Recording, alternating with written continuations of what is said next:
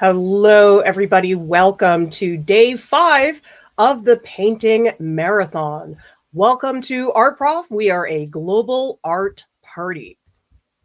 I believe that Lisa asked, did the cherry red dry? Let's find out because I actually have to take a rag and get rid of some of the dust that was on the piece because I left it outside. Jason, who's been helping me a lot with solvent-free oil painting, said that the best way for them to dry is in the sunlight. But naturally, there's things that can get in the way. And I just want to get rid of some of these little things. The other thing I'd like to do is to tell everybody what dried to what degree, because I'm trying to figure out what is exactly the dry time for this stuff.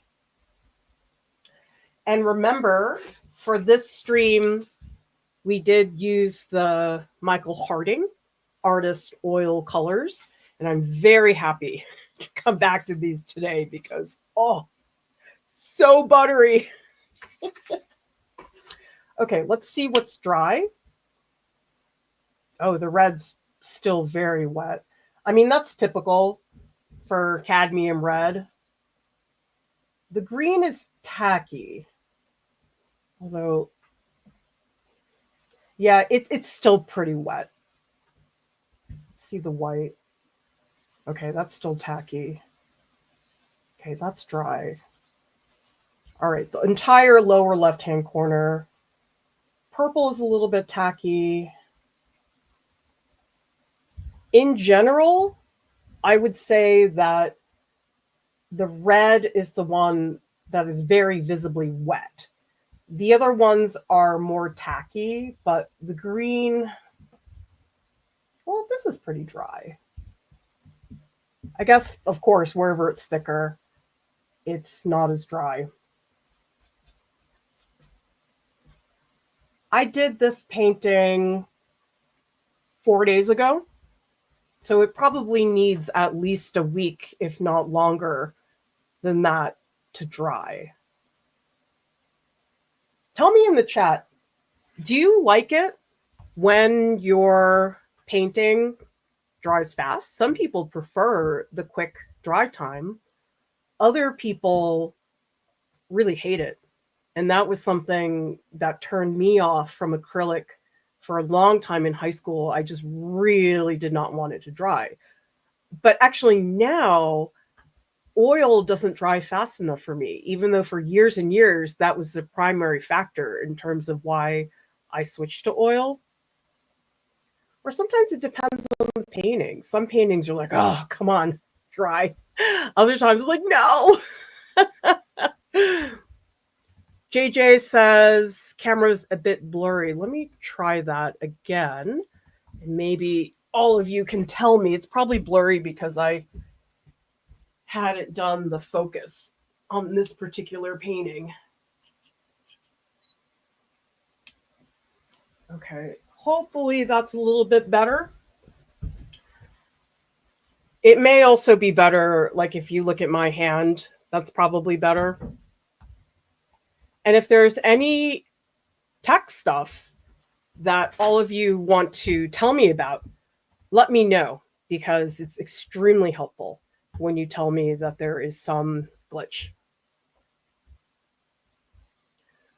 We also have Neil.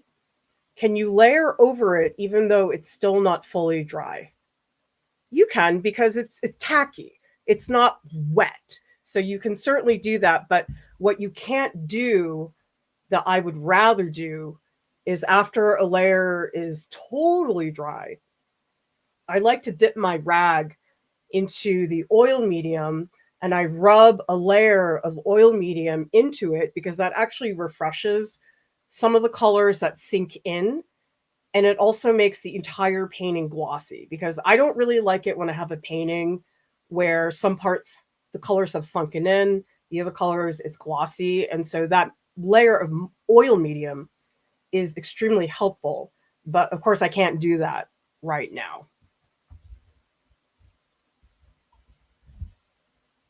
Maybe the lens is oily. Maybe. I don't know if I have my lens wipe here. Let's see what happens when I start painting. And then if it's still really bad, I'll go downstairs and get my rag. Thank you so much, Renee, for the super sticker. I so appreciate everybody's support. It's been so incredibly helpful because you know something? Guess who went to the art store today? Look! I'm so excited to have these brushes. And it's all because all of you sent me super chats to make this possible. Look at these. I'm so happy. Kathy Speranza made a list for me, and these are all synthetic brushes.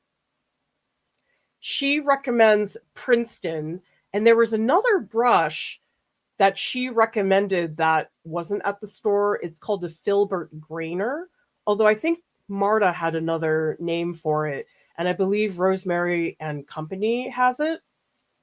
So check this out. They're all Filberts.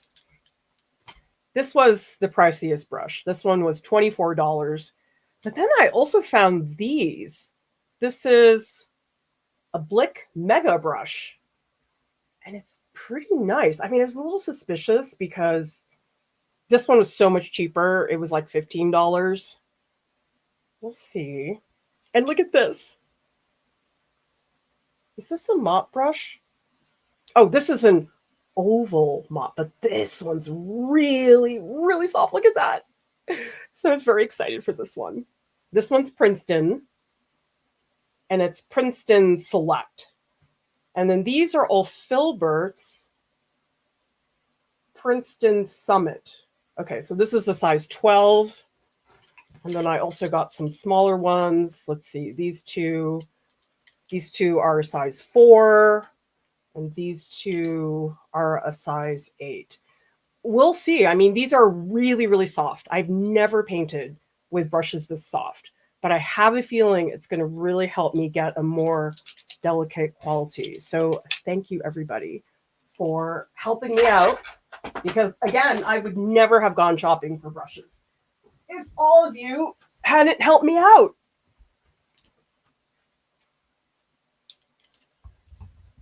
I know. Does anybody else get giddy around art supplies? Yes, it's just so fun. Okay, let's figure out where we are. I gotta look at the reference.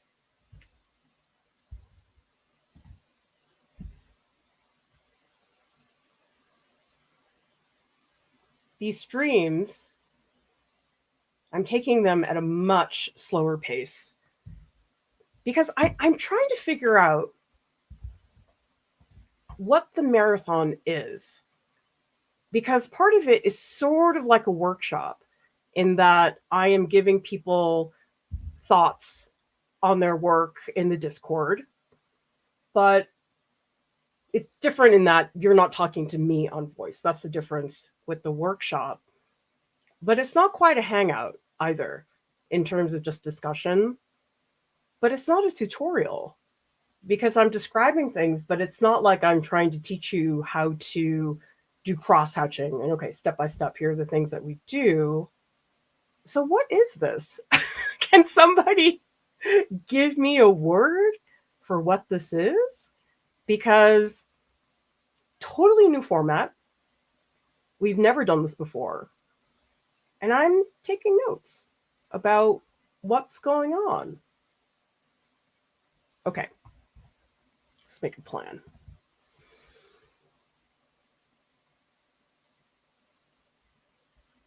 I think I need some light green.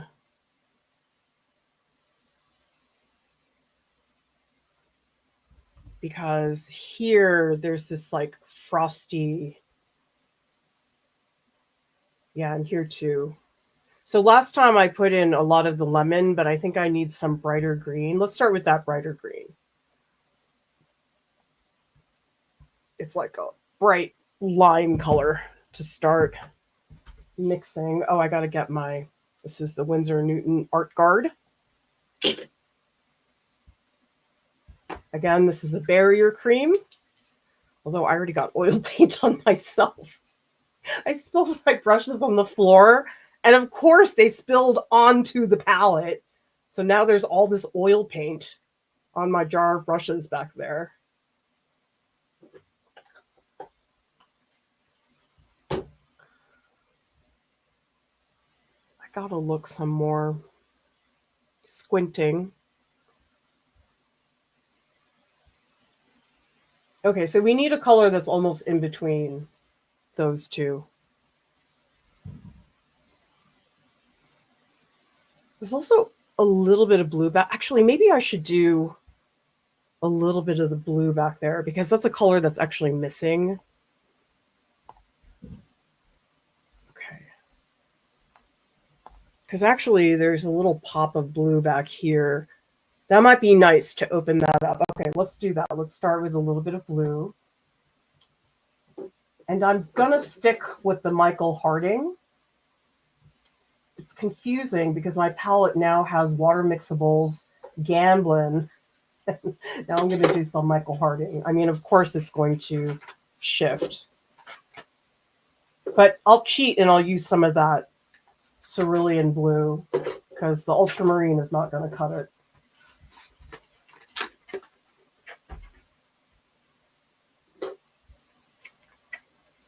Okay, so we're looking at frosty blue. I never know how much to squirt out. I guess I'm always stressed about wasting paint, but I think I'm okay. I think this is cerulean. Okay, now I remember that cerulean blue is super strong. So we're going to put the tiniest bit of it into the white.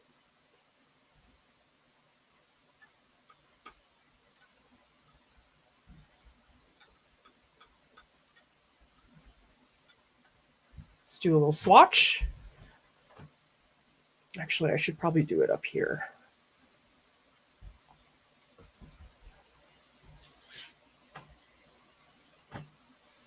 Oh my God, that is so dark. No, I don't want that. That is way too dark. I want way more white. Because what I'm trying to do today, I want the painting to breathe. It feels very dark and heavy. And I'm trying to put in some pockets where the piece opens up a little bit. And for me, a lot of that is in the blue sky. That makes that possible. Oh, it's still very dark. Geez, I think I'm going to need a lot of white for this. And by the way, everybody, tell me in the comments, what are you working on right now? For those of you in the Discord, and I hope more of you join, share what you're working on right now. Anything. It doesn't have to be what I'm doing. Some people are doing something similar with the reference photo, but you can post anything you want. It's in the Art Marathons channel. And if you don't know where that is, you can just go into general chat and just ask. And somebody in there will probably help you. But it's under live streams. That's the category. Okay, let's try that. See, that's a little bit better.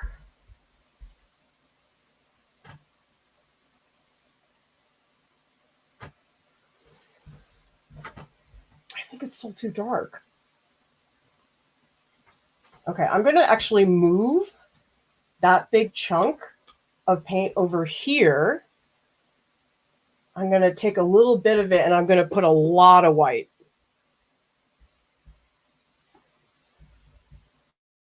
What are you working on and what media are you using? Because I love the range. The range is really incredible. Okay, let's see if this is a little bit better.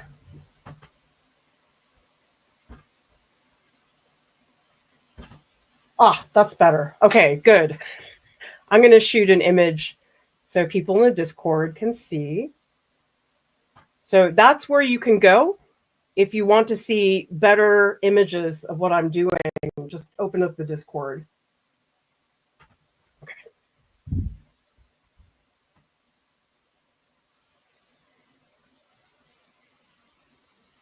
Oh, wow. Looks like there's already... Wait, what am I seeing, Lisa? What, are you making a root beer float? Okay. I think I need a big brush to do this. And by the way, everybody, I love how all of you are helping each other in the chat. It's so nice. Actually, tell me in the chat, are you guys feeling like you're learning from each other? Because it certainly looks like that to me. Because I did recently, I took a... I don't know if I should use the soft brushes yet. No, I should. I can't hold up. We're going to try this brush. So this is a Filbert number 12. Okay, and I'm going to do no medium for now. Oh, wow. Oh my gosh, that's so different. Okay, I take it back. I am going to use some medium. Wait, where's my medium? Oh, it's over there. Hang on.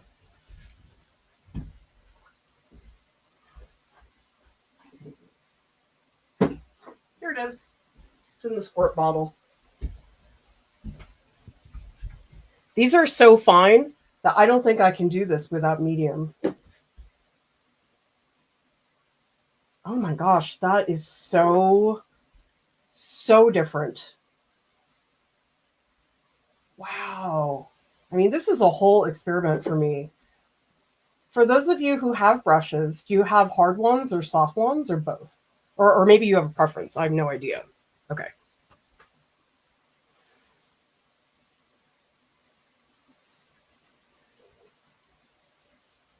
Ooh. Oh my gosh, that is so... Whoa! Oh my God! The edges are so crisp. I've never seen that before. That's how Kathy does it. Kathy Speranza. Okay. Apparently she does have secrets that are replicable for me. Oh, I am loving this brush. I'm not really following the reference photo that closely for this part. I want it to be a little bit more abstract. But I'm painting around a leaf right now. Actually, I should scrape down some of this blue. Is the focus okay, everybody? Sometimes it's a little easier to see once I actually put something that has a brightness to it. Wow. Oh my gosh. Oh my God. I'm a different painter today.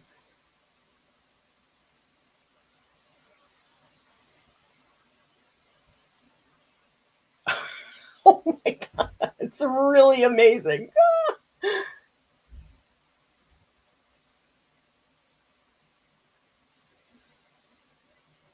Oh my gosh. That's such a rush. What? It's amazing.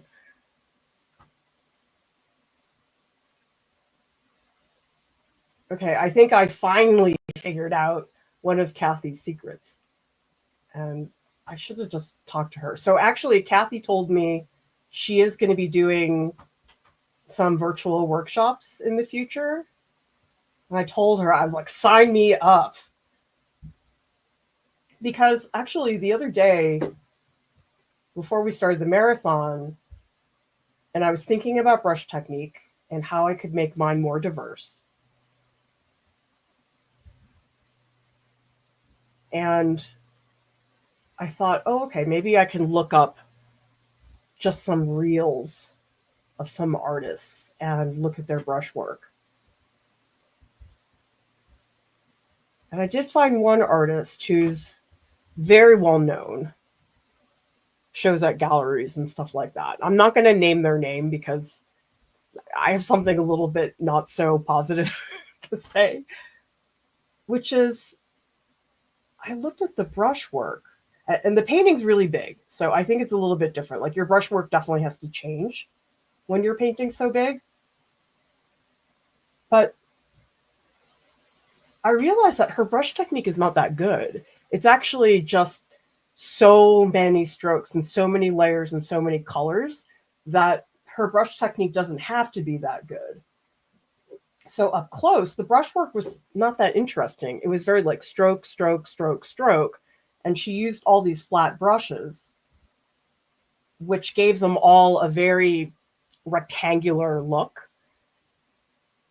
So I'm not saying that everybody has to have amazing brush technique, but I was surprised. I was like, oh, her brush technique is not as good as I thought it was. Rather, she's very good in other areas that make it possible for her to get away with that. And that's fine. Not every artist is all about the brushwork.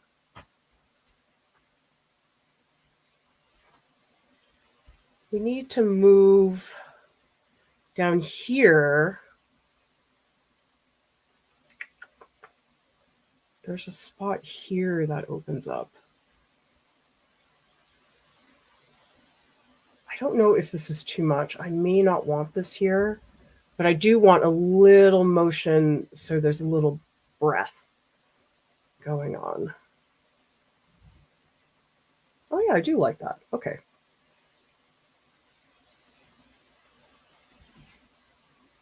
Oh yeah, that's good. Okay, I do like that. And a reminder to everybody, if there's something you'd like to ask me, please make sure you type question, preferably in all caps, so it's easy for me to get to your question when I take a break.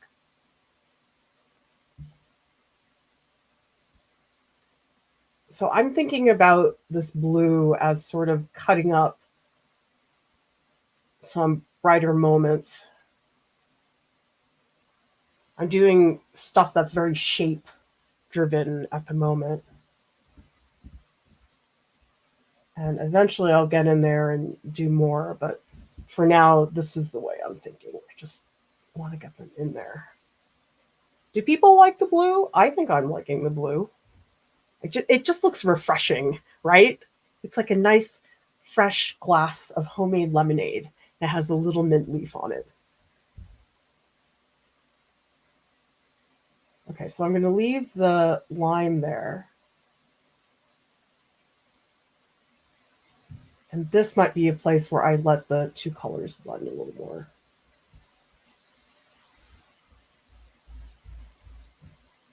I'm liking this brush. It just feels so sensitive. Like, my God, why was I using those really harsh brushes before?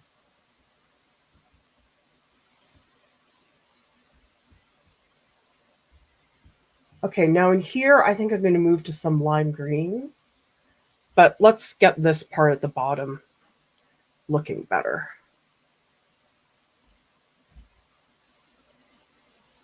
Okay. I don't want this to be solid. Down here, it's a little bit different because this is more like an opening, but these leaves here, they're sort of backlit. Oh, actually, let me check the brightness setting. I wonder if that's... Oh, the brightness. Shoot, sorry. That's probably why it's not as in focus. Apologies for that. Okay, I hope that's better.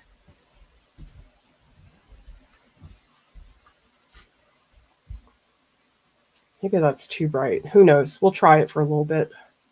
I can always adjust it later.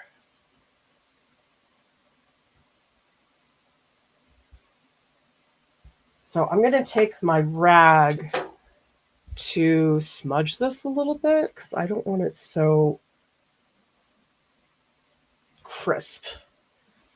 I want it to feel like it's sitting into the painting.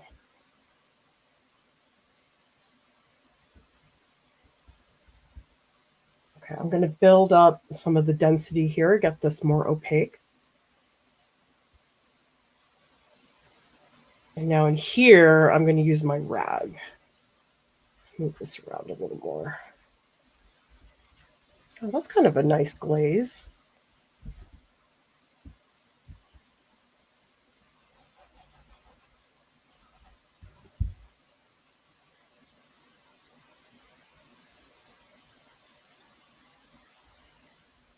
Ooh.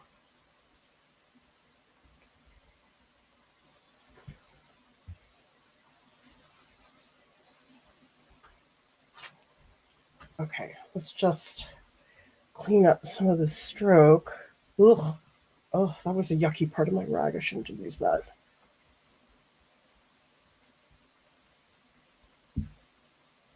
Let's try this. Let's do a much softer edge.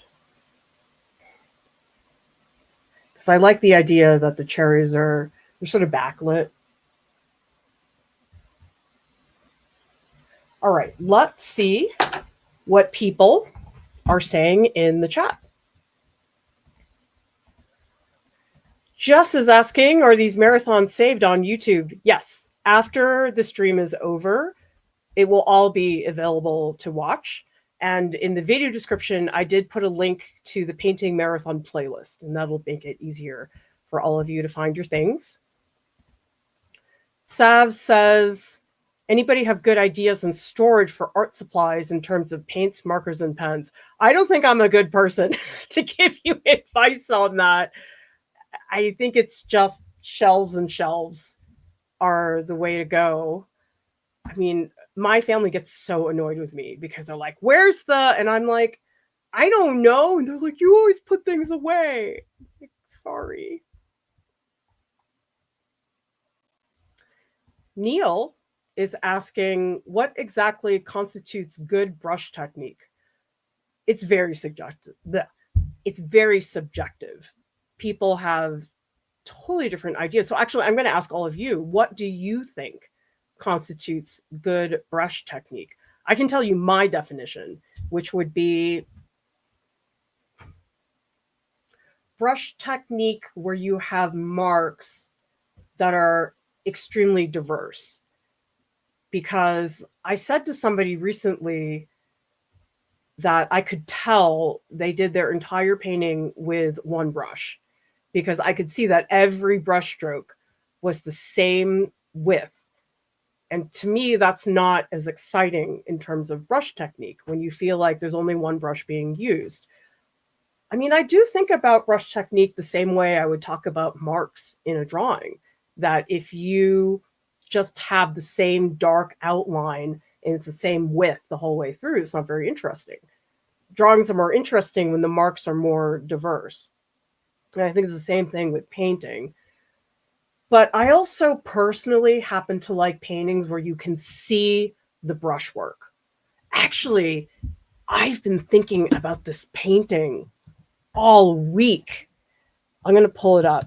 It's John Constable, and it's a painting called The Storm.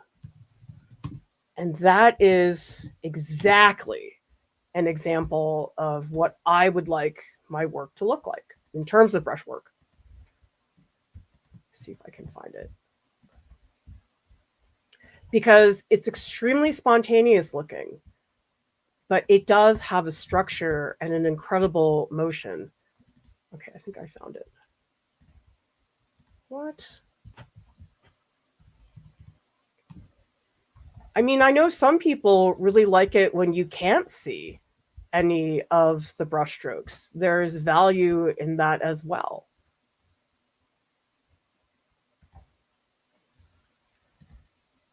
I mean, the person to look at if you want to see somebody who you can't see any shred of a brushstroke, that would probably be Ang, Ingres. And his work is just like what are you doing? Here it is.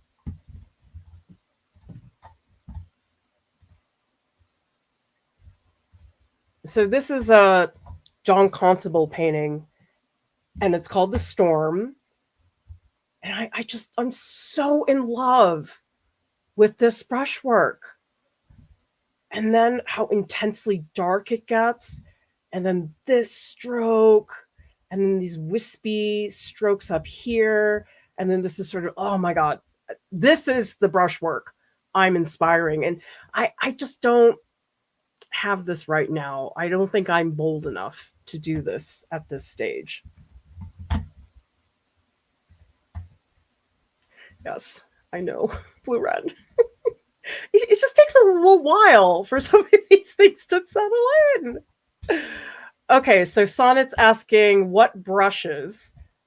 Let me find the deets. I'll put them later in the Discord. Okay, so she mentioned fan brushes. Princeton Select is a good brand. Any synthetic will do. Filbert Grainers, that's the one I couldn't find.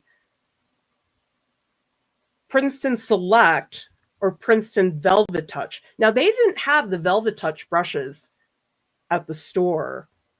Has anybody used those? And she also says, I use Michael Klein by Rosemary Company, I'm assuming. Princeton 2-inch gesso brush. I'll put that in the chat. If I forget, everybody just tag me in the Discord and I can add that to you later. Yes, they are the new brushes. I'm so excited. I'm so happy that you guys helped me do this because trying out all these oil brands, I mean, who can really afford that? Most people can't. And so you're helping me do that.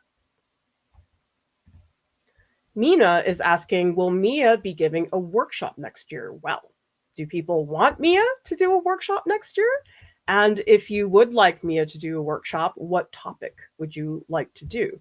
Because remember, everybody, we do have registration right now for the workshops. And for the first time, Jordan is teaching a bunch of workshops. Digital painting is this Sunday. So if you want to get into this workshop, you should do it very, very soon. And Jordan is also doing creature design. And I'm so happy that he's doing these because these are both topics I would never, ever teach. I am, however, doing realistic painting that's coming up this Saturday. And again, if you want to register, get that in as soon as you can. But we also have many other workshops that are happening later on in the month and also in February.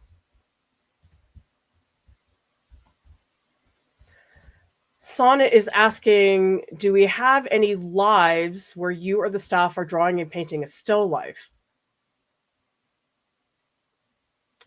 I think there's one with oil sticks where I'm drawing the Bread Fairies pot.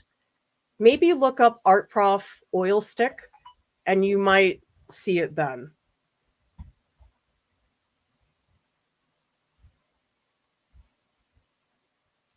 What is this, Nancy? Anthraquinone blue? Oh, I've never heard of that color.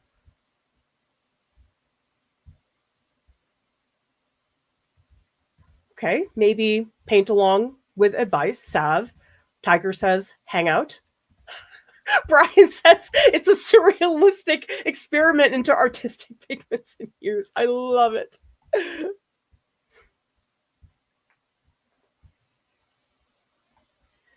So Sav says, do you have any recommendations on brushes for acrylics and watercolors?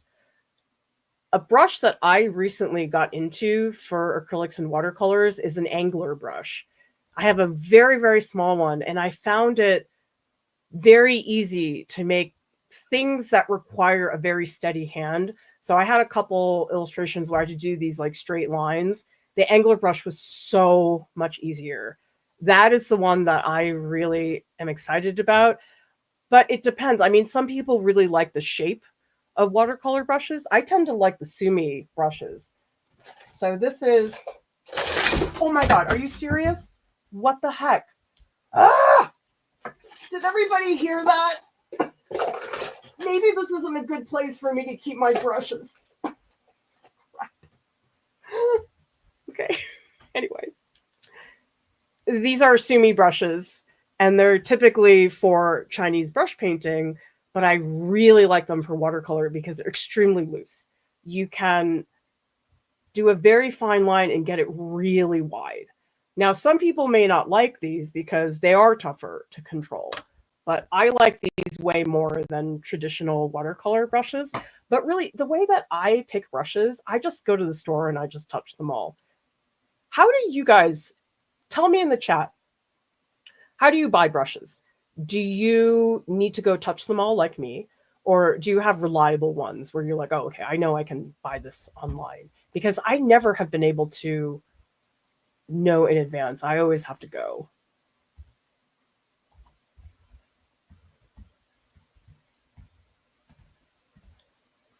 Neil is asking, is it normal for Sumi brushes to shed a lot? Mine is made in China, so I guess it's authentic, but it sheds a lot. The good ones shouldn't. It's probably a cheaper brush, and that's not good because you don't want it shredding while you're painting. And they make some really cheap Sumi brushes, so it's likely that that's what you're doing. Well, welcome, Carolyn. Great to have you here. Okay, so people are wanting Mia to do watercolor. That would be a great title, Neil. Random Stuff Workshop. I'm sure everybody would sign up. Blue Ren says mixed media. Yeah, she does an amazing job with mixed media.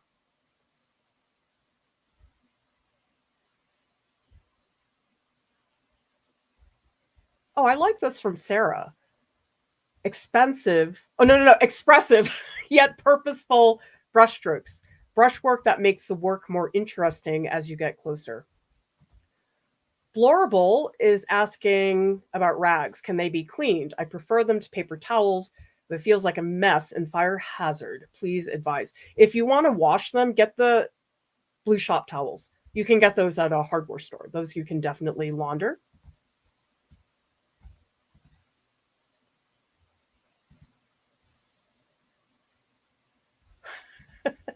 Richard says, I have to spend a half year watching a million videos about it before I find them online. Needless to say, I have a lot of lonely dreams brushes. Do people do that? You know, when you're like buying a printer and you have to read like 50 reviews before you make a decision? Okay.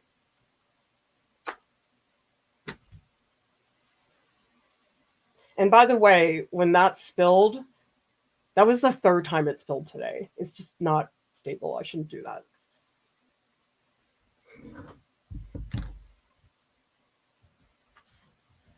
And remember, go hang out in the Discord channel, Art Marathons.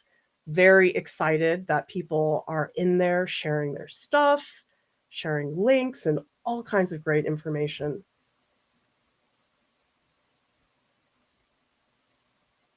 Although, does everybody see how it's like sort of splitting in three? That's kind of annoying. Maybe I need more paint in my brush.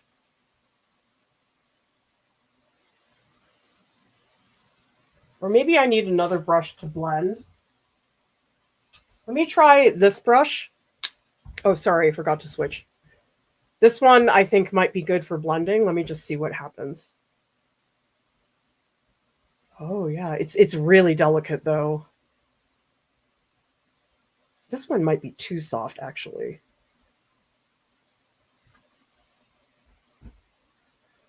I mean, it's good for blending, but it's really delicate. This one might, yeah, I think this one's too soft for me, but I can see using it for certain things. Maybe I'm not putting down enough paint. Maybe it's too thin. I don't know. I was never big on blending.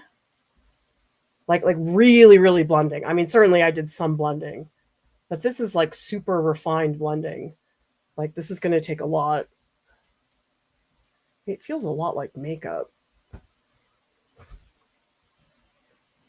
But edges are definitely something I want to work on here. Oh, maybe if I pull it. Doesn't Bob Ross have a blending brush that's really, really big? I feel like he does.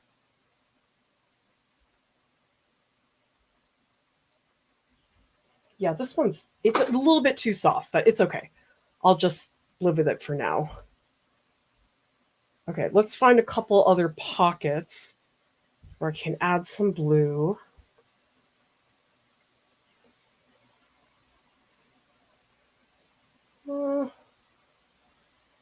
Technically, there is some blue here, but I wonder it might be better up there. Yeah, I'm going to do a little bit here. Just a very small shape.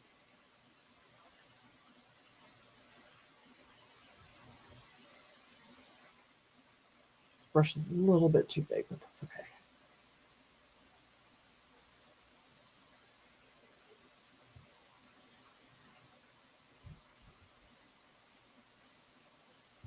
Okay, let's do a little more blending. Oh yeah, that's pretty handy. Maybe the other brushes will be better. It's just a hair too soft for me. I feel like I'm Goldilocks. Like, it's too hard, it's too soft. It's just right.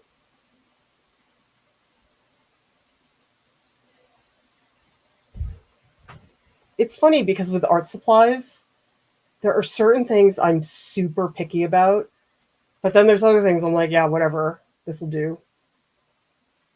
If you are picky about your art supplies, tell me what are the things you are picky about. Because, for example, when it comes to paper towels or even, those chamois that they have, I could care less about those. But I really, really care about my paper. Paper is really important to me.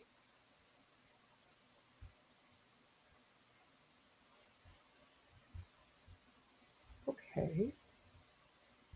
It could be that I'm using this soft brush too soon.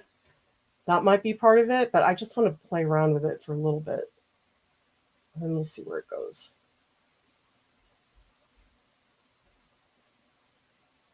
Because it keeps making this like shape. I'll take a picture of it and put it in the Discord. You probably can't see it right now, but it has this shape that it keeps making that I don't really like. And that's where I think it probably is just far too soft.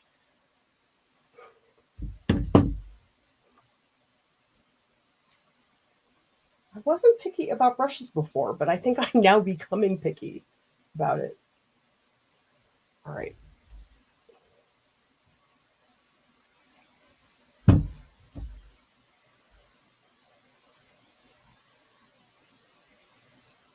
I need more of that lime green. So let's make this blue a little bit more prominent. Blend it in. I probably am blending way too soon, but I just like these brushes.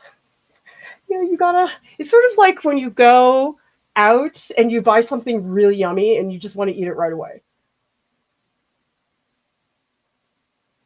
And by the way, I know I'm terrifically spoiled, but the bread fairy, my mother-in-law, she just texted me and said she's bringing over cheese blintzes because one of my kids really likes cheese blintzes.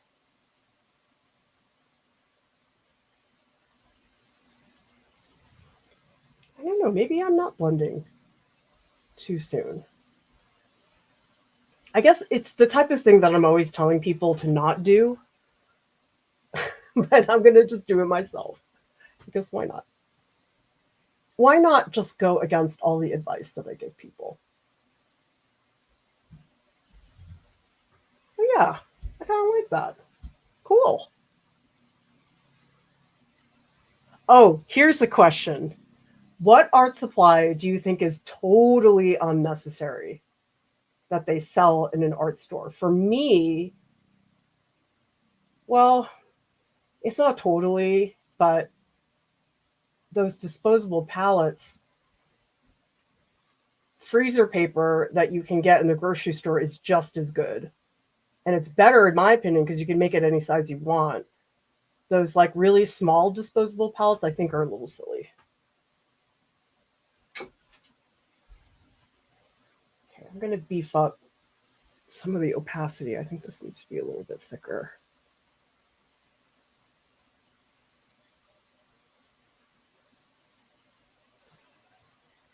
Okay.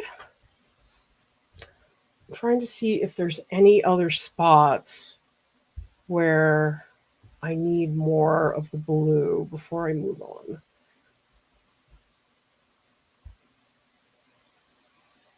Oh, maybe a little up here. Okay, I'll just do a small little touch because it's not that big. It's just like a little bit here. That'll be nice. That'll open up that space a bit more. Because I don't want this blue everywhere. I just want it in a couple spots.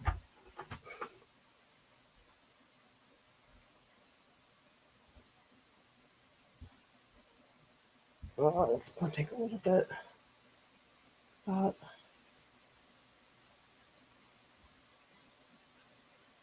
Okay, let's look at the right-hand side. Or just bad art supplies. Like, if you ever bought something and you're like, oh, that stinks. Why did I ever buy that?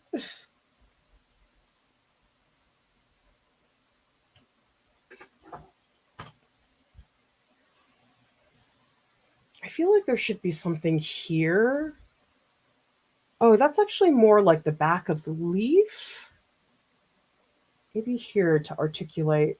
I mean, I'm sort of making this up. It's not really here in the photo, but whatever. I'm thinking about the cool blue. It's sort of like it's a little break from all of the intense reds and stuff.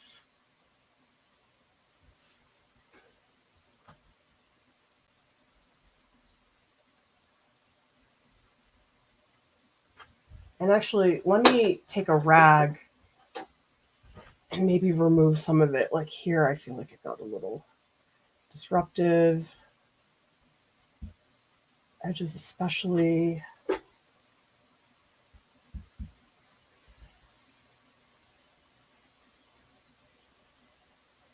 I was thinking to myself yesterday that number one, wow, painting's a lot of work. It's very slow and it's physically tiring too. So I look at Andrew Wyeth and his egg temper paintings. I'm like, how? Maybe he didn't have to maintain Instagram, so he had more time.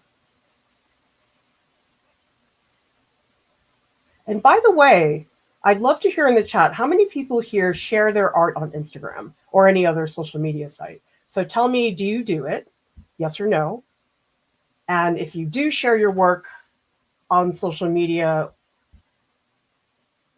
how is that going for you? What platform are you using?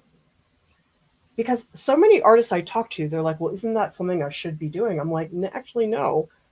Like, especially if you're just really focused on learning and, you know, if sharing is fun for you, that's fine. But I know a lot of artists will say, well, shouldn't I do that? I should do that. And I'm like, actually, no. For some people, it's just a big distraction. For some people, it's necessary. Like us, it's necessary for us because of the way we communicate with our audience.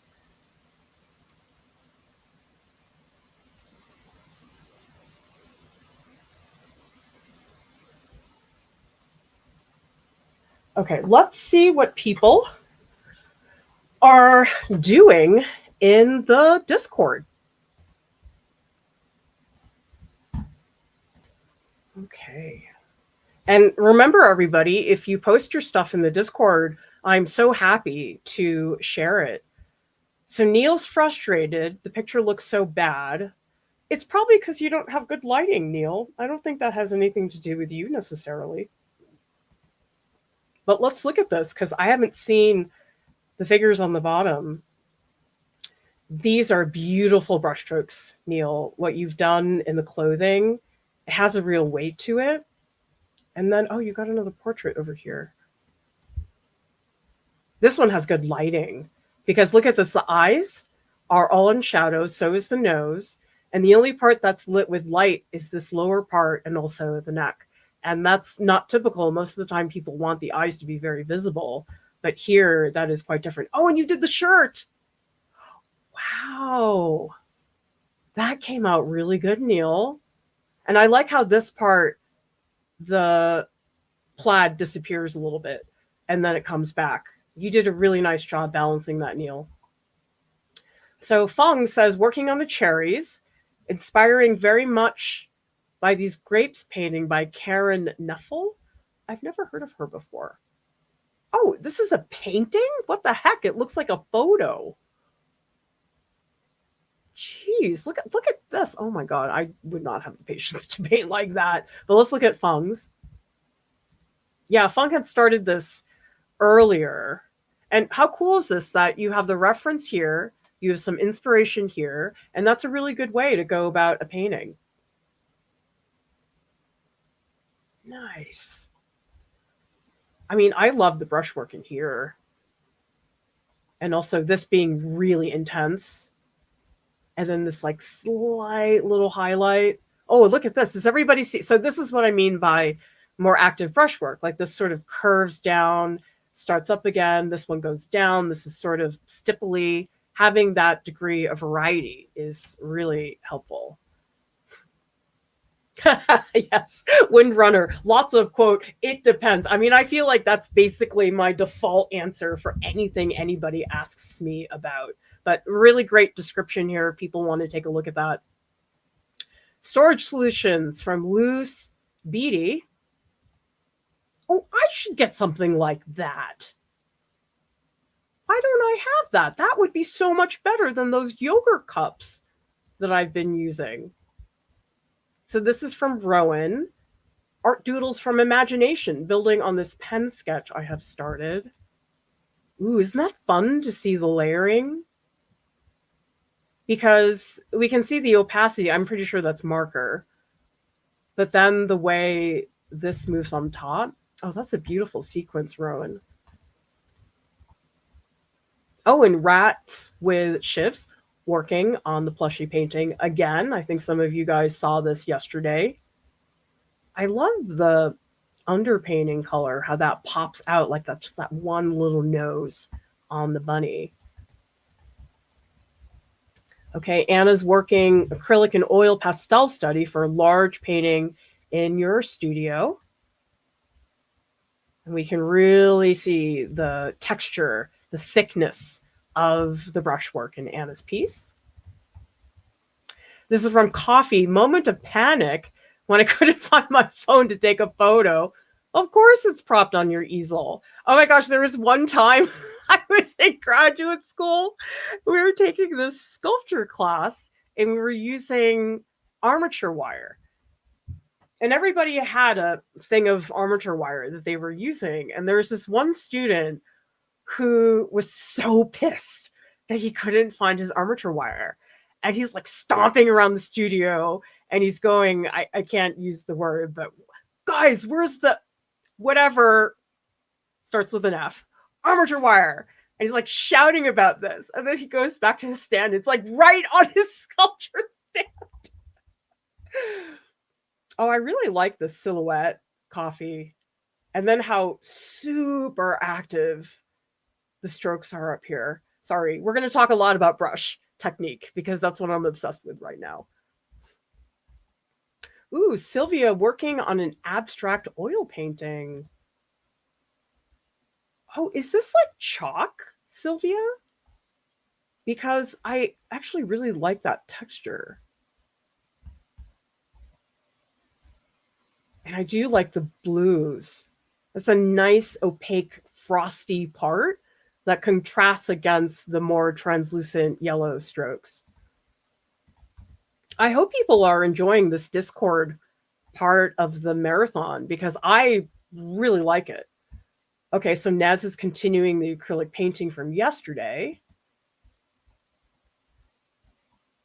I love the architecture of this piece. I think for a lot of people, interior spaces are very difficult. Would you guys agree with me? Do you think painting things like furniture and doors and walls, do you guys feel like that's challenging? I think it's very challenging. This is Utana making progress on the oil painting. Oh yeah, we saw this one. with the BTS member. Oh yeah, so much progress. I feel like the last time we saw it, the face wasn't put in, and I love this neck. Look at that sweet anatomical structure.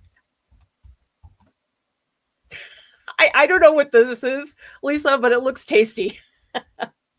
Butter says, happier with my 5-minute warm up than anything I've made in hours and hours of the marathon. But that's great, Butter. I mean, so much of the time, the work of ours that does really well has almost this effortless feel. But this is super luminous. I mean, this really looks like it's glowing. And a lot of it is the muddy colors that you have down here. But these are also very beautiful, these little specks, sort of marks that are extremely quick and short. Paul is working on, oh yeah, I saw this piece in the Art Dare's channel earlier. And by the way, the Art Dare for this month is to draw from imagination. Oh my gosh, that's so exciting. I really like the yellow and the blue together here. So you have blue here, you have yellow, but the places that are really fun are where the yellow and the blue connect, are layered on top of each other. Sarah, hoping to finish up this underpainting so you can do color. Oh my gosh, that is so detailed. That is so beautiful. Sarah, I don't know if you want to share this or not, but I'd love to hear about the scene. Is this, I don't know what language that is, but I love the lighting. So you have this big curtain over the top and this beautiful pocket of light. Marta, plugging away, finished the scaffolding yesterday. I'm pretty happy with how it turned out. Oh my gosh. There's so much. Just a universe of shapes and strokes. A lot of patience to make something like that. Samaj is doing tempera, something I just created new to painting, but loving the process. Yeah, you can be somebody who doesn't have tons of experience and have a great time. Oh, your brushwork is so diverse. Really like these. These are really unusual brushstrokes. Okay. Stop and answer a couple questions before we get into that blue. Mark says, during step back, do you do anything to help give a different view, like use a mirror, pull a photo into Procreate and make notes? I sometimes use a mirror. Not all the time, though. I think I did that more when I was younger. For me, the stepping back is enough. I don't have a lot of space here, but if I did have a lot of space, I would stand really far away because I do find that helpful. Sometimes I'll take notes, but not as much lately.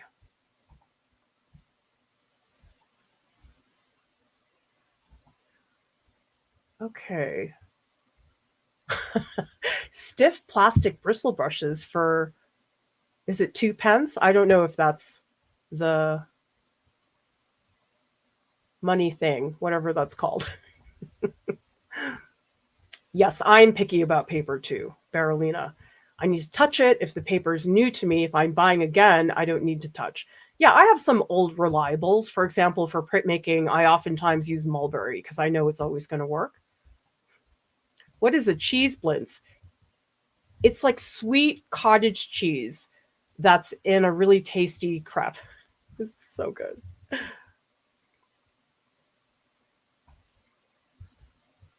So apparently, I really need to order from Rosemary. Oh, wait, are they in New York? If they're in New York, I want to go. Chopper is asking, does the sizing used on brushes for shipping not being removed because you're not using the brush in water? This might make the bristles slit into groups. I don't know if that's the case, but I could see that maybe being it. Sketch Pause is saying, do art debates still happen? If so, I'd love to see one on Bob Ross. Yes, we actually did do one on Bob Ross. And yes, we called them crit clashes. And the whole thing about the crit clashes, the reason why we stopped doing them is that we have a lot of nice people on staff who didn't want to do it anymore. Apparently, me and Lauren are the only ones that really like it. And I think it's because she and I just like to argue with each other. So I don't know, maybe in the future, but it won't be with the nice people on staff, which is like everybody but me and Lauren. I'm not saying Lauren's not nice. I'm just saying she and I really like relish all of those things.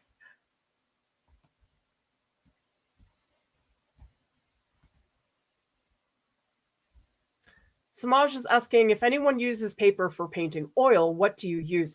Actually, I really like using printmaking paper. I stretch it on a sheet of board or something like that, and that works extremely well. We have a video on that. If you look up Art Prof Canvas, we have I think it's 45 minutes, and we go over multiple ways to create surfaces for painting.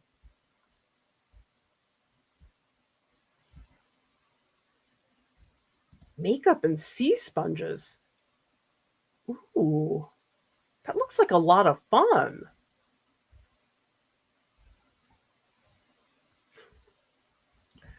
Manette's saying, I occasionally share on Instagram, but I pulled back a lot because I was in the I should camp and it was stressing me out. Yeah, that's not a good feeling. I'm happier now that I don't share as much. Well, I can tell all of you that to me is one of the most compelling reasons to join the Discord, because joining in the Discord, it's not the same thing as social media because we're sharing, but it doesn't feel like a performance. So that is a very good option for people if you want to share, but in a smaller group, it doesn't feel quite so public for a lot of people.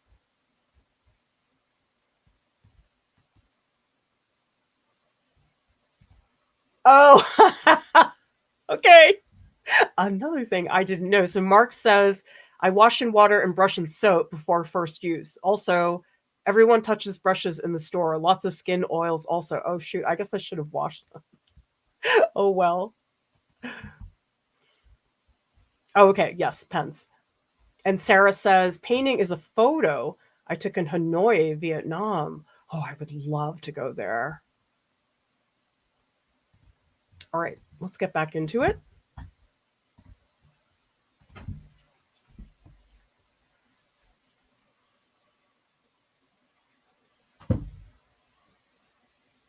I'm going to do a tiny bit more. Gosh, I feel like I don't know anything about brushes now.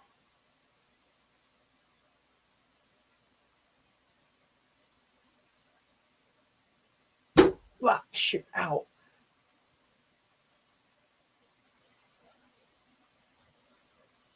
I want to build it up a little more in a couple of spots. I feel like you can see my strokes here. So this is a little bit more opaque than I would like it to be, but the idea is that I could then layer on top of that.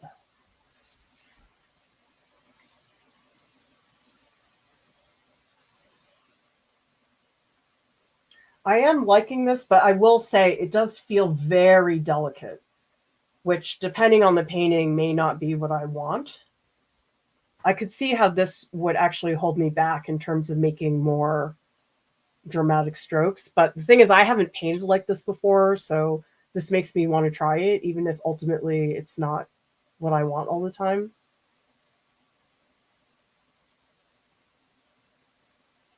I mean, I just love learning.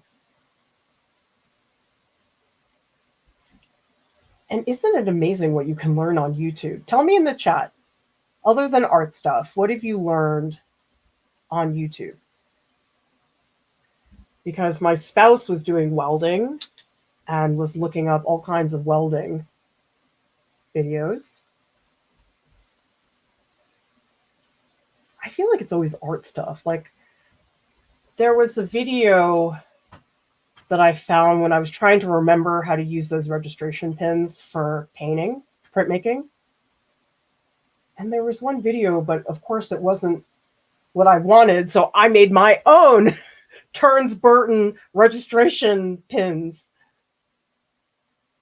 And I feel like that's oftentimes the reason things get made. It's because somebody was looking for something, they couldn't find it, and then they decided to do it themselves.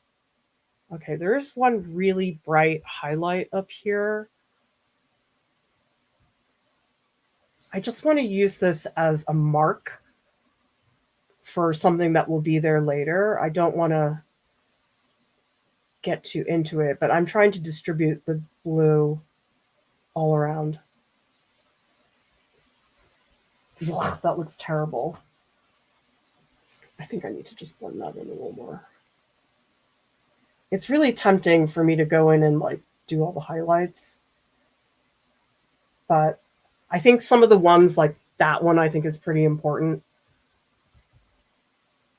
These all have highlights, but they're very small, so I don't think they're as important.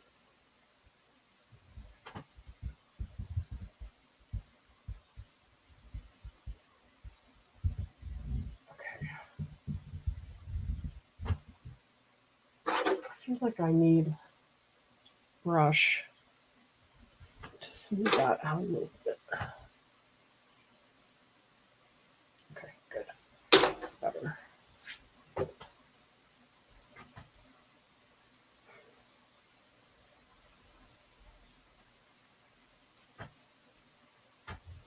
Because I think YouTube is amazing, which is why I just can't believe that people in academia would look so down on it. Because you know something, I bet they're all using it, but because of their snotty thinking, they won't admit that they're using it. I bet you anything. I'm not saying that about everybody in academia. I'm saying that there are a lot of people who really crapped on me for being on YouTube who I bet use it. I mean, how can you not? YouTube is like part of everyday life for a lot of people now. And I do think out of a lot of the social media platforms, it's the one that people are the least angry about. I don't know, people are angry about every platform, but I think YouTube has not done some of the things that I know people are very angry about, Meta and stuff like that, especially that AI thing that Facebook and Instagram did, or Meta.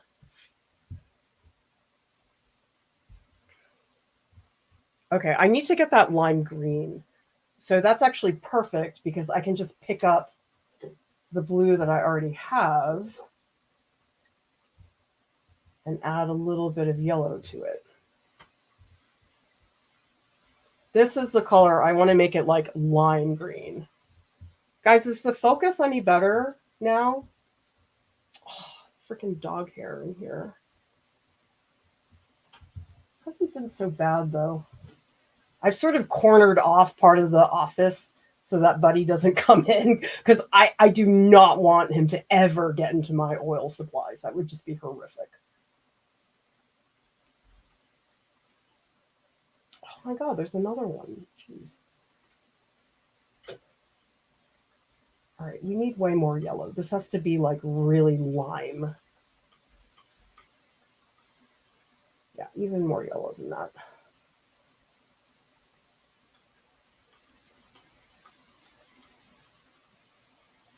Okay, let's try. It might be too yellow still. Let me take a look.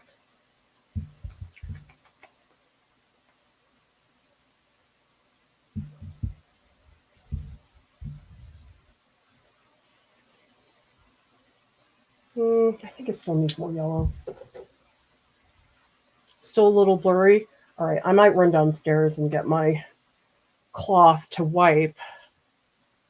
But let me just do a little bit more before we do that. I should also wash my brushes. My brand new brushes. Okay, I think that's too yellow. I'm going to put a little bit of cerulean in there. Get it leaning a little more green.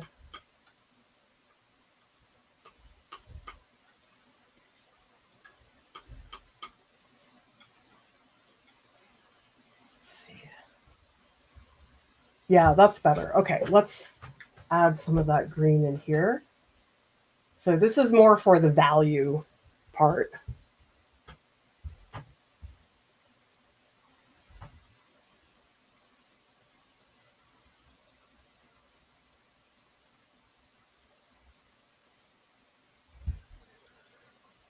So this is more like a shape of another leaf that I'm putting in.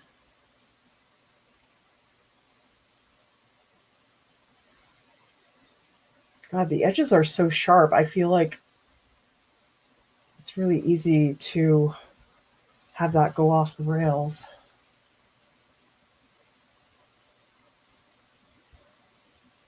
But I think some of this light green is going to help a bit.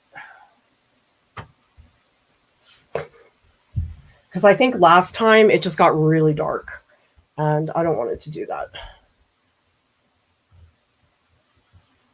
I guess there's a little bit here.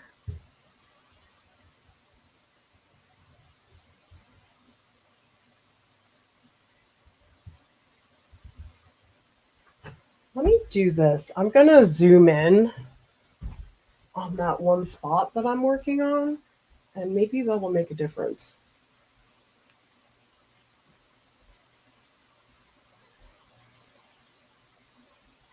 Okay, let's see if this helps.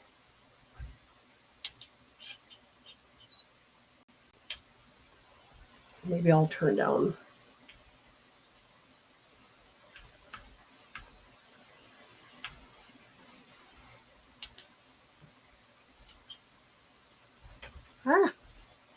Maybe if I zoom in on one of those edges, it'll help.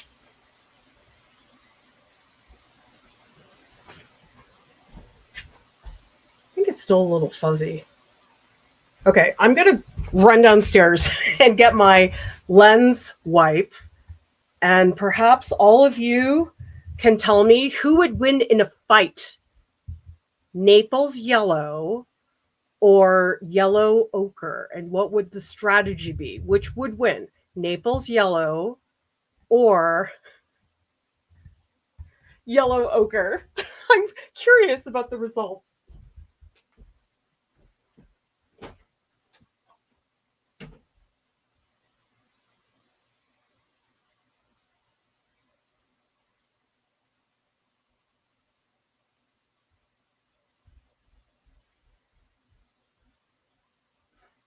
Okay, I'm back. Let's see if this lens happens. If not, it might be my lens, because this is a lens that I had repaired, but then it broke a little. So I could replace the lens. Maybe that's why it's not cooperating.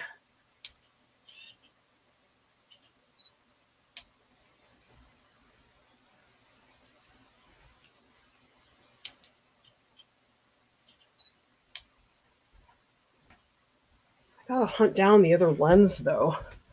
Let's see. It's so blurry. I think it's the lens.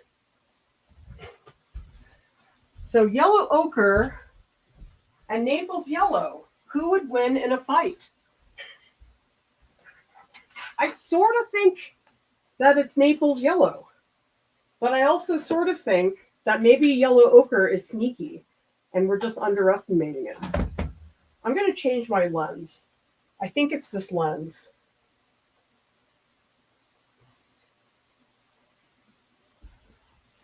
Because yellow ochre, it doesn't sound powerful, but maybe it's like the Hunger Games, where in the Hunger Games, you know how they told Katniss to go into the ocean? Not ocean, forest. And they were like, oh, don't kill first. And so she went and she hid in the forest. Okay, let's see if this lens is better.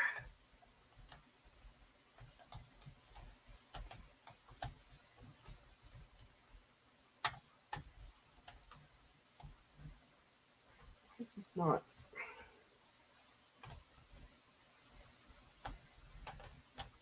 There we go. Okay, let's see. if this works.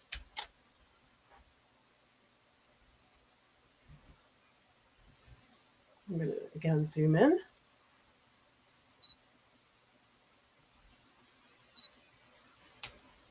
I don't know if that's any better.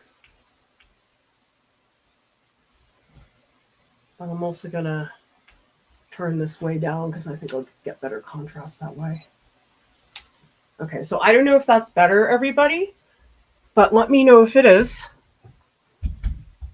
Ah, really? Oh, I feel bad that I was using that lens for the other streams.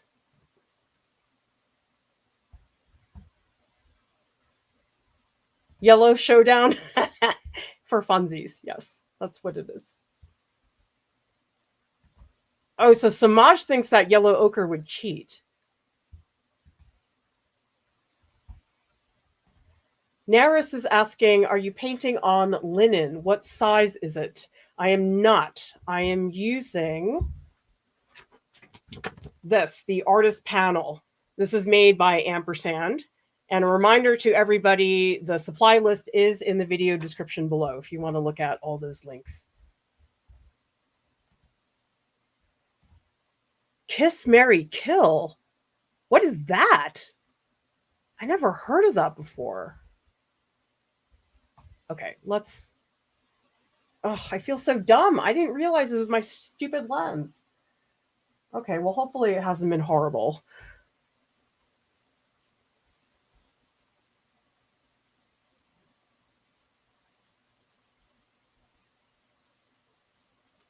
I feel like I'm painting at a snail's pace, but you know what? It feels kind of good.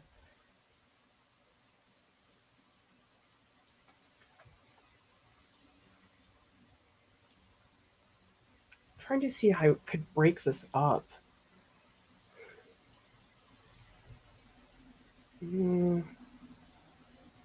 Although, actually, am I going to do that branch part? I feel like it's a little bit out of place, but it is a nice shift of pace.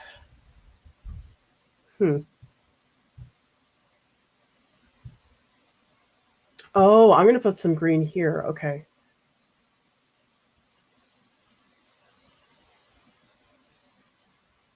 So this is like another leaf back here.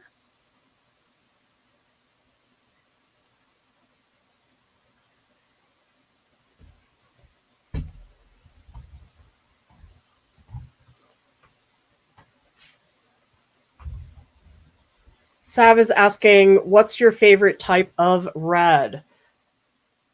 I think for me, it's alizarin crimson. I think I use alizarin crimson more than I use cadmium red light. Although, listening to Lauren talk about Purell red, maybe I should use that. Who here uses Purell red? Convince me to try it.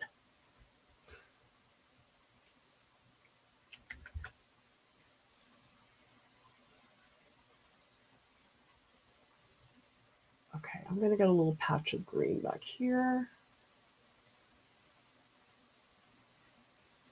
I feel like the shapes I'm doing are too similar. I'm going to try to make them more diverse.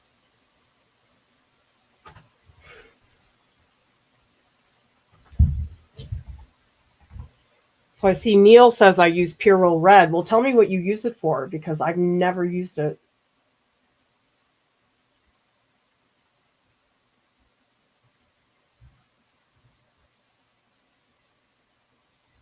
Okay, let's get a little up here. Let that breathe.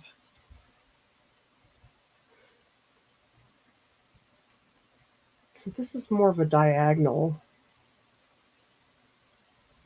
going up there.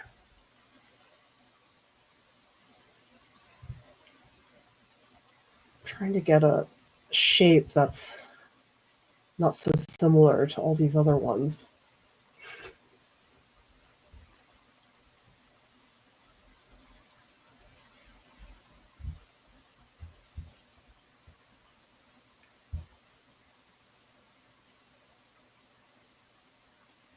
Oh, I should use this smaller brush, get that edge a little bit stronger. Ooh, that's nice. Oh, that's great. Oh, I like that. Okay, we got to do that for the other edges too, because they're a little bit too sharp right now.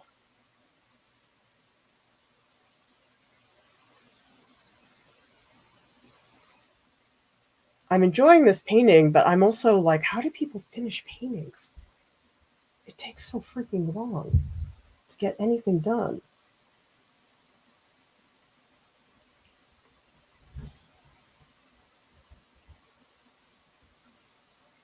Now up here, there's a lot of dappled light in this image.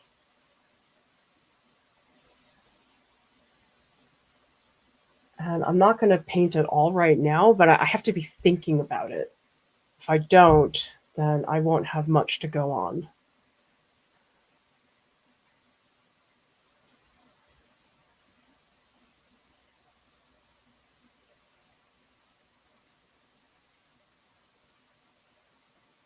It's kind of fun.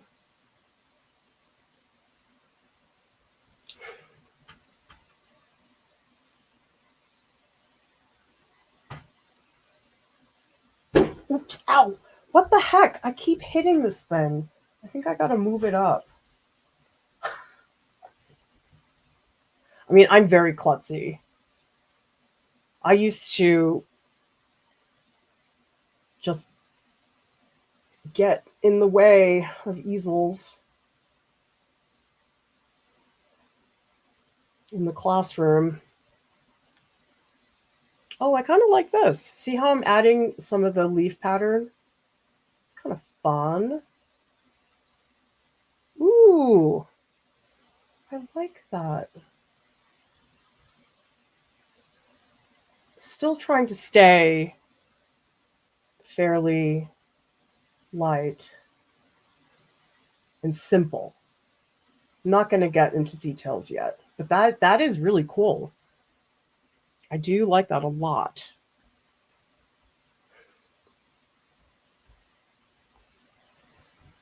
And actually, should I add the branches here? They're so small. Like, is that actually worth putting in?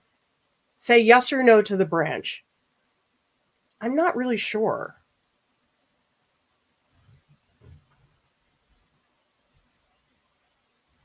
Because part of me thinks it'd be a nice change of pace. But then the other part of me says, well, is it even worth putting in there because it's so small?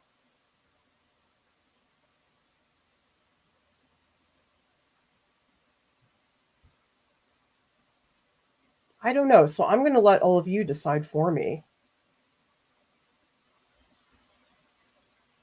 I forget who it was. Maybe it was Ariel in the Discord who said that they couldn't make up, she couldn't make up her mind. And so she wanted me to do it for her, which makes sense. I mean, I think oftentimes as an artist, it's hard to make those decisions on your own. Worth it? Yes. Yeah, so Jasmine, if you go down to the video description below, you will see that there are links to the image on Flickr. But in case you missed it, everybody, these are the 3 references. Mostly I'm using the 2 on the left. The one on the right, I'm looking at more because of the blue and those background colors. But you can see the one in the middle, that's the big cluster.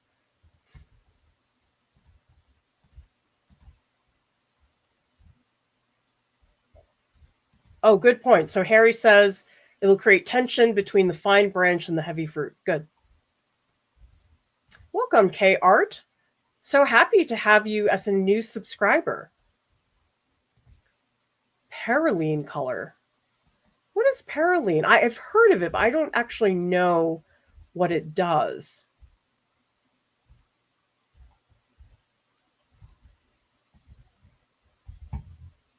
Okay. Yeah, I think I want to get in the leaf texture here. And I should definitely get to that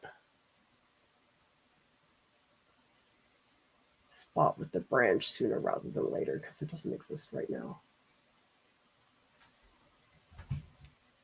So this leaf sort of hangs down a little. Oh, sorry, let me get rid of that comment.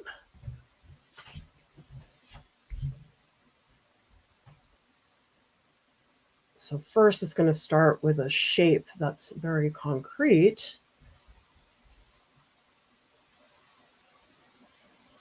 Put that up here. The main thing that I see about painting is that you have to always remember shape. Even when things start to get detailed, shape is still a part of this. And so even when you sort of think you're past that point, you never really are. Because the other thing is, as you add more detail, it's easy to lose the shape. You have to keep reminding yourself that the shape is still there. All right, some very, very light strokes. I'm not pressing very hard right now. Actually, I should remove some of that. I feel like I made that spot too opaque. So let's wipe out with the rag some of these patterns that are in here. And I will smooth those out with the brush because they're way too wide now.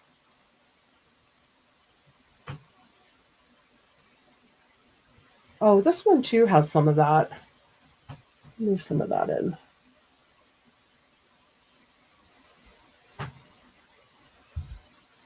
Still very flat looking, but I'll get in there eventually.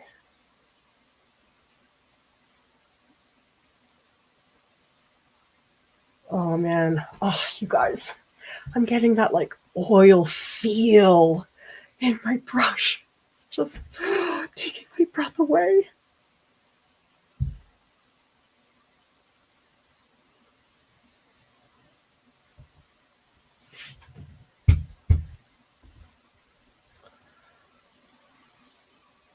I don't like that part. I think I'm going to wipe this away. This, I think, is not working right now.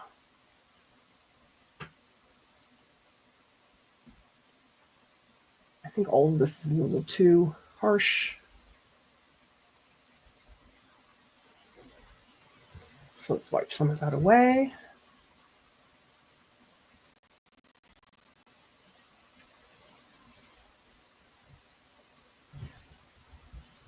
I don't know, this part's really ugly and I feel like it should look a lot better by now. But you're in the ugly stage.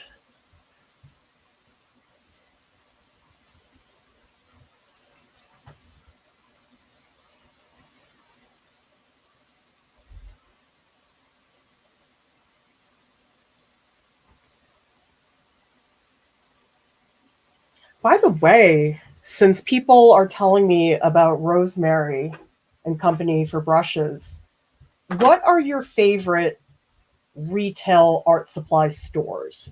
Do you have any favorites? Because actually, I really don't order art supplies online very often. Most of the time, I'm getting it in the store.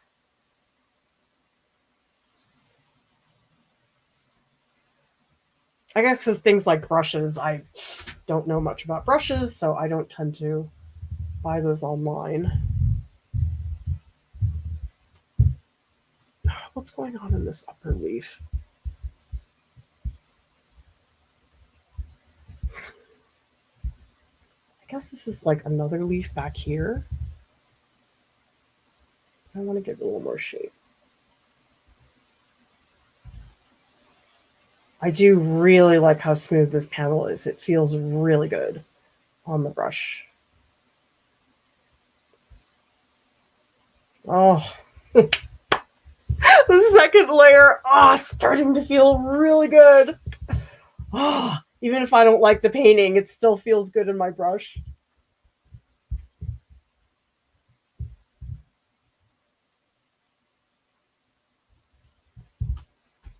I think I made a mess of this. Let's come back here.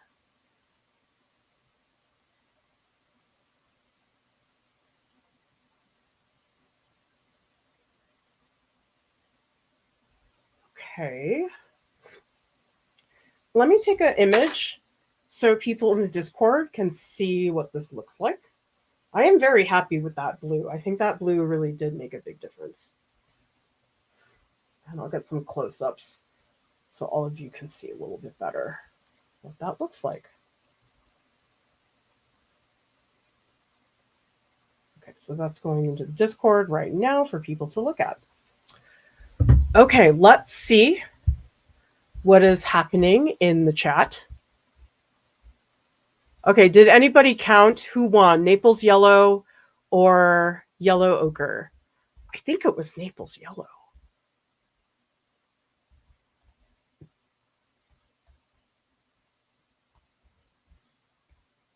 Okay, let's see what else is happening. Actually, Carolyn, do you like cherries? I really haven't ordered from them very much, and I don't have a reason. I don't know. Jasmine says, local art supply shop in my city is fabulous, like a candy store. Worked there during undergrad, remain loyal 1 million years later. Yeah, and tell me in the comments, what is your art supply store locally, if you have one? I know not everybody has that. I mean, all I basically have is Michael's and Blick, which it's fine, but it's not fun. Like usually when I go to the art store, I have to have an agenda. You'd be like, okay, this is the thing I'm going in for, and that's it. We're not gonna browse. We're not gonna do anything else. We're not gonna go into any aisles that are not necessary. I have to have the agenda. Oh, Jackson's, they have tons of info on the products. They now have a warehouse in Maine, so shipping should be quick. I haven't looked at their stuff. I feel like their reels always pop up on Instagram, but I never watch them. CC Lowell in Worcester, Mass, local store that has been there for years. Oh, I've never been there. Oh, you know, it's a great art store. If you are on the East Coast, what is that town? It's a store called Art Supplies Warehouse. And it's not like Blick in that it's just professional stuff. They have a lot of supplies for kids. And what they had was these blank books. They are really small, just a couple pages. And I bought so many of those for my kids because if you get a sketchbook and they're 7, they're usually not going to finish it. But those were little blank books that I thought were fun.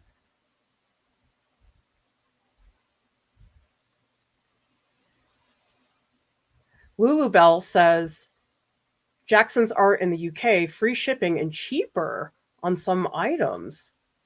See, I don't know. I don't really want to look at the catalogs because I'll get ideas.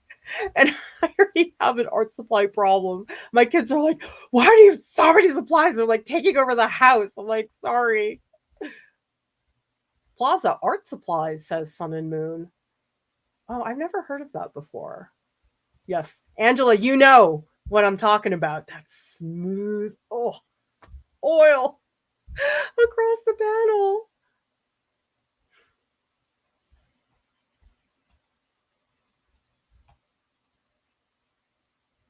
Lulu Bell says, yesterday I painted a portrait that I found accidentally looking for an artist with similar name. It was an obituary and she was lovely, and I painted such a scary portrait. I'm afraid of being haunted. Oh, I'd love for you to share that in the Discord if you're in there, Lulu Bell. It sounds like a really cool piece.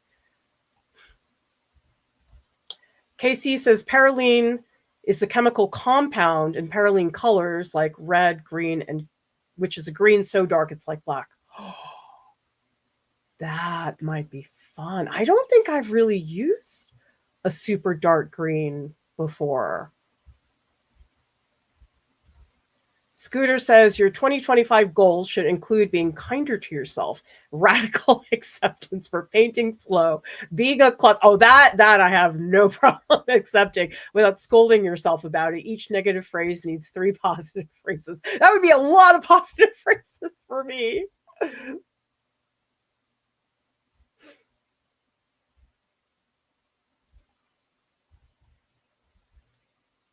There's another comment here. Oh, Nancy, you figured it out. Yellow ochre wins. Strategy, mixing it in with every blue and red in the universe and making it work with every color, including black. I feel the same way about yellow ochre, that it's a super friendly color. Like it won't destroy another color. And that's really great. Like this cerulean blue I have from the Michael Harding, it is destroying everything. And so I'm using it in crazy, crazy tiny amounts. By the way, everybody, Trent is a moderator in our Discord and also has a fantastic YouTube channel. You guys should all check it out, especially if you do print on demand products, if you do affinity. He's got fantastic videos over there. So look it up, Technically Trent, or I think if you click on his profile, you should be able to do that. Yes, Worcester. You can always tell, like in Boston, people who've been in Boston, if somebody asks you where's Copley Square, you know that they're from out of town because it's supposed to be Copley.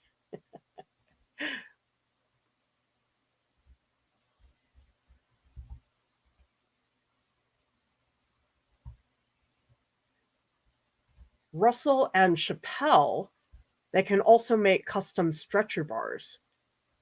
They have huge widths of canvas and linens and raw pigments. See, my kid said to me the other day, she's like, Mama, how come we're not rich? I'm like, sorry.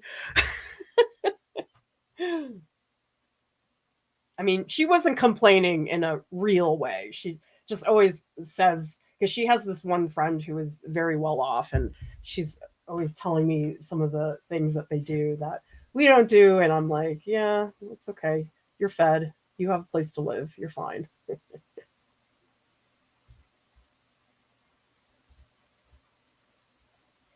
Okay. I think we need some highlights. We need some. We need some of these brighter yellows. Okay, so let's do that. Gotta clean up my palette. I think next time I should set up a table instead of this dinky tray table.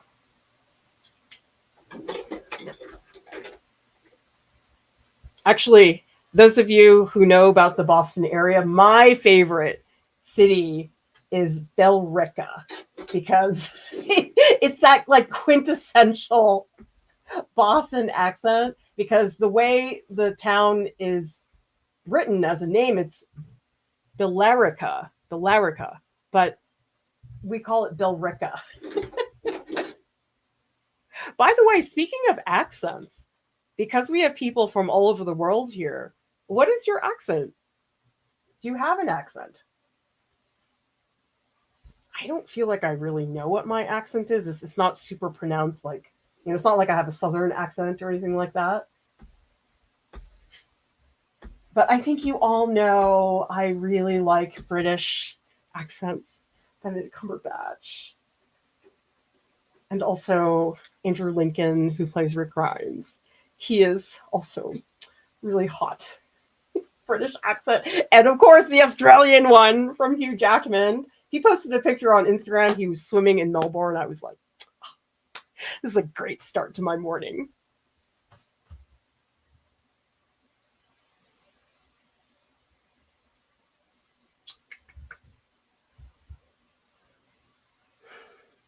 Oh, before I do this, actually, I should do this. I want to bring some of this light green into this leaf. It's not a lot, but there is a little bit.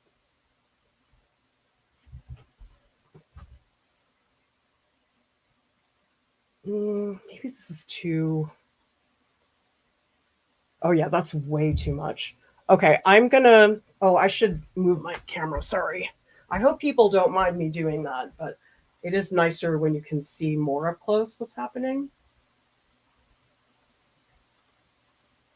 And with the DSLR and the tripod, it does make it a little bit easier.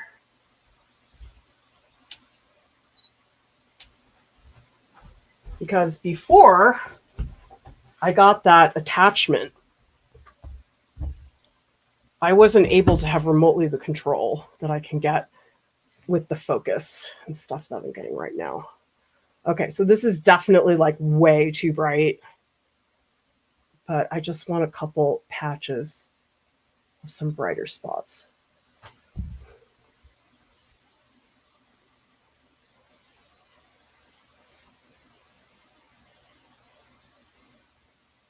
I do miss the East Coast, though. Oh, food, mostly Asian food. It's really what I miss. I mean, there's great food everywhere in the East Coast, but the Asian food here is not very good. It's actually kind of upsetting to me. I don't know. People have obviously different feelings about food, but at least in Taiwanese culture, food is like serious business. Like people feel very strongly about their food in Taiwanese culture, and I'm definitely part of that.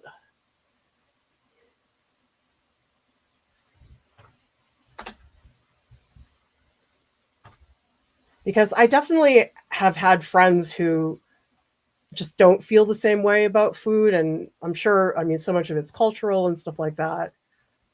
But I just noticed my family, like we talk a lot about food. It's a very common topic for my family.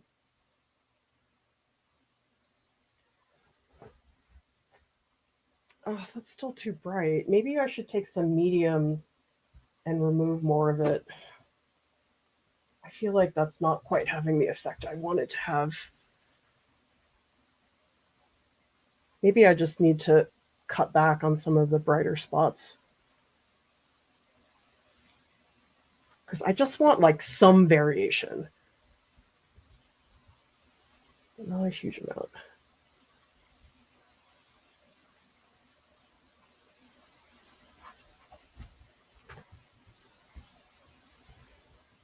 But actually, the funny thing, who here has watched The Walking Dead? And I know it's not for everybody, it's a zombie show, but the main character, Rick Grimes, has a very like heavy Southern accent.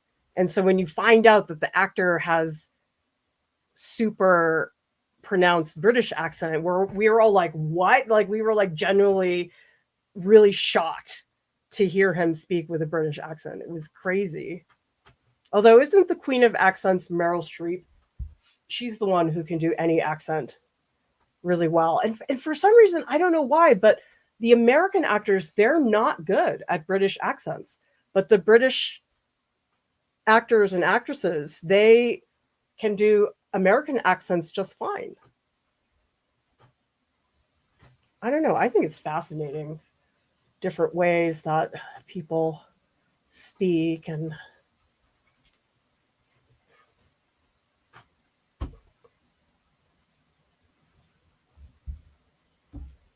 okay. Okay, we need to get into those cherries because I feel like I'm avoiding them a little bit right now. Okay, so let's mix up a nice bold orange, which leans a little bit yellow. All right, I want some white, but not a huge amount because it's a pretty saturated color. So some white. I wonder if I should do yellow ochre. Yellow ochre is a little bit more opaque. Oh, this is the juicy yellow ochre. Oh, is that going to work? Let's just see. This one has a little bit of blue in it, which I'm not so happy about. Well, let's just try this.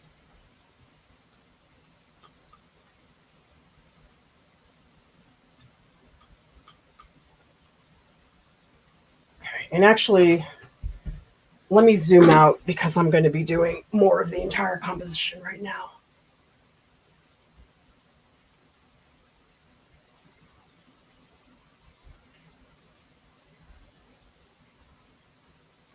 Okay.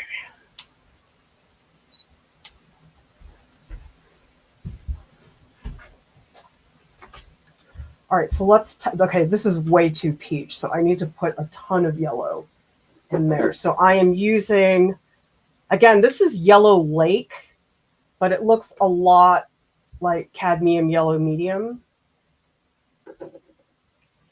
I'm just going to dump a lot of yellow in there. Wow. I really love these Michael Harding oil paints. Look at that. It's so luminous. Nice. Okay, let's do a little swatch. It's mostly this one that I really think needs it.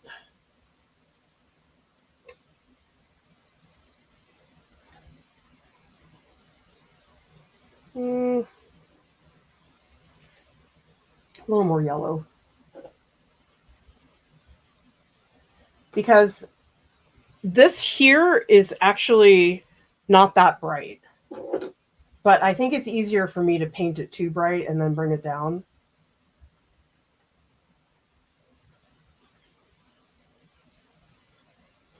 Okay, let's see if this one's any better.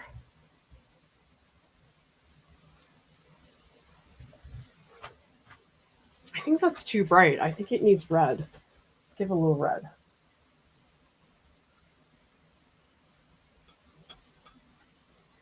Is this cadmium red light?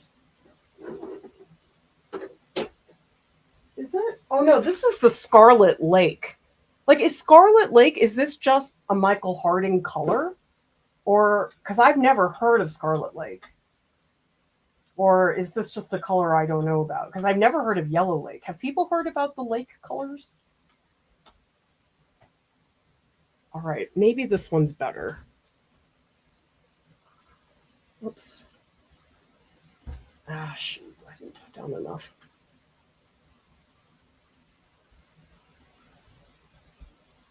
I think that's okay for now. I don't want to have it super bright. Let me get a photo of that in the Discord. And also close up of these swatches.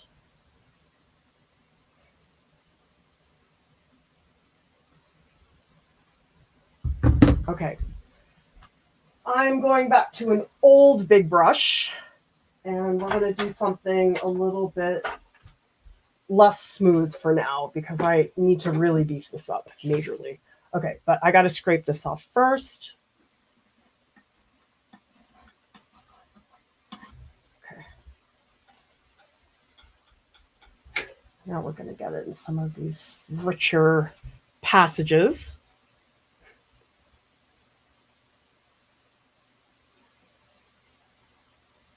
So I'm noticing there is this comment here.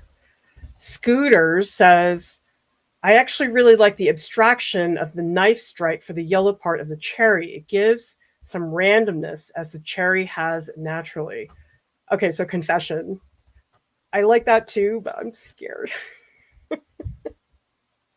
I'm sort of like, well, here's one thing.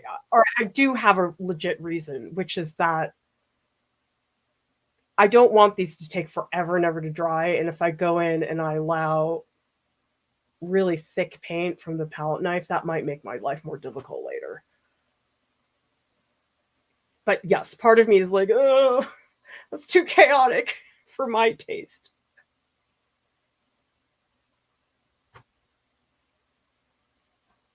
I think for me, it's the squishing of the brush that I'm very interested in.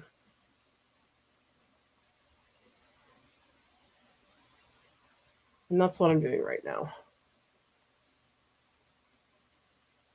I'm also looking at edges because this cherry, it's got like a patch of yellow. Has anybody here had a Rainier cherry? I love them. My absolute favorite cherry. And the ones that we have here in Utah are not that great. I've had way better ones.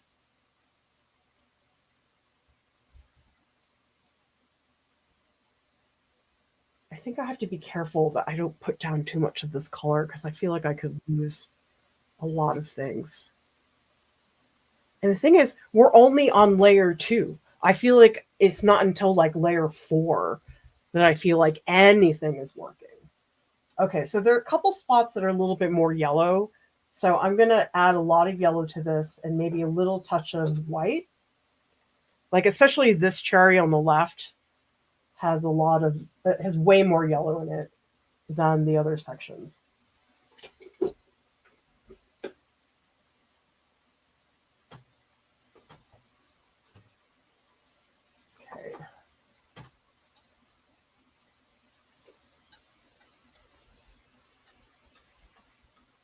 And actually, everybody, speaking of accents, there's a new movie coming out, and it has, okay, not just Michael Fassbender, it also has Cate Blanchett, who is my total girl crush. I love her so much. I'm like, oh my God, they're both in the same movie. I'm going to die. And also, Michael Fassbender right now, he's in that Showtime show. It's called The Agency. Has anybody been watching it? It's not that good, but I'm like, I don't care. He's in a suit. That's all I need to be convinced. Because he wasn't in a lot of movies for a while, and I was like very sad. Oh, I kind of like that texture. It's sort of fun.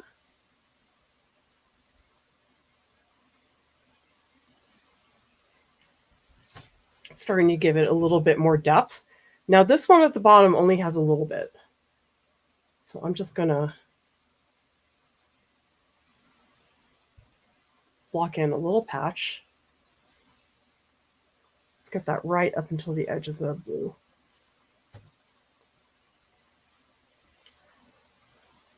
Oh, and here, this is pretty pronounced. But I really want most of it to be on that big cherry. This other stuff up here, I'm trying to make it a little more minimal. So it's just like a little moment.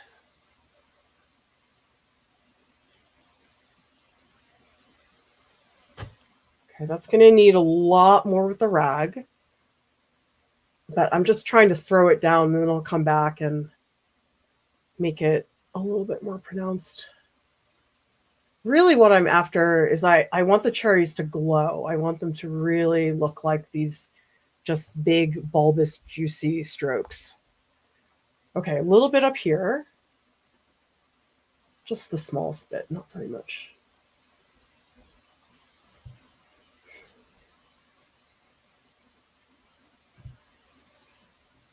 And this one too, this is still pretty dark though, so I'm gonna just do something very light. I don't want it to be so bright. Maybe I'll smooth it out later. Some oil medium. Well, I guess this one has a couple more patches. I might take some oil medium and just move stuff around, but I'm just putting the color on right now. Okay, let's get a photo of that so people can see better. And I'm going to do a zoom in on some of the brushwork so people can see that better. I just love close-ups of paintings. It's just really fun. Okay, let's see what's happening in the chat.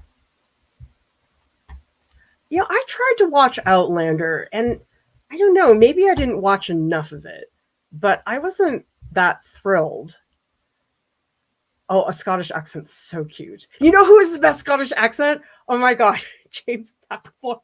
Oh, he's not up there with Hugh Jackman, but I love his Scottish accent. Fom is asking,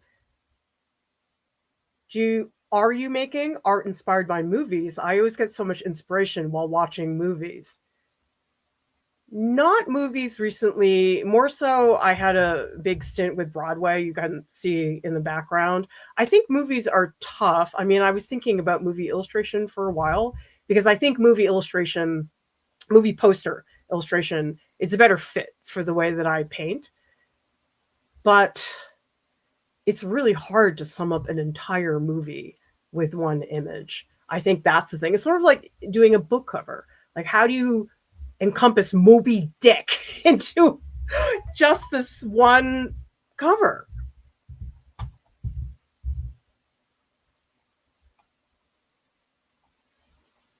Yes, they're cherries. Thought they were peaches. Well, it's a very specific type. It's Rainier cherries, so they really look mostly yellow.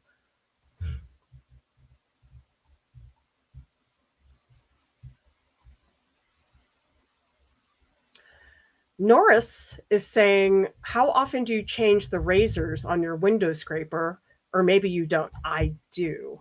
In fact, I scrape it down so that I can, because sometimes it's just horrific. But that is one thing that I do clean obsessively. So this is the window scraper that Norris is talking about. And you can see this part is a razor blade. And so this part comes out and then you put it in, but you can see there's a lot of junk in here. So usually I will take another razor blade and just scrape down all the old paint, press this on the edge of something hard, and then you can push the razor scraper out. But I could not live without this thing. It's so helpful for a gloss palette. Oh, so Sun and Moon says Winsor Newton and Old Holland both make Scarlet Lake oil paints as well. Oh, I really haven't used Old Holland. I mean, Old Holland is really expensive. It's like, there are some colors that are like $50 a tube. I'm like, I could never afford that. I'm curious about Old Holland because I think Kathy told me she uses Michael Harding and Old Holland. And I feel like there was one color that she used Winsor & Newton. Okay, so I guess I just don't know. Everybody else but me knows about the lake colors. Oh, Meryl Streep has a bad Australian accent? I guess she's famous for Sophie's Choice, where she has this incredible, is it Polish accent? I can't remember. It's been so long.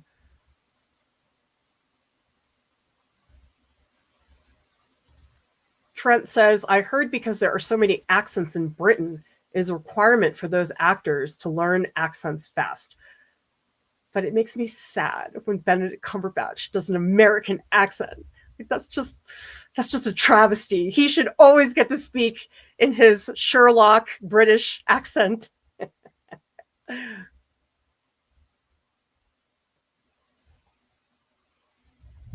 So Berolina says Jackson's has an affiliate program. It'd be good to get some money for Art Prof. I'll have to look into it because a long time ago we had an affiliate program with Blick, and we didn't get anything from that. We do have affiliate links with Amazon, and those are in the video descriptions below. And we've done okay with that. I mean, it's not rolling in, but good option to know about.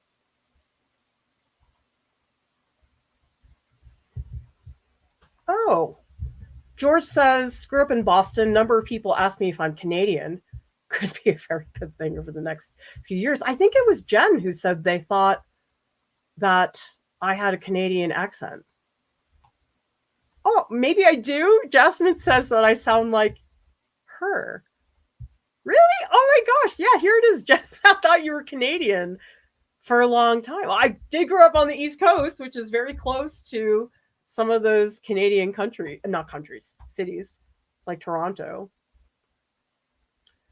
This is very interesting. Neil says my accent changes depending on who I talk to and which language I use. Well, I think all of us change our voices to who we're talking to. And my kids, they've started calling it the Art Prof voice. And they hate the Art Prof voice because I don't speak to them like that in real life. But actually, I'm curious, for those of you here, do you have that? Like, do you have a professional voice and then a friend voice? Or, I mean, I think we all do to a certain degree, but it's funny about the Art Prof thing. I can just turn it on and off. It's really easy for me to just be like, okay, now I'm Art Prof. Now I'm Clara. It's very different.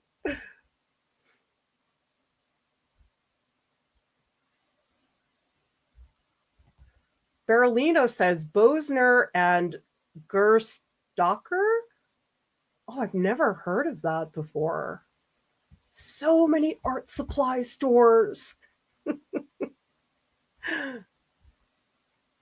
So Jen is asking, what medium are you using with this painting?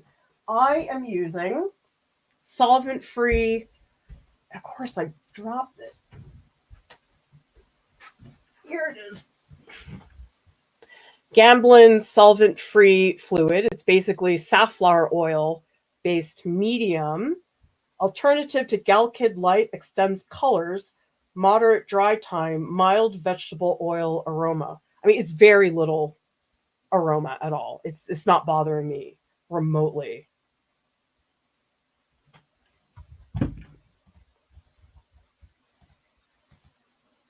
Okay, let's see what people in the Discord are up to. I love it. I really love that we have the Discord going during this painting marathon. I feel like we should always do that because we always had the post live stream chat, but I feel like this is better. Oh, so coffee, hanging it up for the night, British murder mysteries. I'll watch that if Benedict Cumberbatch is in it. Oh, look at this. This is a really nice transition because down here, it's very opaque and then it becomes more and more transparent as you go upwards. I like that transition because this feels nice and grounded, but then up here, it's a lot more playful. This is Neil, finish sketching. Get to breakfast before you paint. Neil, I'd be curious to hear, where are you getting these images? Because I like that they look like ordinary people, like this guy. Oh, remember those phones?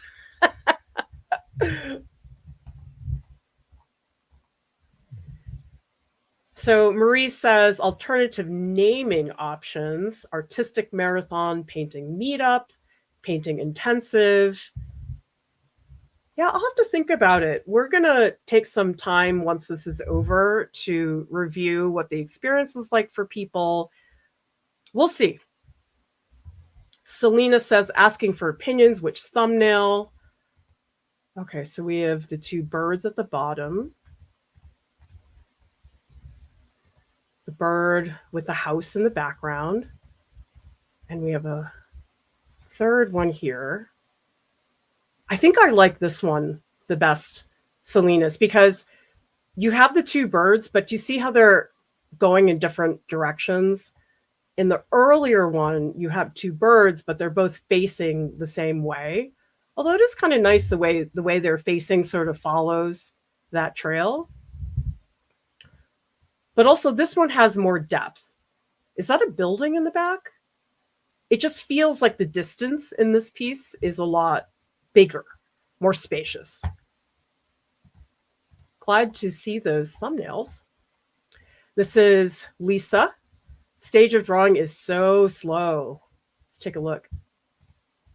So this is the figure that I was working on yesterday. And I like seeing these close-ups, Lisa. This is really good. This foot is in a pose, I don't know what it is, but it looks exceptionally long, and it's been tripping me up a little bit. Oh, I like these. Is this eraser strokes? Those are, I especially like the ones here. They're a little bit wider. Yeah, they look like they're eraser strokes. And we also have, oh, Nancy, really showing me Pyrrole Red. Ooh, I like up here. Is that all Pyrrole Red, Nancy? Because it's very luscious. And this is, oh, is this Lulu Bell in the chat? This is the obituary piece. Okay, so here's the image. And I like the exaggeration of the hair. Like the hair looks very flush and full. And here's the original image. I think it's great that you did that. It's so different who it is you're painting. And I think we do really think about that in terms of how we paint it, who that person is and where they are. Oh, DP, are you in Salt Lake? Oh my gosh. Sugar House and Salt Lake, they've been ripping up that neighborhood for, I swear, 2 years. And the thing is, they finally cleaned out all the construction and the road is like worse than it was before. Great. I'm so happy that everybody here. Oh, wait, you finished, Sarah? Oh my gosh, that's so exciting. I'd be curious, Sarah, if you want to tell us in the Discord if you have a particular color scheme in mind.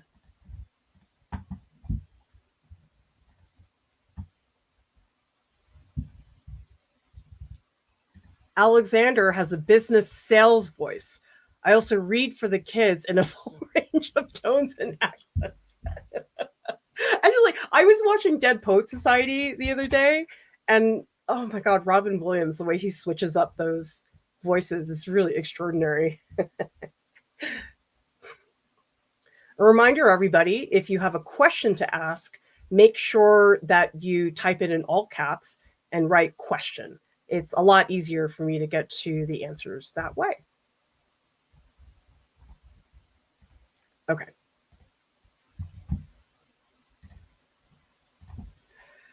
Got to do something about this orange because it just looks really opaque. And there is a transparency to the skin of the cherries that I need to get back in there. So let's do some rag work. Sometimes I feel like I like painting with the rag more. Oh, actually, I got to add a little more here. This little patchy spot. Yeah, I need to do a little more. I don't think this is quite there yet.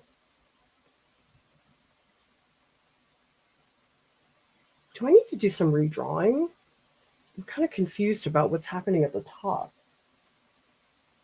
I'm going to just take a brush and put a little burnt sienna up there because I'm not totally sure this is doing what I want it to do. So I'm going to do burnt sienna with a little bit of the medium because I just want to lightly sketch out what's happening here. I think I missed a cherry, something like that. Okay, so we have that one. Let's get the top of that a little bit more clear.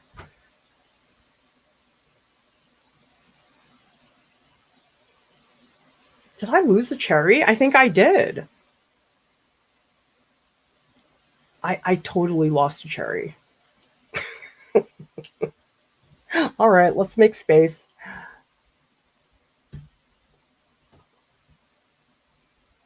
It's like when you're painting a figure.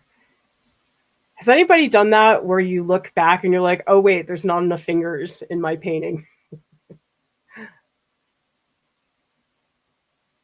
So much redrawing, even when you think you have things down. Okay, so there's a cherry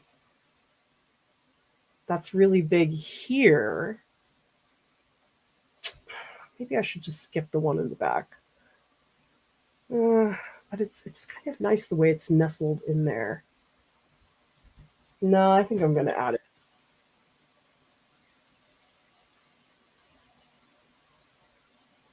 It's not round enough.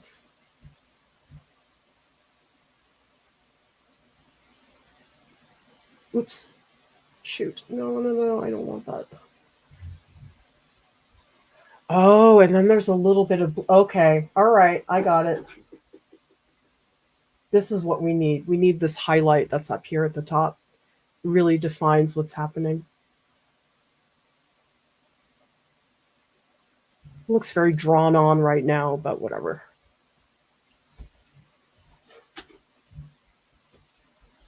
I'm really trying to be loose, but it's sort of hard when you're trying to fix a lot of things. Okay, now this cherry now has, okay, I feel better about this now.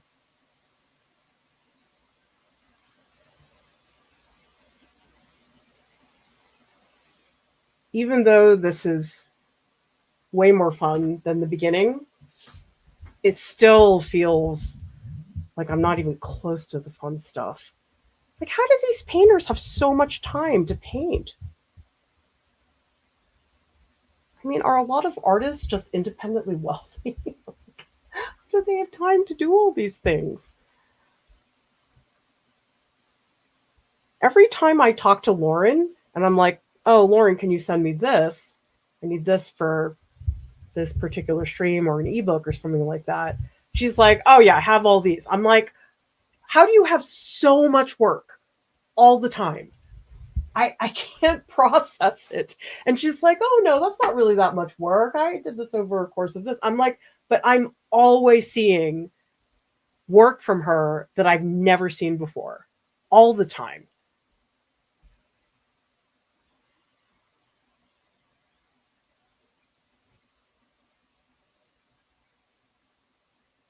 So I'd like to hear from everybody because we know it's going to be 2025 very soon. New Year's resolutions, if you do them, and it's fine if you don't. I don't really do them.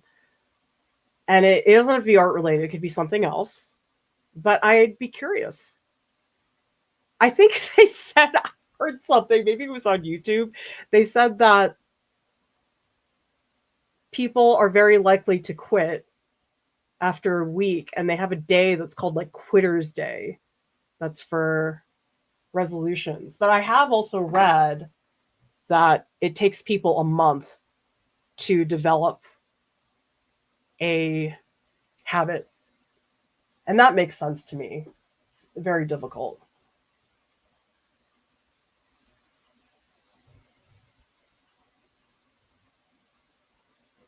Look how patchy this is starting to be. Okay, here is very yellow. Oh, that's it. Okay, so this edge of the leaf needs this. Okay, and that really helps the articulation of that cherry. Good. These two are right up against each other.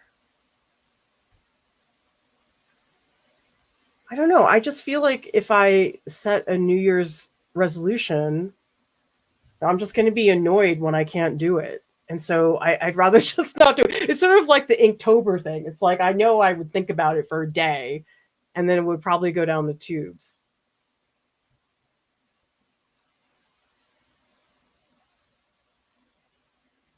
I guess I do have one goal, and that's to eat better. Because I am not 23 anymore with extremely high metabolism. I feel like I want more variety in the colors in here. There's actually quite a bit of green. So let's do this, and then I want to get fairly quickly into more color variation because the cherries are certainly red, but there's also a lot of green in them as well that I think I need to pump up more.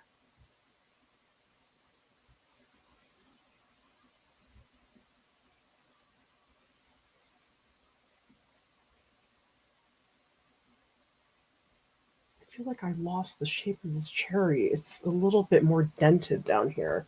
It's looking too spherical. That's a little better. Get rid of that. Maybe a little more. Yeah, I like that more. That's a little bit more of an unusual shape. I think before it looked too simple.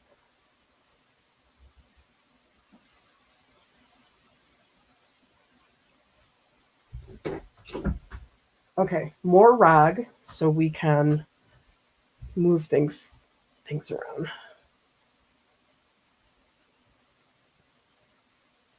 Because I do feel that this is very strokey right now, and that's not what I want.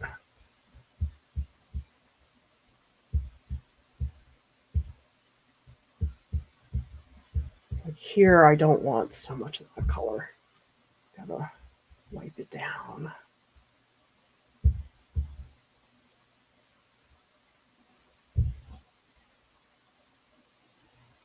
So about that New Year's resolution, I think for me, I don't feel the need to change what I eat. I just have to eat less of it. It's just that eating is fun.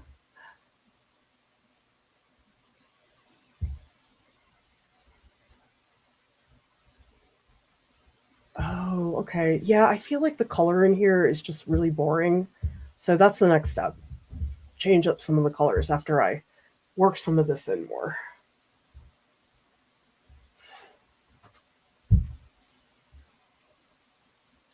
Maybe I can channel some John Constable, some strokier things.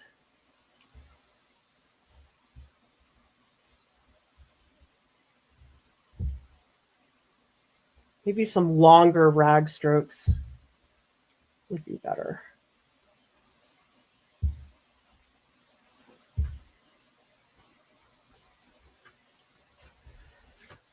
I still don't feel like that looks great, but whatever.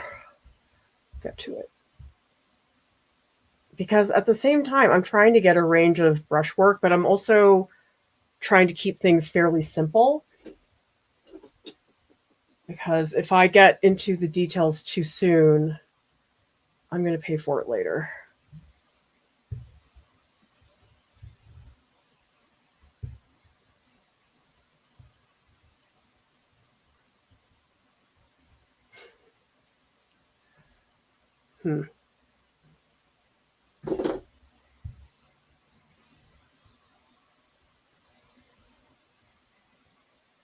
And by the way, I was wondering, what device is everybody using? Because that's another thing when you make content online that you have to be very conscious of. I feel like I'm always forgetting that how often it is for people to be watching on their phone. And I do think that's changed the experience for a lot of people, because I noticed that my kid, who's a teenager, watches full out movies on a phone. And for me, it feels weird to think about doing that, because I guess it's just a child of the 80s. I was always like, oh, you want that cinematic experience. It's like, I don't want to watch Deadpool and Wolverine on my phone. I need to see that in the theater. But I guess if you're from the younger generation, it's just so different. It's like maybe seeing stuff in the theater is not. I mean, I don't see everything in the theater. Like, I had to see Gladiator 2. That I saw in the theater. But other stuff, it doesn't matter as much. Okay, let's start to really move this paint around.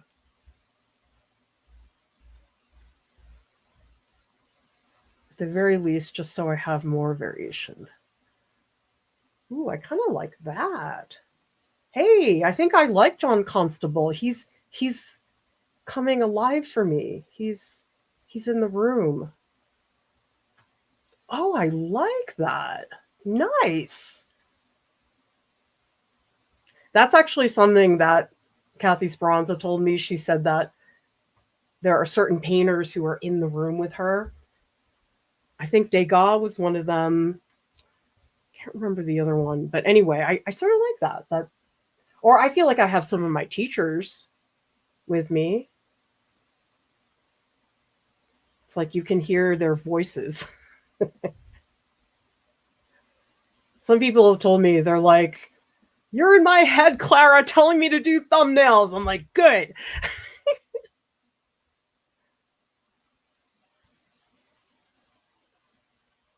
I really like what happened there.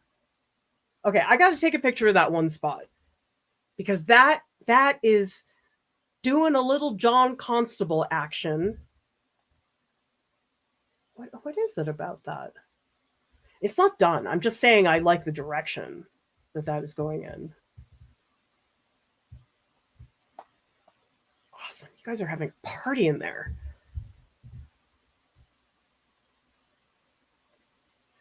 Because I've been wanting to get an iPad, especially for teaching in the workshops and in art club, actually. It's really common for me to mark things up, just easier for people to see. But then I'm like, oh, I don't need another device in my life making me. Shoot, now there's like oil painting. Oil paint on my phone. Okay, this is getting better. Oh, I'm so happy.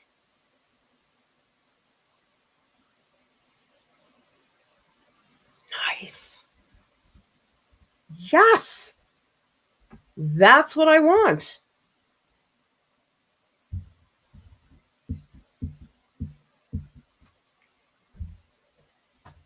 And let me just put some of that blue back, because I feel like this little, oh shoot, brush is nasty.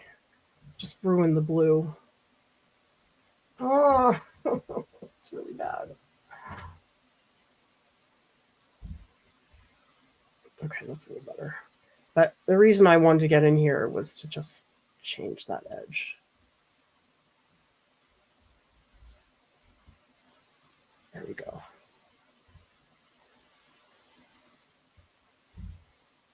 Oh, it's sweet. Okay, let's just do that to all the cherries.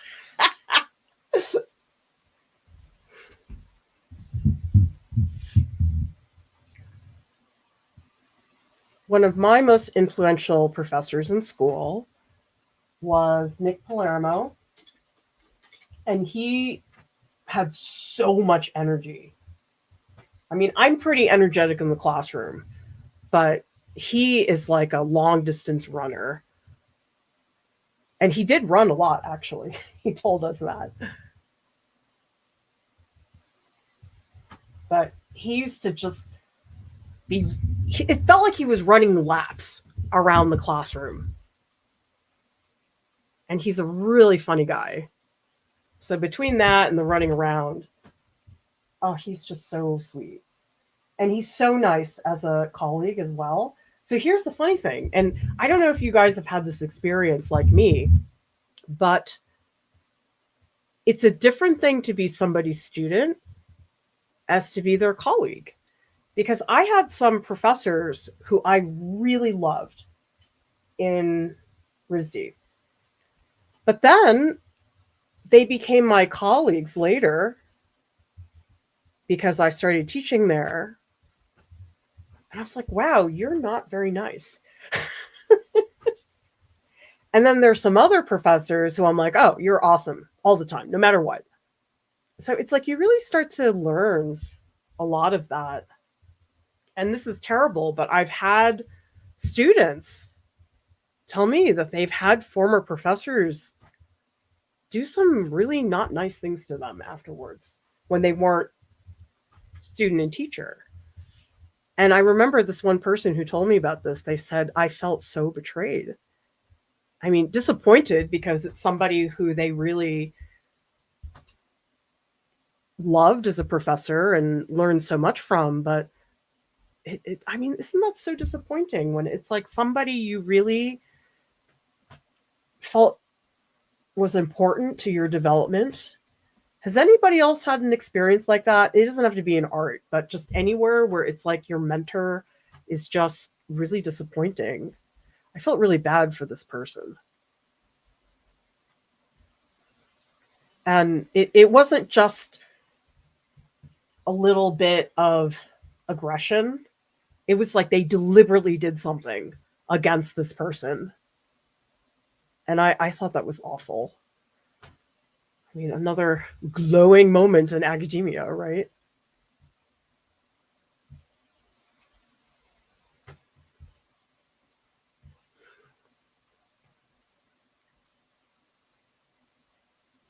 Oh, no, no, no, no, no. Ooh. Not there, but I feel like I'm starting to get near what it is I'm trying to do. That feels really good.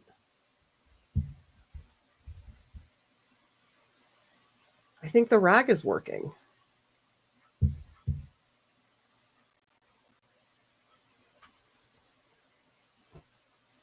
All right, let's see what people are saying in the chat. Oh, and let me take another photo for people to see in the Discord.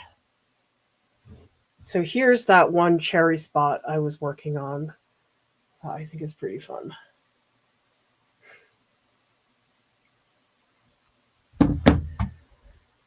Let's see. So Joiner says, I had a mentor who just kept telling me to buy things and just create more, but was never really helpful. Very frustrating process. Oh, there's so many mentors who will say lots of things that can become really big issues for people later on.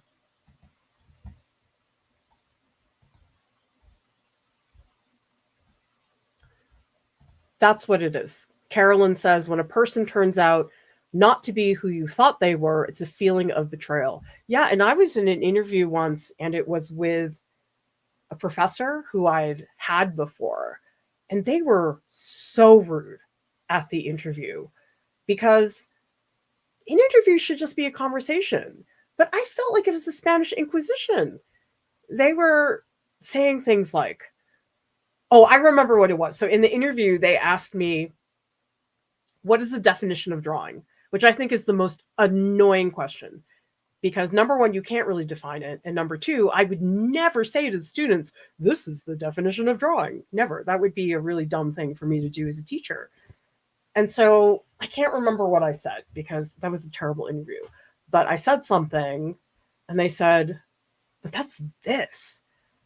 And I was like, oh, well, maybe blah, blah, blah. And they're like, that's not, it's so condescending. And I know that obviously I'm the one being interviewed, but it just makes you think when you have interviews like that, like, do I really want to work here? If people like that are so mean, because I had another interview really long time ago. They asked me a really pointed question. And it was something like, would you mind if your work went into this direction or whatever? And I was like, oh, that would be okay. And I remember he said something like, well, I should hope so. It just was so rude. Why are people like that in interviews? Why? It's so unnecessary to put people through that.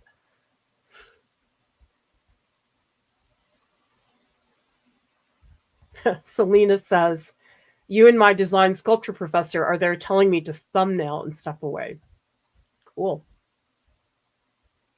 Angela says, no resolutions. I will pick a word to ensure I'm on the right track. Will continually visit the word. Oh, I'd love to hear what that is like. Any particular words that you're thinking about?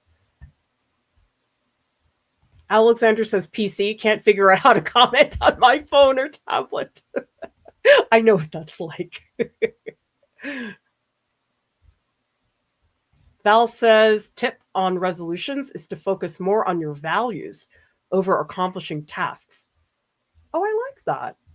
I mean, I guess tasks for some people it's just very concrete, but I mean that's getting to the root of the matter. Okay, so phone. And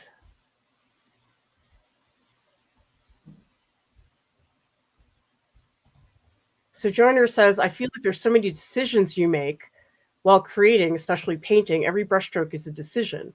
Having the spoons to do that and everything else life asks us each day is huge. I had a piano teacher when I was in 9th grade, and she said something that really stuck with me. She said that in a piece, I had to make every note special. And I really like that. And I feel that way about painting. Every brushstroke feels special.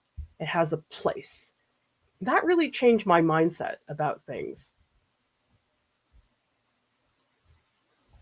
Okay, so Salinas is asking, I almost changed my major to painting, and I'm wondering what the biggest things a painting major harped on, excluding technique. Are you saying what painting majors complain about? Excluding technique. So tell me, are you talking about what they complain about?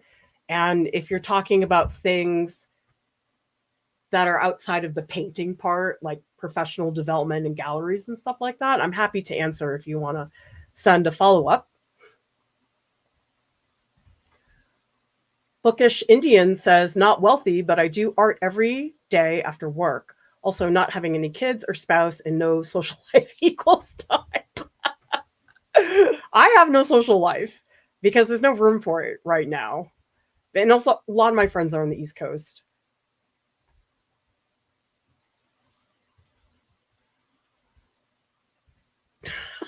Amanda says, it's usually not enough ribs or something like that. Or, oh, I forgot the clavicle.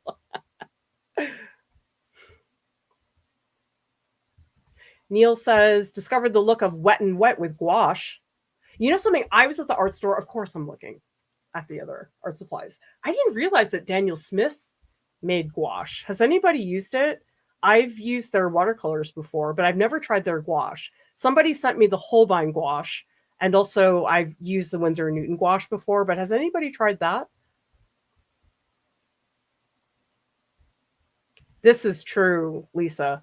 Many kids have a talking to kids voices. It's an annoying, perky tone. Kids should rebel. The thing about kids, they can see right through you. They know exactly what's going on. You can't hide stuff from them. And it was very funny when I used to teach elementary school art. The kids were so honest. We'd be doing a project and they would say to me, "This is boring." It's like you would never have a college student say that to you, but it was refreshing. I was like, "Oh, okay, maybe I shouldn't do this project anymore."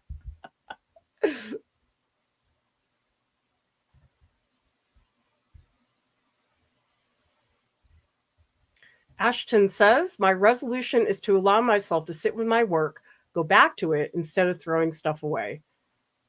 Yeah, I think building up stamina, sitting with the ugly phase, because it is so much easier in a lot of cases to say, "Oh, it stinks. I'm going to start over." Do people feel like they have a habit of that? I think for me, it's not, I want to start over, but ugh, I ran out of time or I'm busy and something else came up.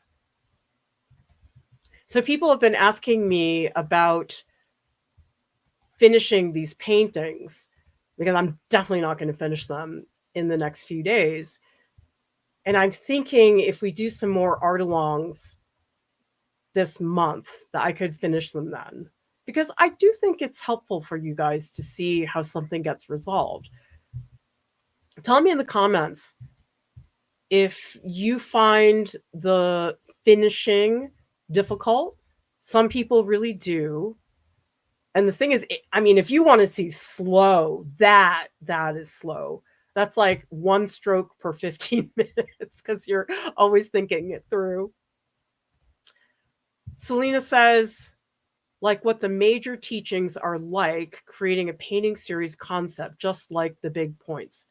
Oh, it depends on the department because there are some departments I've seen where it's only about that and there's no content about technique. Some students are fine with that. I was not. I really wanted the hard skills of painting, and that's why I ended up switching into the illustration department. And it's tricky because I teach ideation and brainstorming in a very structured way. I have exercises, I have all those things. And I know other professors are very loose and it's just like, go do things. So that's the major thing. So I don't know if that answers your question. Tell me if you were asking about something else, if that's what painting students care about or complain about. Okay. Let's get back into this.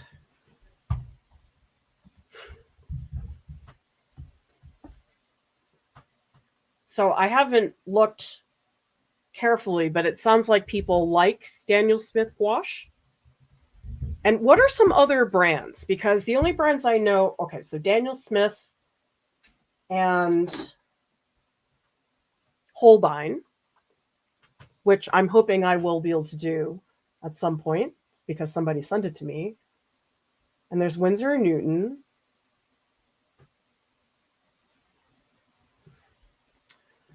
But are there other brands of gouache that I should know about? I do know Reeves is terrible. I don't know if Reeves is just bad for gouache or if it's bad for other materials. I know me and Lauren don't like Artist Loft. Well, you know what's mean? I shouldn't say this. But I have a thing about a couple companies because they were really rude to me and did some obnoxious things in the past that I was not happy. Because in the beginning I was like, "Oh, maybe I should try to get some sponsorship from some of these companies." And I mean, that's the whole YouTube thing, right? I could not believe how flaky everybody was. I did do a couple sponsorships, and I swear, if I did not hound them, I would never have gotten paid. And that really made me mad. That was frustrating. And more than usual. Okay, I know what it's like. Yes, you have to tell people to pay you and stuff like that, but this was like impressively awful, to the point where I wrote a nasty email, which I never do. I really tried to not do that, but I was so fed up that I wrote the nasty email. It was so nasty that I wrote in the subject matter, "Pay me now." It was a really angry email. Again, that's not something I typically do, but I felt the need in that moment because I'd been chasing that client for way too long. So anyway, there was another manufacturer, again, I'm not going to say names, who strung me along for so long. And I was like, why are you wasting my time? Because I was like having all these conversations with them. I was like, oh, okay, maybe this is going somewhere. And then ultimately, you know what they said to me? They were like, well, we just don't know what we would do with that. I was like, really? You can't see any advantage to partnering with a big YouTube channel? Like, really? So that really made me mad because they really took a lot of my time. It didn't go anywhere, and that was just so obnoxious. And the thing is, you hear all the time about like, oh, this YouTuber, they got this sponsorship, and people tell me all the time, they're like, yeah, you should. And I'll tell you, if I'm getting a sponsorship, it's not from an art supply company. Because some of them were just, I mean, I didn't have any experience where I thought, oh, you're awesome, I want to work with you. I don't know. I wonder if some of it's generational because I had another company that said to me, oh, we don't need this because we go to art education conferences and we go to the materials fair. And I just was flat. I was like, how could you possibly think that you would reach people at the materials fair in an art education conference? I mean, sure, that's your target audience. I'm not saying you shouldn't do that. But how could you think that YouTube is something you would not want to advertise your stuff on? Okay, let's get the concrete evidence, everybody. How many of you here have bought an art supply because we showed it or recommended it or something? Let's prove those art companies wrong.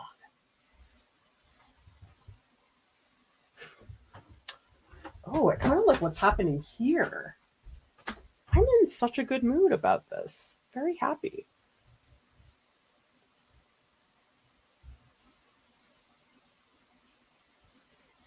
I feel like the way the rag is helping me is been working well.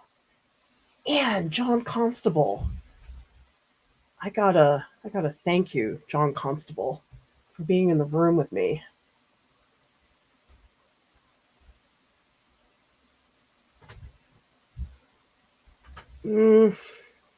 This one needs like more red. I'm gonna come back to it. Because actually this one doesn't have that much yellow on top.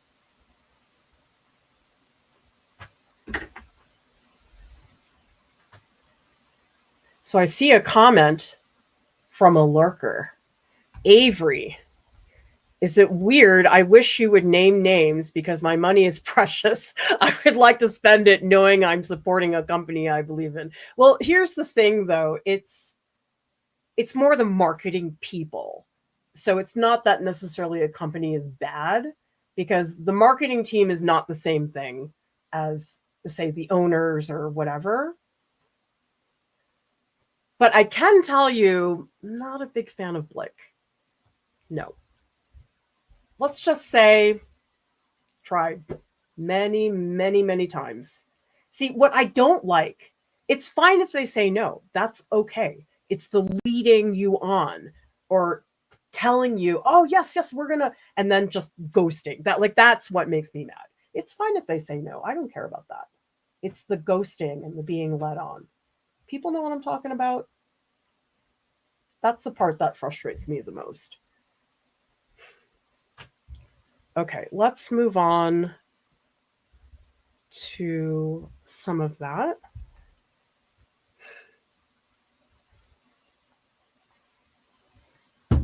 up here. Because here it really feels like the paint is just on it. I want the paint to immerse a little more.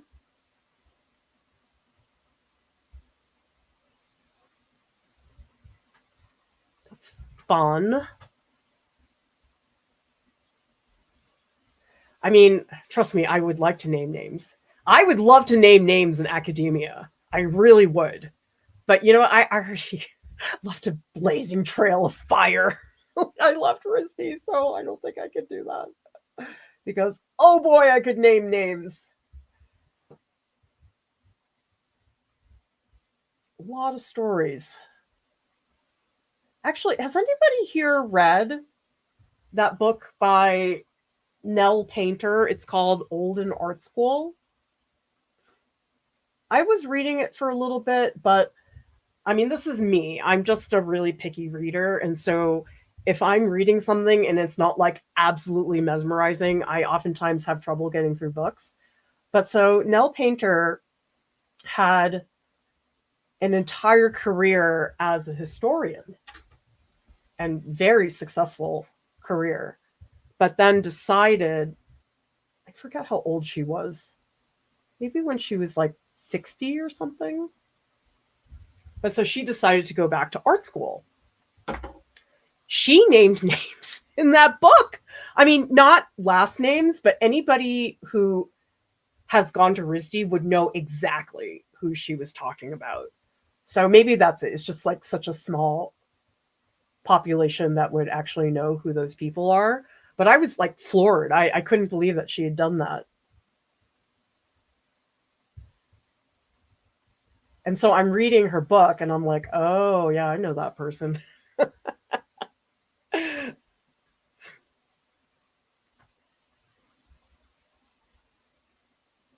And I love that she wrote the book, but she talks about some pretty rude people in art school. And I just really love that she wrote that book, even if I didn't get through it.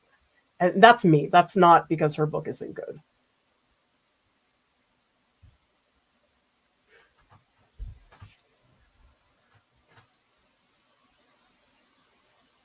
Oh, I feel like I'm sort of losing my momentum that I had earlier.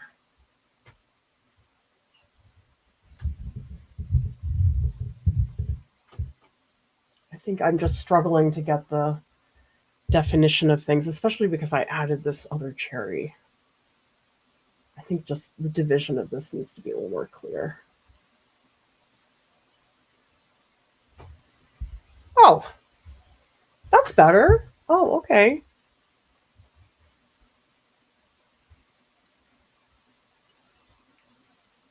By the way, lurkers, it's time to say hello. Just say hi. Love it when lurkers say hello. And no pressure. You don't have to. It's just lovely to see different names in the chat. I guess if we do another marathon, I may have to do it at a different time because there's a lot of people who are bummed that it's in the middle of the night for them. We'll see. Consequence of having a global audience.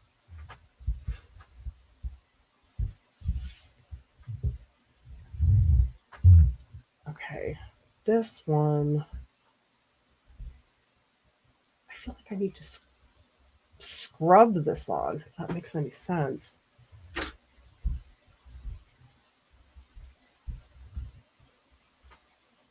Go.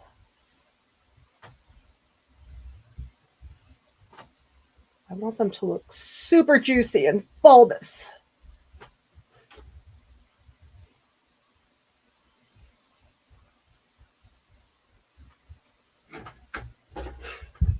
Getting there.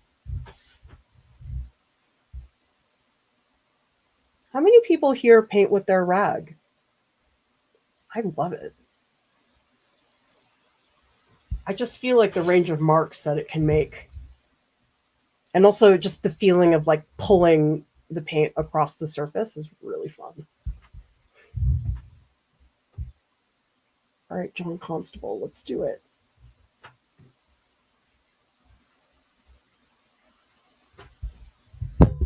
Uh, does anybody here paint with cross hatching, like little marks? I know you see that a lot in egg tempera. Egg tempera paintings usually are built with cross hatching strokes. But does anybody here do that? Because I've never done that before. And it's always made me wonder if I should, because I do really like cross hatching. But I guess it just sounds so slow with painting.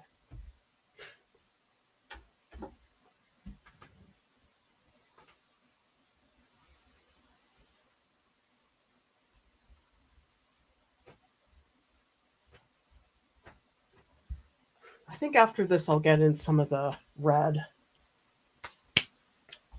Okay, let's see what people are saying in the comments. Scooter says, are you following a specific reference or just idea references? Curious what the top left leaf is going to be like. Loving it all so far. Yeah, that leaf is very specific. If you look at these reference images, the big leaf, is in the photo in the middle. You can see it's in the upper left-hand corner. The photo on the right, very chaotic, and I'm taking patches of color, but I'm not getting super specific about it.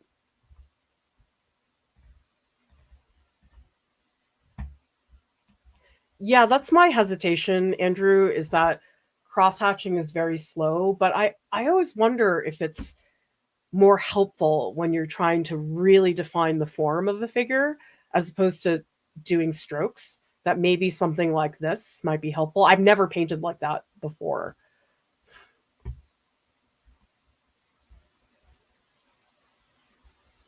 Yes, Jennifer, rags are fantastic.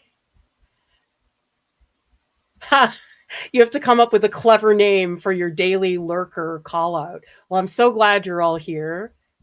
Teodora, Tracy, Luis, N, and Jennifer. Love hearing from all of you. Anna says, love that book. Another good insider look into the art world I recommend is 7 Days in the Art World. I've never heard of that before. I guess the things about the art world is the art world's so freaking big. And sometimes I feel like a lot of it's, well, I guess it depends on what you're reading the book for. If you just want a inside look, that's different than if you feel like you want to try to learn from that. How Long is asking, have you heard of the artist Susan Lyon? I have not.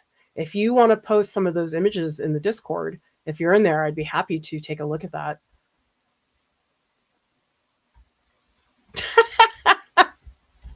You're speaking my language, Barry. The decadent smell of ivory towers aflame.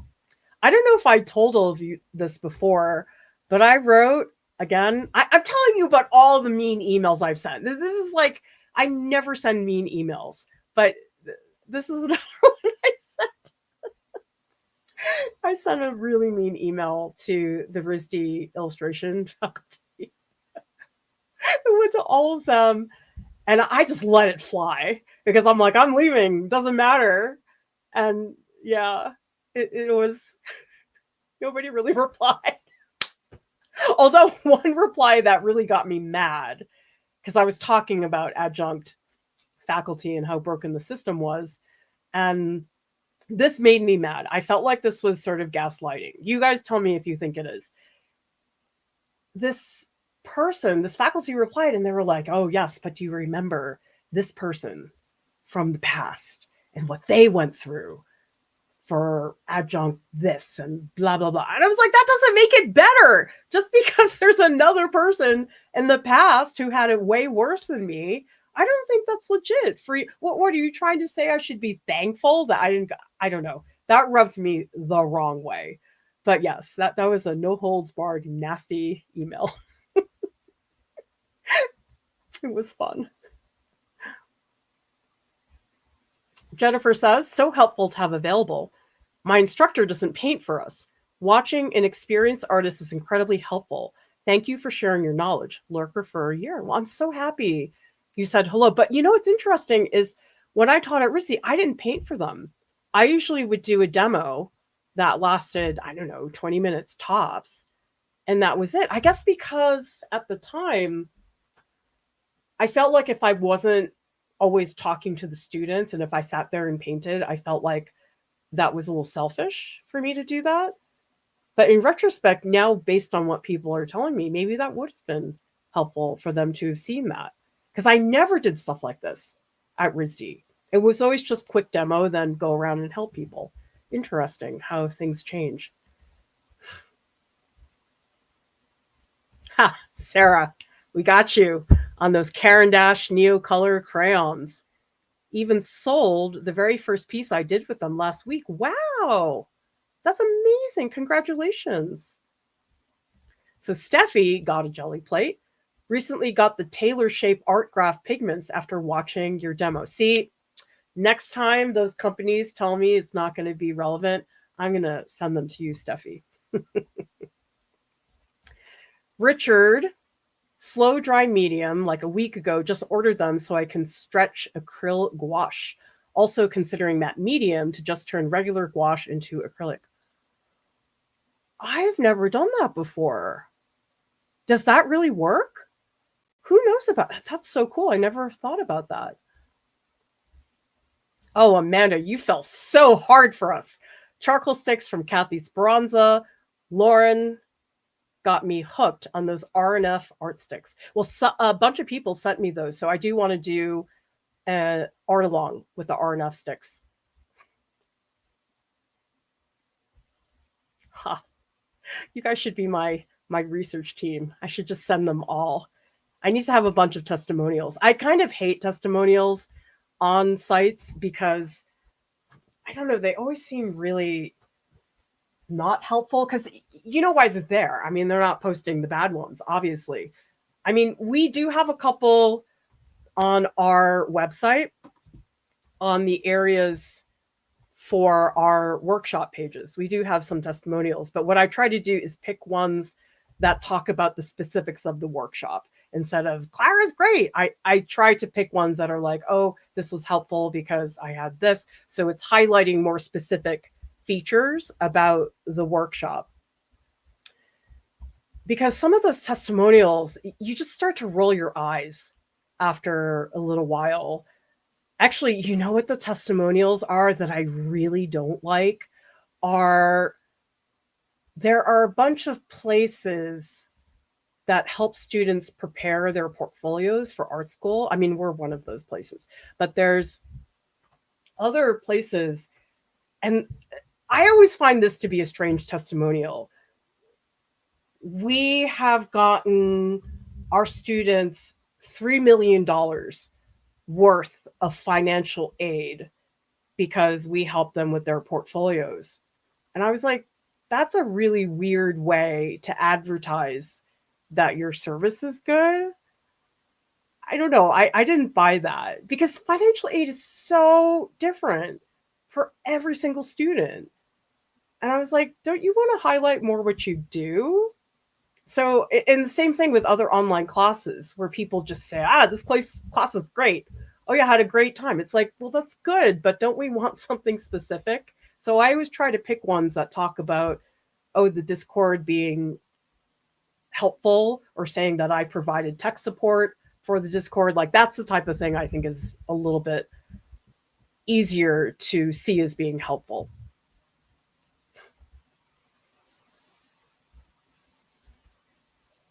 Okay, so we're going back to gouache up here.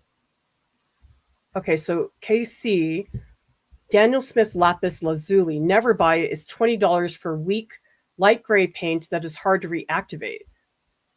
Oh, is it just that one color? Well, yeah. Why is it hard to reactivate? There goes my mic. I assume you're talking about watercolor.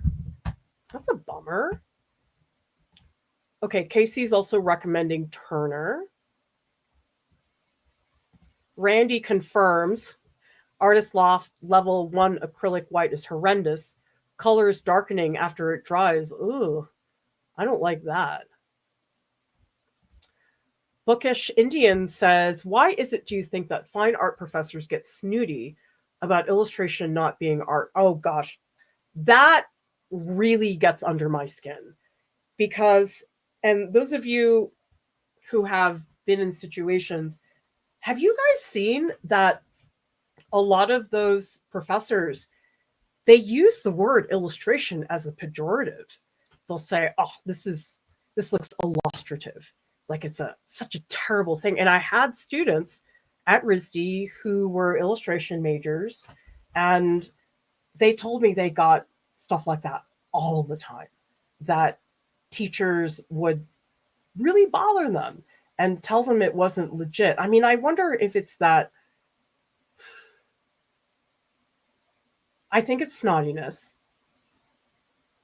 but try to pinpoint what it is. I think some of it is that people see illustration as being a quote commercial art form, and fine art is not seen as being commercial. But the thing is, that's a load of crap because the fine art world has plenty of commercial stuff going on. And so, why would you not think that fine art had the same thing? Tell me in the comments, how many of you guys here can theorize? What is up with that? Because I always hated that. And it made me really angry that that was the case. Because I'm not really an illustrator. I've been a fine artist most of my life, but I love illustration. I think there's amazing work people do in the illustration field. And I can't imagine why you would ever just totally knock down an entire field. I mean, what are you going to like knock all of industrial design? Like, come on. There's so many parts of illustration. Yeah, that makes me mad.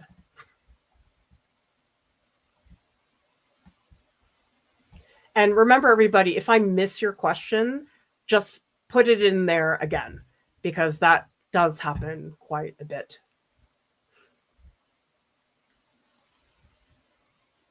Avery says, this does feel like a safe place to be an artist nerd. Maybe one day, if I can get my sweet littles to bed sooner, I won't lurk anymore and get to join in. Goals. Oh, if you've got little ones, if you woke up this morning, I think you're an absolute hero. Anahita says, when it comes to supplies, I love how you were so honest when using them. I refuse to give into the graphite putty curiosity after seeing you try to do something with it. But I had another person who was like, oh, mine didn't crumble at all. And I was like, maybe did I get a bad pack of graphite putty? But that's not good either, because you don't want to get a supply that is that unpredictable.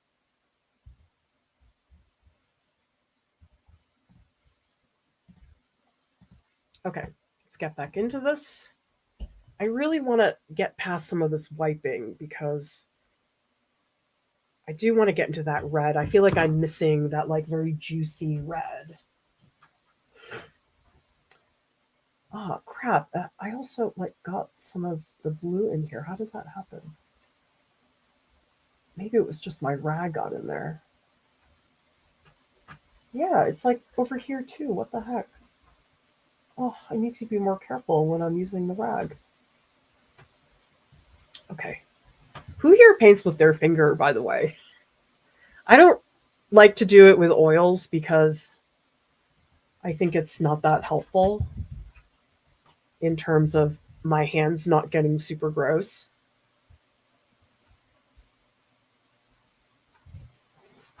But I do that a lot with acrylic. I'll just take my finger, and I don't know why the finger feels easier. Maybe because you can control it better because it's a part of you. The material that I do a ton of finger work is the wet charcoal, where that's really your tool, is your hands.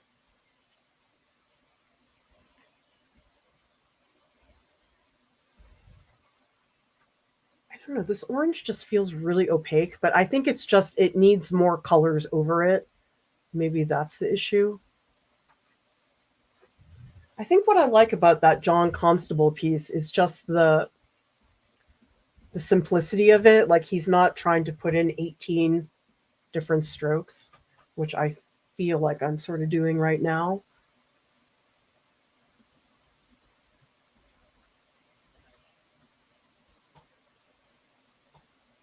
I don't know. I just feel like, but then again, it's just 2 layers, so I don't think it's fair for me to get too upset about the color right now.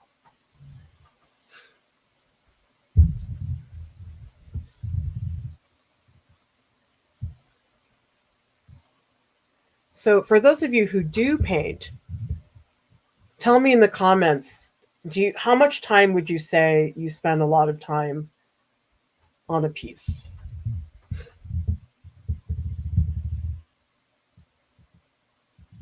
Because I'm looking at this painting, I'm like, oh my god, this is like 0.01% of what it would need to really look good. But then again, that comes back to the how do people have time for this? Maybe I should just, I don't know, send my kids to outer space or something. Maybe that would help. Maybe the advice is don't have kids if you want to have time to paint.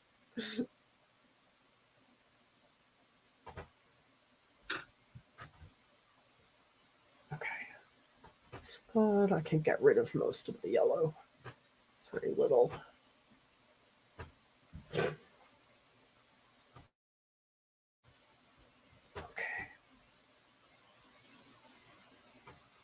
I want a simple. I feel like there's too many like little marks in it now. Because I'm getting a little bit picky. Like I want to retain that freshness that John Constable has. Are there any artists where you're doing a similar thing as me, where you're like really studying their technique and trying to break it down? I mean, not everybody does that necessarily, but it has helped me in the past. So that was one thing I was doing with the paintings at this marathon, is saying, okay, I'm doing this painting. I'm going to look at John Constable for this. I was looking at Wyeth yesterday about that background. Who's an artist that you've learned from in that way?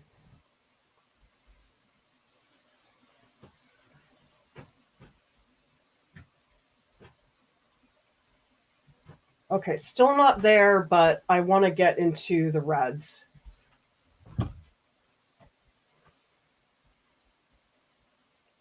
Because painting is really the only media that I can picture myself working on something for like 30 hours. I mean, I guess if I was making a really big sculpture, maybe, but I don't have a lot of interest in that right now. Okay, let's mix up some dark red. I'm going to do the alizarin crimson. I'm not going to do the bright red because I feel like that's not what I need right now. I feel like I need like a deep dark value in the red. These are everywhere. And again, I'm going to switch to Gamblin because the Michael Harding set didn't come with alizarin crimson.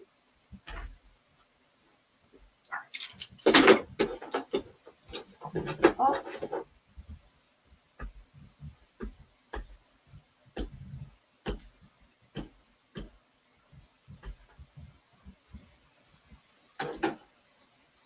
You know what I think would be very fun is to do a marathon with one of the TAs on. I don't think I can afford to have them on for that long, but would you guys like to see that for a future marathon or live stream where we have one of the TAs here as well? I mean, we've done that in the past where we've done art alongs and there's me and a TA. The issue is that we pay our staff well, and so it's expensive to have a TA here for a long.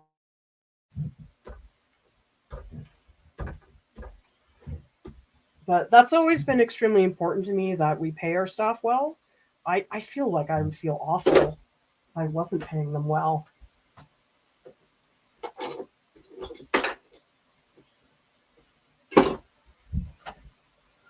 Okay.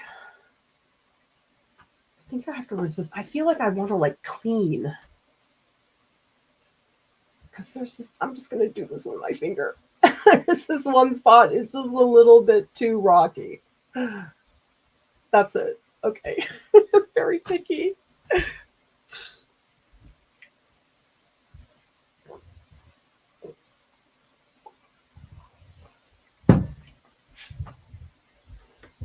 Okay, let's mix up an alizarin crimson. Oh, maybe I'll do an alizarin crimson glaze. Although this is not built up enough for a glaze. I'm just going to add some touches of some dark alizarin crimson. I'll put a little touch of ultramarine in there. Where's my... What happened to my gambling set? Oh, here it is. By the way, I did not know this, everybody. You know how the gambling set, that it came with that pretty wood box? Apparently, it's not a box. It's a panel. And I had no idea because apparently I can't read. Look at this. See? It says just sewed painting panel. And if you turn it over, look. Check that out. So that very pretty box, it's actually a painting panel. I was like, that's super cute. But I don't know. It might be better as a box. It's such an awkward size. I mean, not size, shape. I don't know. Well, okay, if you guys got this, would you use it as a box or would you actually paint the panel? Because I think for me, it's going to be a box.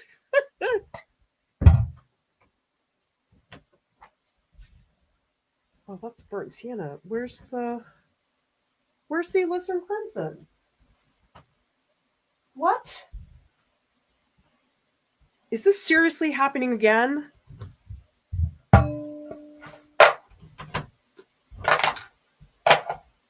Alizarin crimson hates me. Where is it?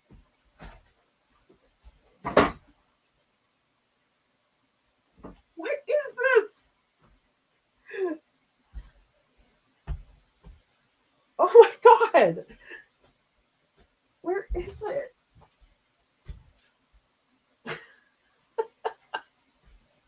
Is this it? Oh, there it is. Okay, of course it's like right there. All right, I'm dumb. Sorry. It's like, of course it's the same thing where it's like right there and you just can't find it.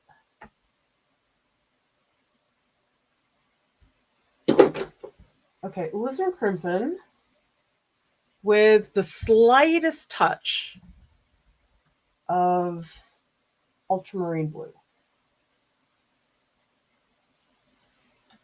So that's going to turn it into a very deep maroon that is very close to purple. Oh, yum. I love you. Alizarin crimson, when you're not running away from me, I love you. Who here is an alizarin crimson fan? I most certainly am. I'm just going to post a photo of that in the chat so people can see. Okay, and let's use one of the new brushes, which I need to wash with soap and water. Give me a second. I gotta get over there. Think about taking the realistic painting workshop, which is a 2-week workshop. Talk amongst yourselves. Who would win in a fight? Rembrandt or Caravaggio? Who would win, Caravaggio or Rembrandt?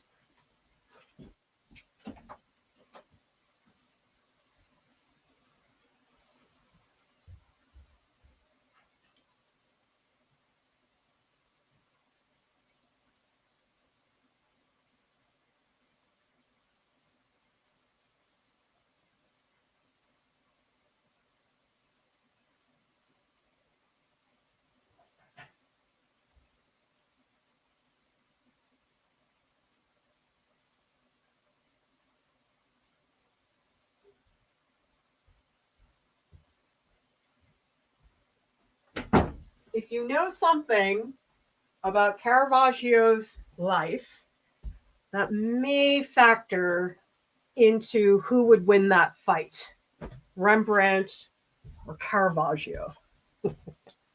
I'm going to say Caravaggio for that very reason.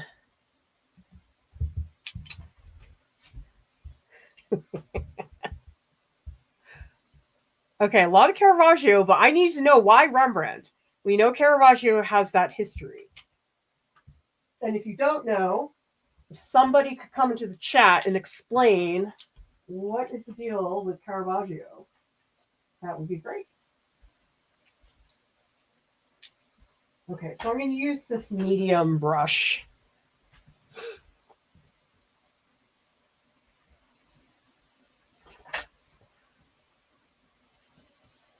Oh, I need new rags. This one's gross. Okay. We're going for some nice, luminous alizarin crimson is what we're after. I'm going to work down here, actually, because I feel like that's where it's really dark, and I want to get that super, super dark.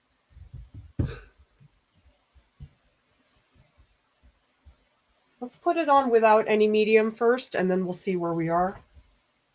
Oh, Buddy hair. Oh my God, Buddy got me up so late last night. He usually doesn't, but he had to go out at 2 a.m. I'm like, why? He never does that. He just really had to pee for some reason. Ooh, I like how this feels. This is nice. I like this.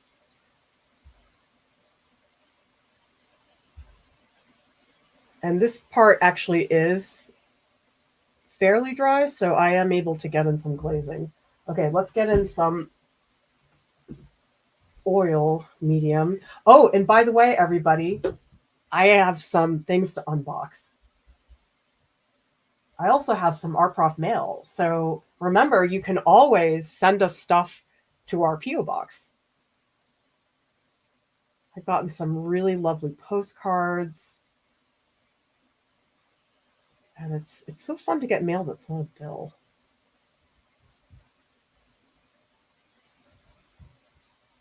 I think right now I'm just trying to get value. I just want it dark.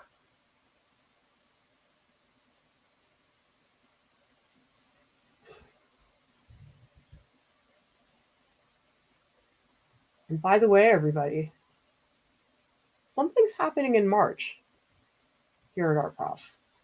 I'm not going to tell you. But, yeah, something's happening. Can anybody guess? It has to do with staff. It's a very dramatic thing with staff. Tell me if you think you can guess what that is. And it's not me. It's not a thing that I'm doing. You have to guess what might be happening. I mean, I'm involved, of course, but it's not the thing. The thing is not happening to me. And no, I'm not going to tell you yes or no, but I'm just wondering if you guys can speculate. And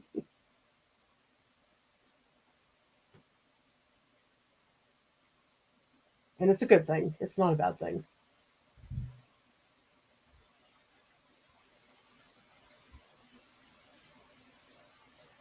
Just life happens. Certain things happen in life. That's all I'm going to say.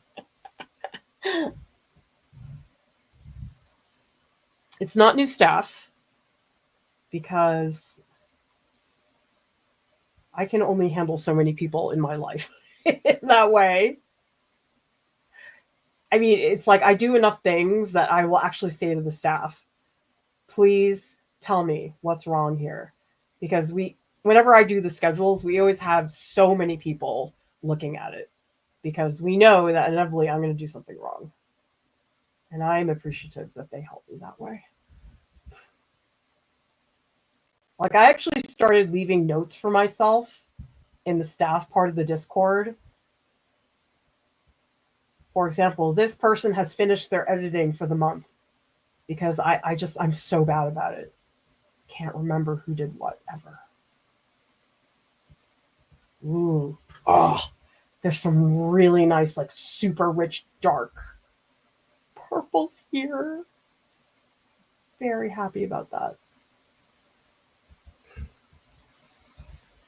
Oh, but actually this cherry should be more in front. I don't know. I'm not going to tell you. But yes, there's something really cool happening amongst the staff.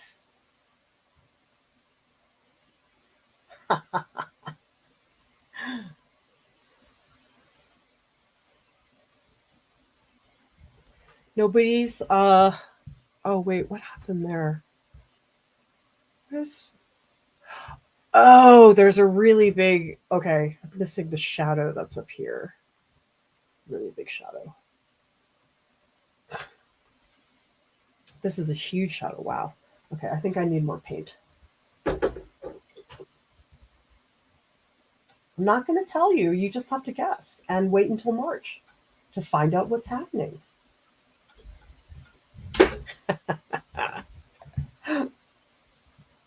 We have Lisa says movie premiere.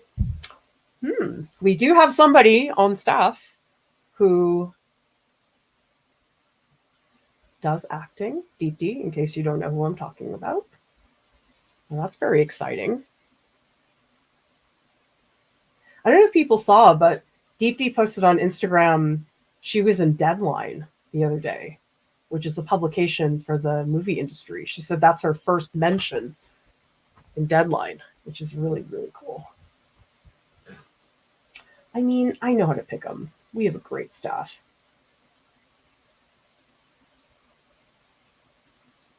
And what's interesting is that a lot of the staff, I hired them before they had their success. I mean, when I hired Jordan, he had just gotten out of RISD. And he went to grad school because he felt that he didn't have the portfolio. And so he didn't have that sweet portfolio that he has now. Okay, let's take a break. I want to see what is in the Discord. Okay, let's see what people are doing here.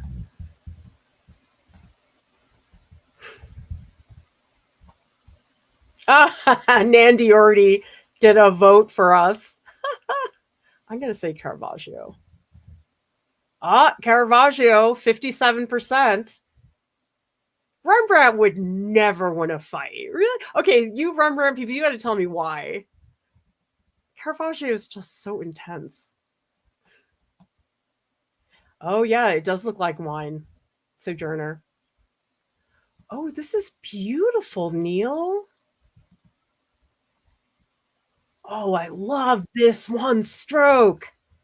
That is really fresh and satisfying. And I love this wash. Really shows the mass of the hair without showing individual strands. And Anahita finishing my piece from yesterday with pastel. Oh my gosh! Look at these blues. That's the type of color that is oftentimes hard to put down for flesh tone. But look at how important that blue is. I think this would be very muddled if you didn't have that. And it also brings it together with the background, and the dog is hilarious. DB. Oh, remember everybody, we got to see the thumbnail for this, and we saw the progress, and now we're seeing the final version. Oh, I love how juicy this is. And then does everybody see here? There's these 3 tiny little strokes. And the reason you're able to do that is because you built up the mass of the bird first. This is Silver Song. I don't have a lot of purples. Here's the page. Plenty of pre-done squares. Oh, these are really elegant. I like how there's a mix of abstract and representational, like the flowers. Ooh, I really like this one. This one has this beautiful, like, curly spot.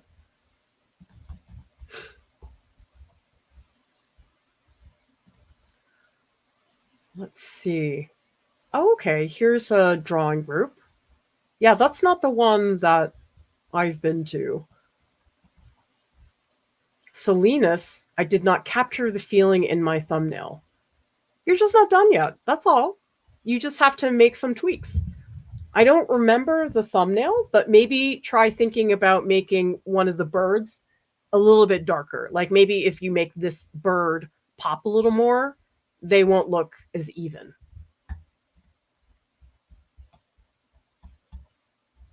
This is Ashton. Finished the painting I did while following along with the stream. I love that you guys are finishing full out pieces. Great job on that foreshortening.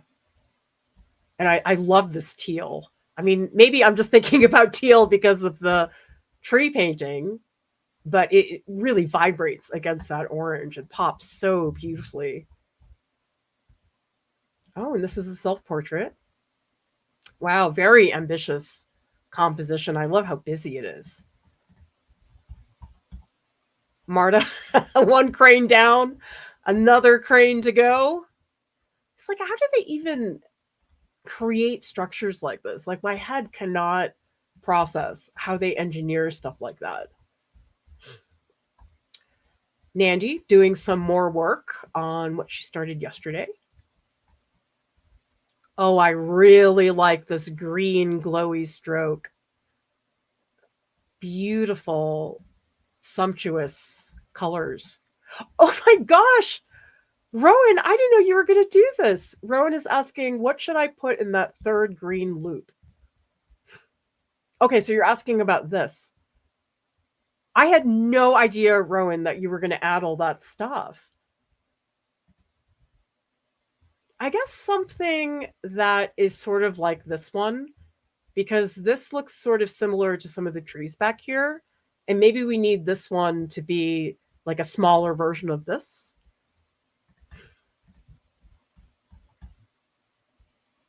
Okay, so Paul thinks finished with this piece. Oh my gosh. Oh my gosh, I didn't even know that was an explosion. And it looks like we have 2 people filming us. Okay, that's the terrifying part of this piece.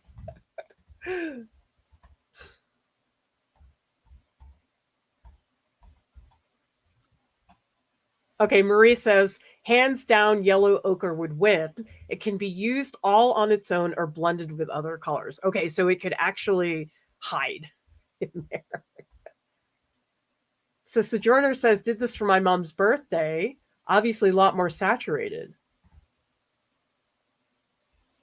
Oh, you did a great... The clothing is so hard to do, but also a lot of details in that face. Like you can really feel the expression there beautifully. Van says, finished setting up a sketchbook. Use the first page. Oh, I know, doesn't that feel so good? That first page. Oh, is this a soft cover one, Van? Because I really like the Strathmore soft cover sketchbooks. Love seeing what you guys are doing in here. Okay, Nez also thinking that they're finished. I just love how mysterious this object is. It always feels like it's on the verge of telling me what it is, but it's got a mystery that I do like a lot. And this is Samaj. Temper's a wild medium. This is fun for a noob. This is my first time painting with tempera. So cool and easy. Wow. It's amazing. It's a limited color scheme, but there's so much variety in the marks that it doesn't matter that it's such a limited color scheme. Nice work, Hepa Lesson. Oh, those are some nice juice. Oh, I really like this one. Look at this. See, it's all blendy, and then it just goes. It's kind of like that John Constable painting. I'm just so obsessed with that painting. And we also have Kevin finishing off my leaves, studying my favorite Nihonga artist, Miwa Hiduki. Her flowers are art of this world. Okay, so this is Kevin's piece. Oh, that is so ethereal. I love how this is so low in value, that it's all very similar, like there's no contrast, but that helps it really pop. I guess this is the artist that you're talking about. You know who you might really like? Victo Nye. See if I can, yeah, I can type this in. Victo Nye. RISD grad, and does the most beautiful pieces. Illustrator. Okay. Let's go to some of the questions.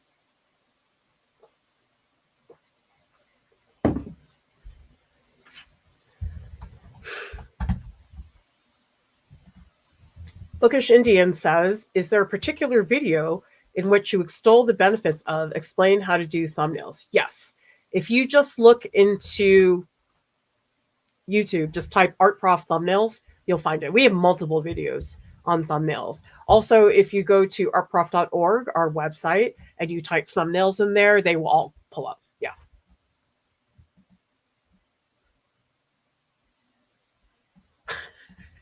Warm island locale. Oh, I would be very happy to do that. One of the staff is I can confirm this. It's not me. I'm done with my having of kids. Upcoming show in MoMA. Kat's book is being published. Well, it will be published. We can confirm that. I'm not going to get into anything else. Someone's getting married or having a baby.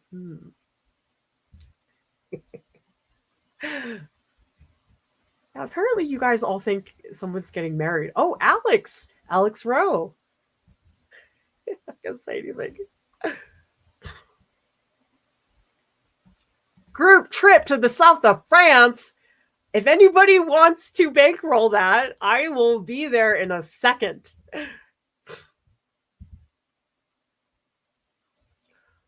Oh, so Anahita says Rembrandt would outsmart Caravaggio with high-level survival instincts kicking in. Brian says fist fighting, yes, Caravaggio, but I think Rembrandt has paintings I like. Caravaggio sculptures are so intense. George says Rembrandt's night watch patrons will come to his defense so he could finish the painting. Norris says Caravaggio, he was fighting all his life. Rembrandt was a quiet, chill guy. Do we actually know that? I don't know. Yes, Avery, I think everybody should send their kids to space. I mean, not forever, but... Oh, Luis. Oh, he was convicted? I didn't know he was actually convicted. All right, well, art history lesson, right, everybody? And thank you so much, Avery, for the super sticker. Such a huge support from all of you. I'm so grateful. Because those super stickers, they add up, everybody. And they're the reason why I was able to get those new brushes. I'm so happy because these brushes are so different. I'm not used to these types of brushes.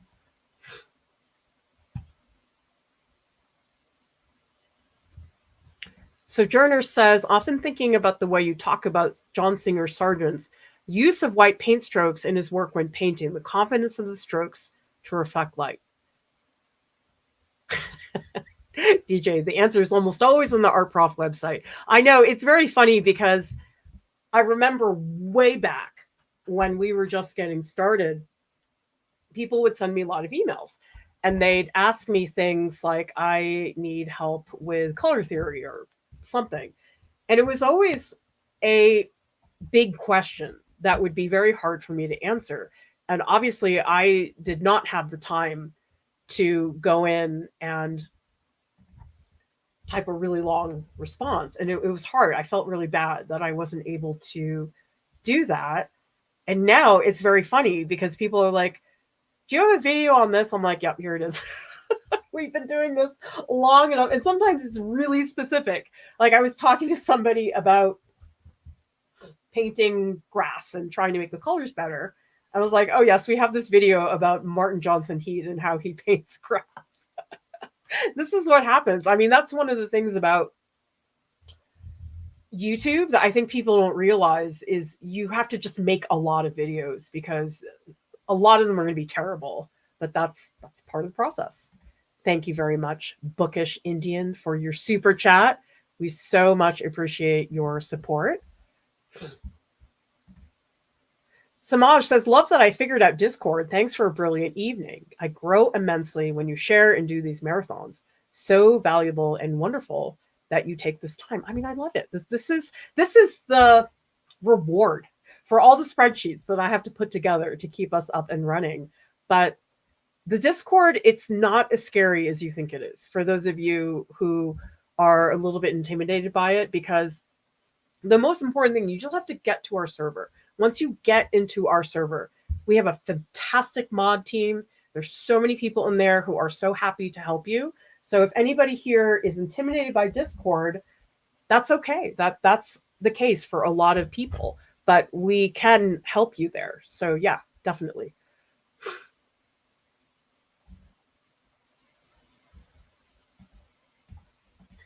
Yeah, I wish that we were going to the Bahamas as a staff, but sorry, we're not. Unfortunately for me. I mean, I can't complain. I got to go to Hawaii last year.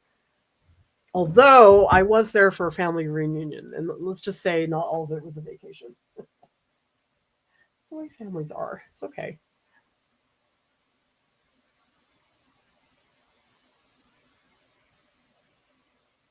I need more rag work, but I need a clean rag. Hang on, I gotta go find one. There's one on my shelf.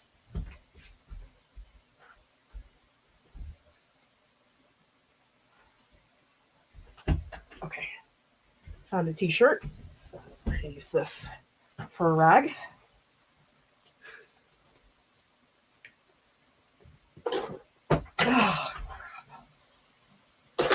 I need a much bigger table next time.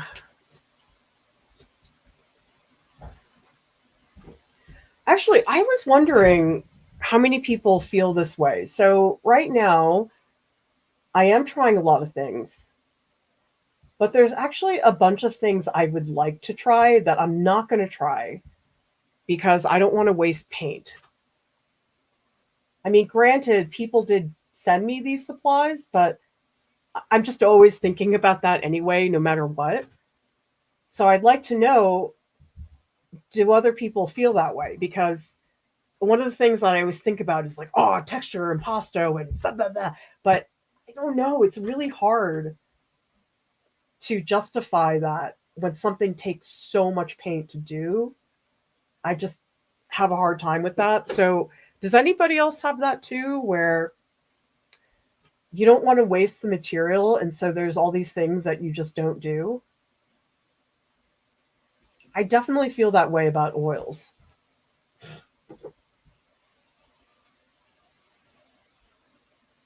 I mean, sometimes I buy an art supply and it's like really nice, and I'm like, oh, I don't deserve to paint with that. And even though it's in my closet, I'm not going to paint with it. I know it's really, really silly that I have that mindset. I'm trying to build up the paint a little more. It's a little bit streaky right now. I don't really like that part of it. Because I'm really trying to get these directional strokes to show the light.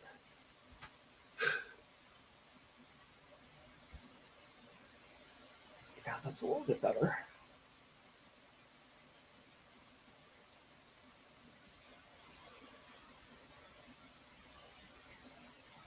Okay, so that pulls out that one. And this one, yeah, this one's pretty minor. I think it's not going to be as dark. I think it's going to be lighter so it can sit back a little more.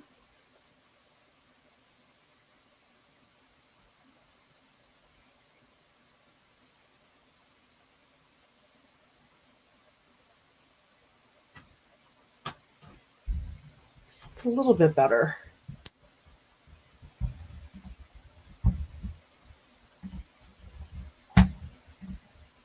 I will say, oh, sorry, I clicked on this by accident, but let's read it.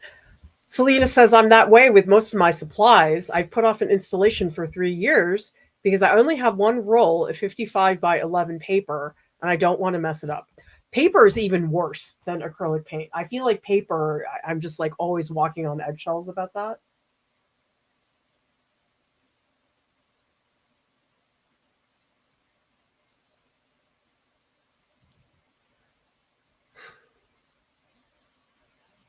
This shape is a little bit too well defined.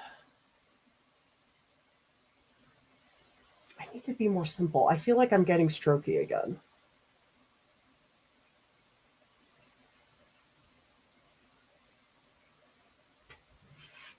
All right, let's move up to here. This one definitely could use some of that. You know, I'm going to switch to my harsher brushes because I think I need to build up the paint a little bit more. Paint's a little bit, oh yeah, that's better. I think the other brush is too soft. I really like that so many of you are finishing things during this marathon.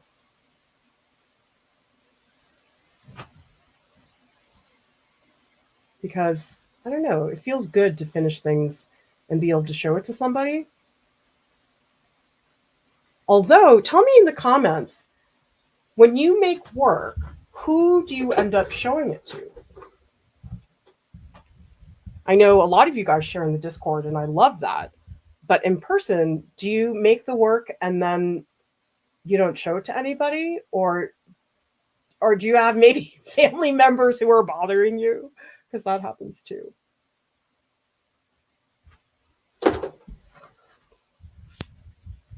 Why does my computer keep falling asleep?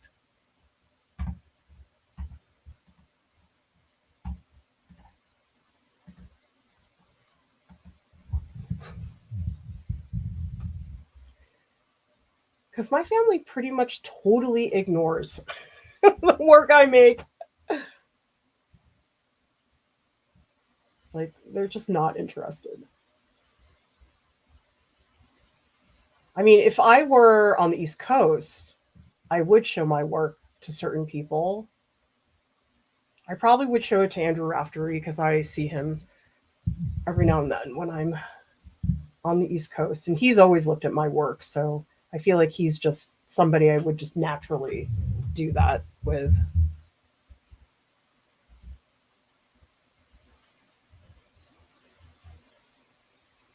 And I've been doing that for a long time. So that to me, it feels like a habit to show him my work, which I like.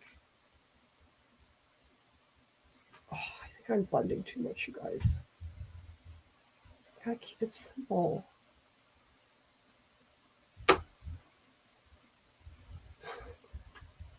Okay, I'm gonna shoot a quick photo so you can see how these cherries are going.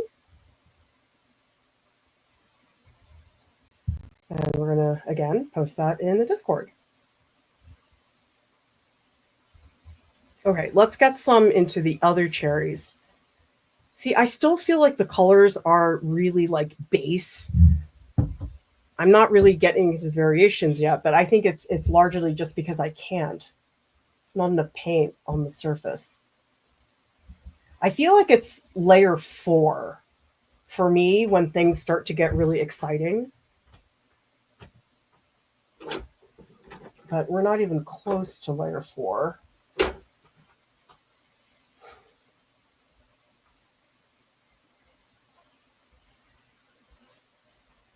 I guess I'm trying to play with softer edges where things are not as clear. Oh, actually, let me bring back some of this blue.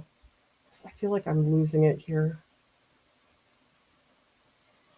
I do like that blue against the purple.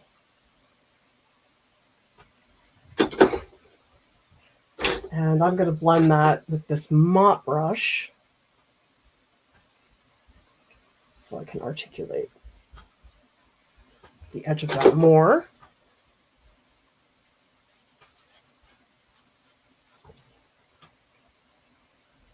I don't know, I'm not happy with the strokes I have there. But maybe it just needs to sit. It's hard because there's certain things you can't do at this stage, literally, because of the way the piece is structured. But I do want to do a little bit more around the edges.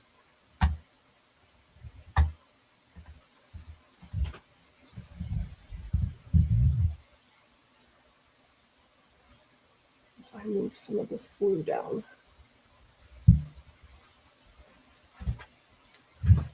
Okay. Need some red, more alizarin crimson. I'm mostly using it straight, although I do like the addition of the blue. Ultramarine.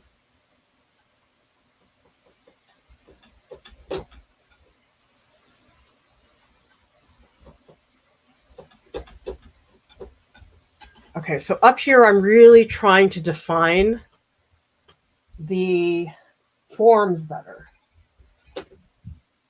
Like up here, it's actually very dark. So I guess what I'm trying to do is work on value. That's a big part of it. It didn't have a lot of value last time.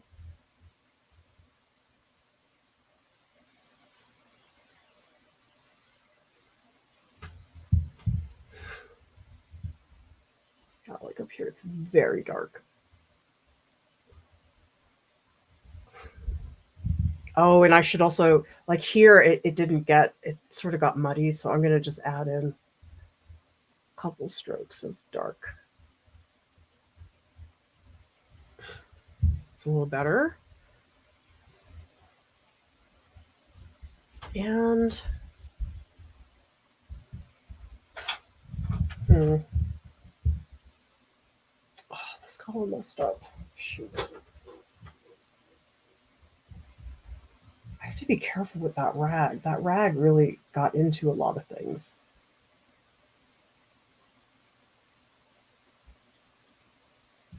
Oh man, it's all like, ugh. So annoyed that I let that happen.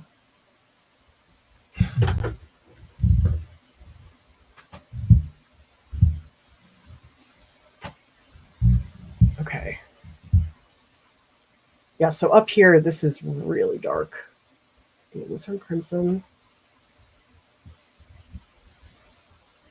Yeah, I guess I'm just adding value at this point. It's not. I'm not really doing anything that exciting with color.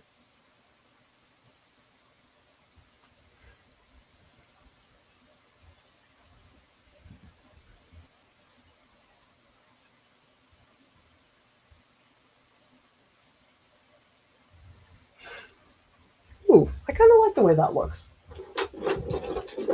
It's so funny. You can go from, oh, I kind of like that, to no. So quickly it turns. By the way, who has been here from the beginning? Because I'm sort of amazed that everybody's hanging out here. I mean, you just never know with how things will go, but I think it's awesome. It's amazing that you guys are all here.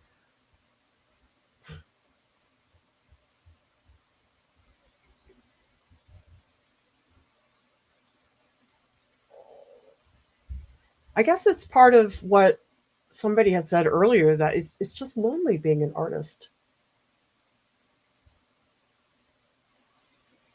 I mean, I think sometimes people think about being an artist as this like solitary pursuit, but I can't imagine that this is just, oh, me in the studio doing stuff. It can't be that.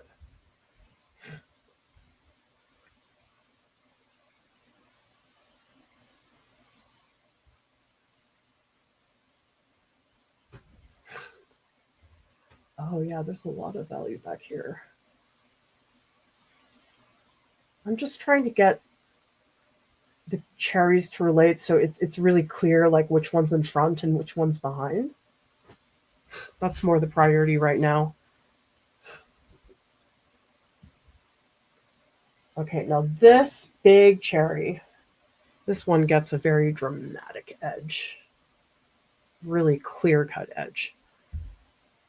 And maybe it's not that dark, but I think I might just make it dark anyway.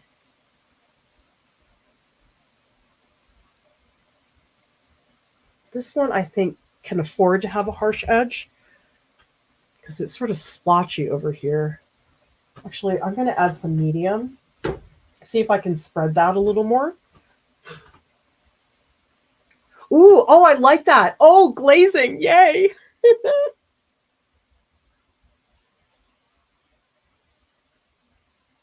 Ooh, okay, I'm happy. I get to glaze.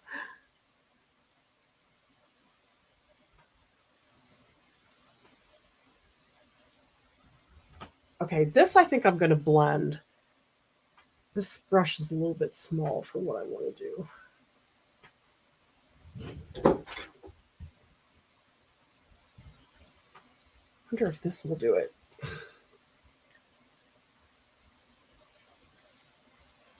I'm going to try squishing a little more. Ooh, oh, that's really fun. Look at that. Isn't that cool, you guys? I'm going to try adding more. Ooh, oh, wow. That it looks like I burned into the cherry or something.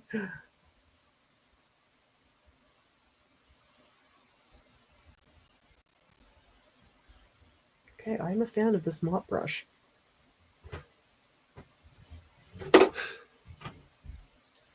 But I do think this edge needs to be less harsh.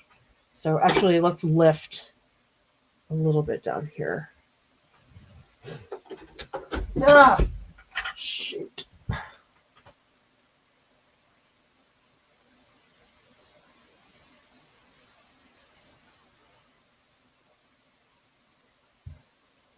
By the way, everybody, we still have unboxing to do. Okay, let's take a break and do some unboxing. I'm also going to take a photo of this up close, and people can see that in the Discord.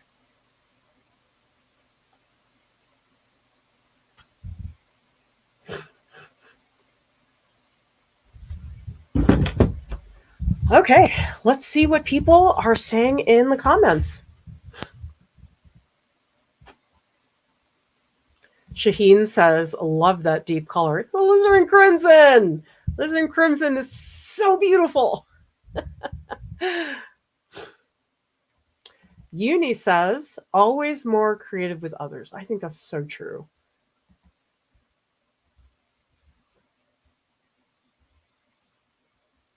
I love this, Jennifer. It's like being in the painting studio with my class. I love a supportive artist community. Butter says, heck yeah, loving every minute. Scooter appreciates the company, so does Joanna and Shaheen and Norris. Yeah, the evolving part I think is very, very fun because I just really like seeing things people do with their hands. And it can be anything. I mean, I've seen videos on YouTube where they show what street vendors do in night markets and stuff like that. And I'm just like fascinated by the hand. I know people really like technology, and technology is fascinating, but the hand.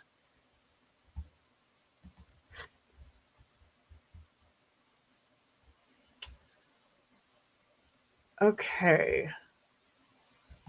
Jennifer's asking, and remember everybody, when you ask a question, write question in all caps because I might miss it. And if I do, just ask it again.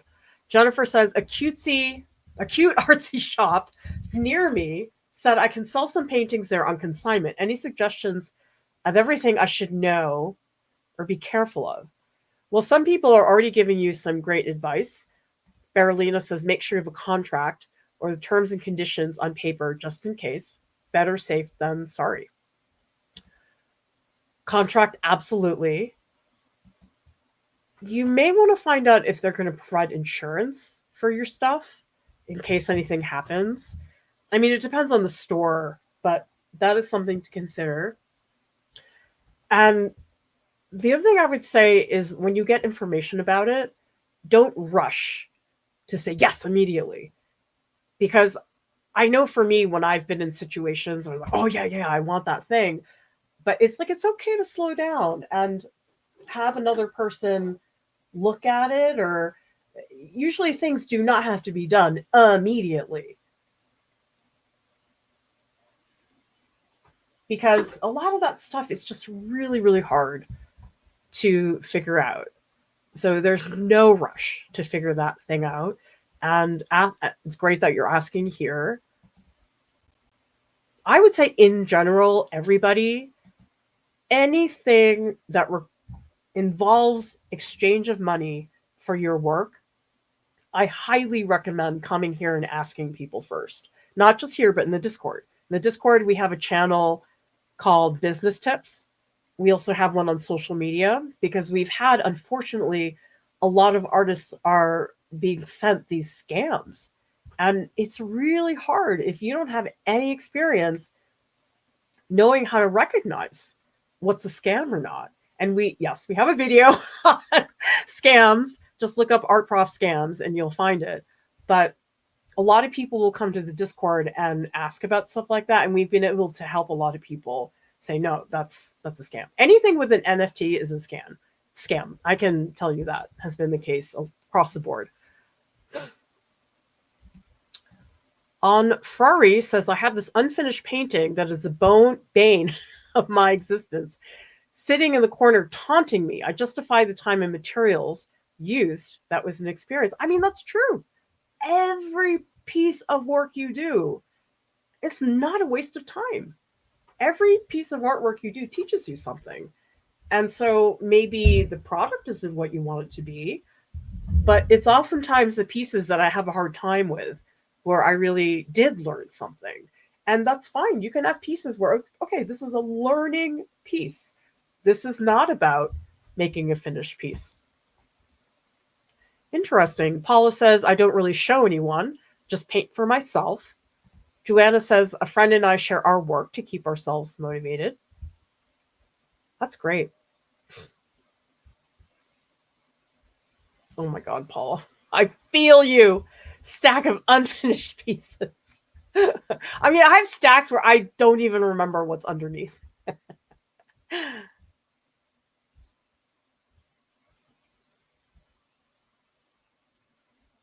Okay, so Brittany's asking, are Michael Harding oil paints made with better pigments than a lot of the other brands of oil paints out there?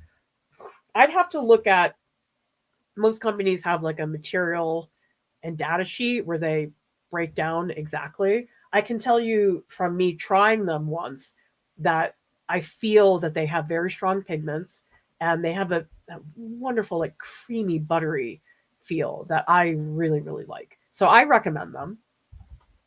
But I know everybody's on a different budget.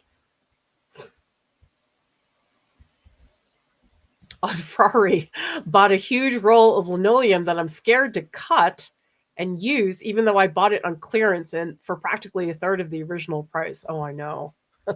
I once bought a roll of Arches watercolor paper, and it was actually a real problem because it's in a roll. You have to like find a way to flatten it. And so ever since then, I haven't bought rolls of watercolor paper. Or they also have rolls of Reese BFK, which is a printmaking paper. And I just decided after that, oh, that's kind of a pain. Pearlescent says, I only just used up my raw umber paint after 9 months. When I squeezed the remainder out of the tube, I realized I had way more than I expected. Oil paint lasts a good while. And if you really want to do that, get a tube wringer. And it's just this thing that squeezes out the paint as much as possible. It's very impressive how much you can get out of that.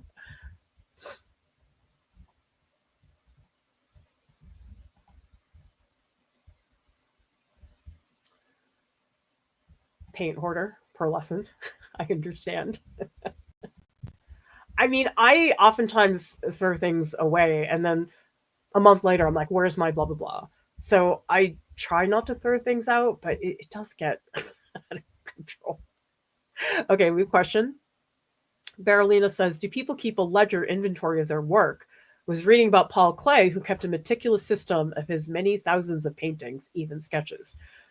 I don't. I mean, maybe I should, but I guess I don't worry about it because it's not like I'm working with a gallery and I have to give them an inventory. I'm curious if other people do that as well, because I imagine there probably are many circumstances where it's very helpful. Oh yes, right now. That's when the unboxing is happening. Okay. So this one, got to cut the top part off. But, okay.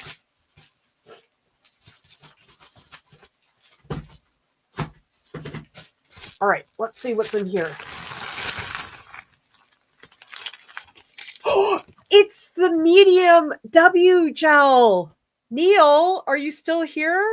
Remember when you told me about this? Here, let me take it out of the... This is it.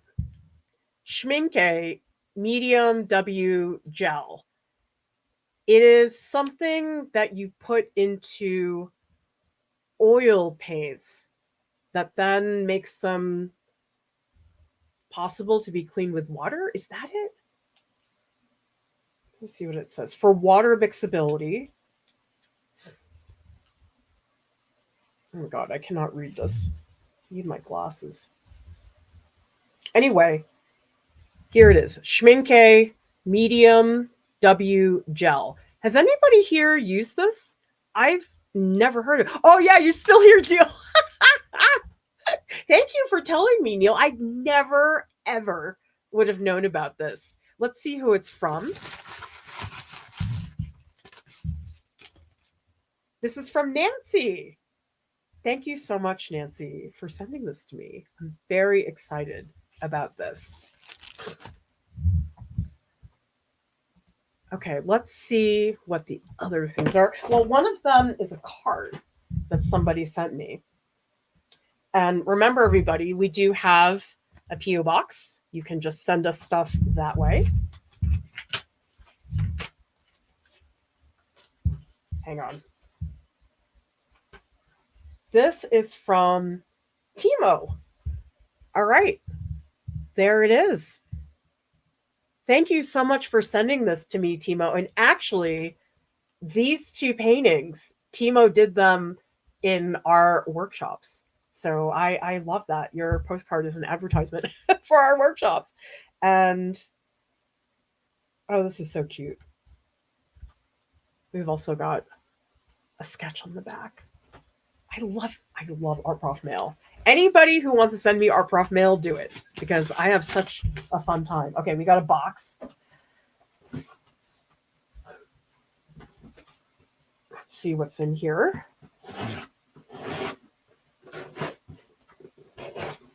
And by the way, I did get a very big package, which was a whiteboard. I haven't had time because it's like a big thing. And I don't know who gave it to me, but if you sent me that whiteboard, oh my God, we're going to do some anatomy tutorials now. Okay, let's see.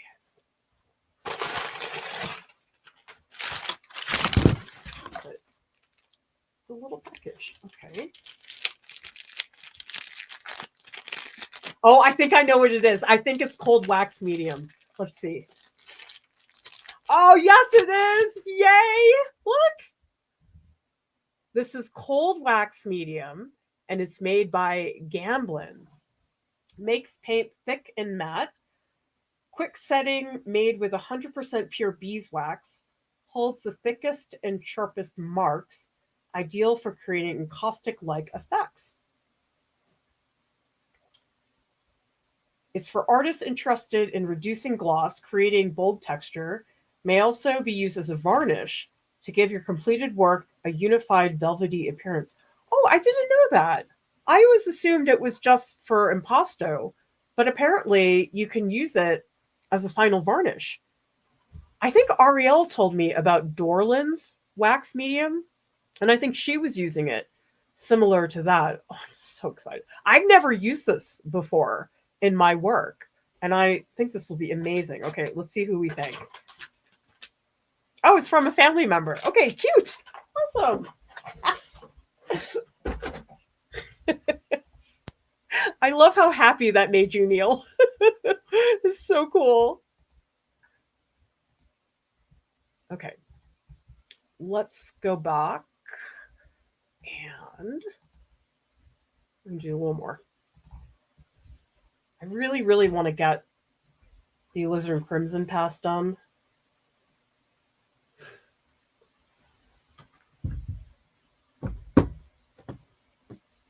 Okay.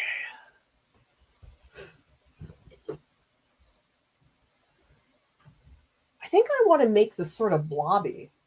I just had that thought. Let's do more of that. Oh, shoot. Don't put your mop brush in white.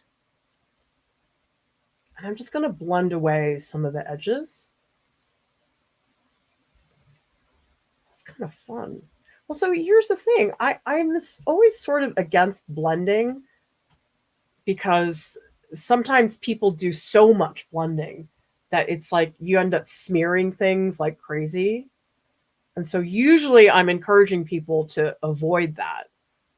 But here it's actually kind of cool. So let's just scrub this around. Ooh, oh, nice. Oh, I like that.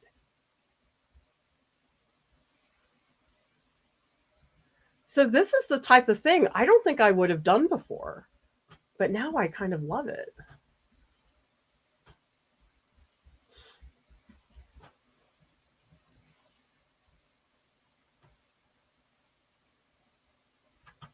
Still not happy about that yellow ochre. I feel like it's way too opaque.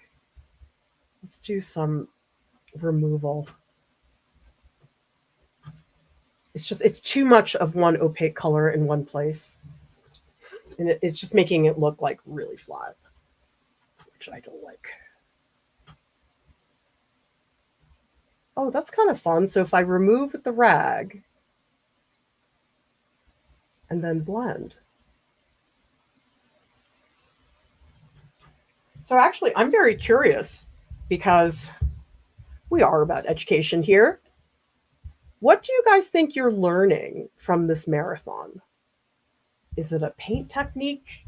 Is it an inside look into a long period of time? I mean, that is what it is, but I'm just curious what people are learning from this experience that maybe you haven't seen before. Because some of it is just, it's not even technique. It's like realizations that, oh yeah, things take a really long time. I'm going to take one brush because I keep having these edges that are like getting in the way.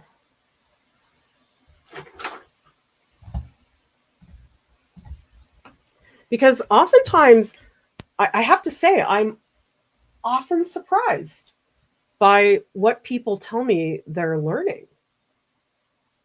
Because sure, there's some things that I think are really clear cut. It's like, oh, okay, I learned color theory, I learned how to mix this color, stuff like that. But oftentimes what people tell me they learn, it's like so much of the time, it's stuff I never anticipated happening.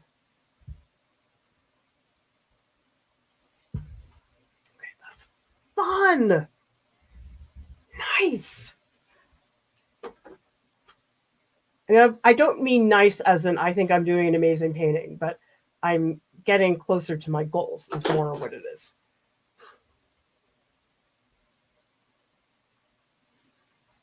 Because I do think those soft edges that Kathy Speranza gets are so beautiful.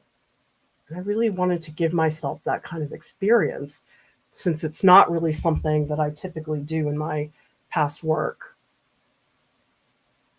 Let's really get this one underneath. Or it doesn't even have to be something you learn from the live stream. It could be anything that you've learned with us. Because sure, I'm teaching stuff, but it's so common that I really have no idea what people are getting out of things.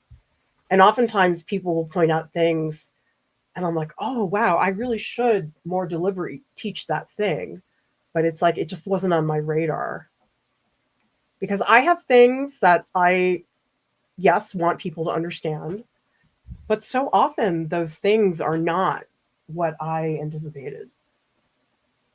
And that's where you guys have been incredibly helpful, telling me what you need, making suggestions for content. It's just the most wonderful thing. This one's got a lot of red.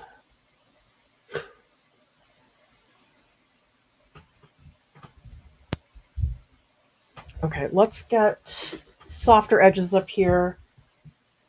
I feel like I want it to be soft, and then maybe I'll pull in some other areas later on that are more detailed. Right now, I'm not so worried about that.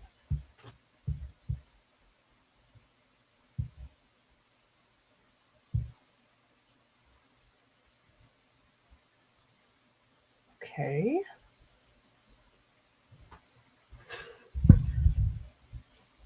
I don't know that they're glowing yet, but they're on their way. We have more than one color in this area.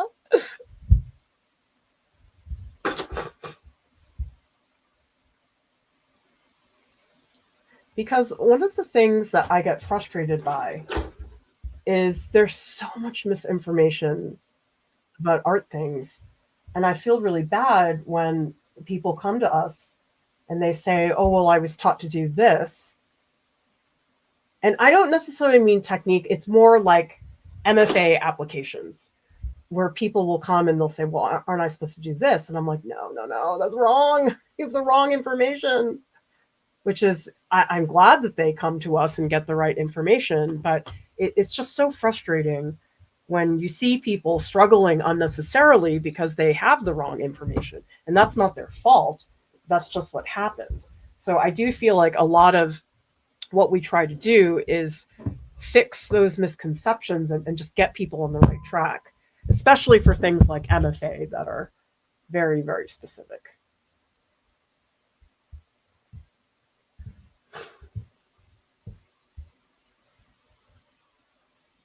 Having a little trouble with this edge. I feel like they're all defaulting into spheres. I don't want that. I like how some of them are a little dented.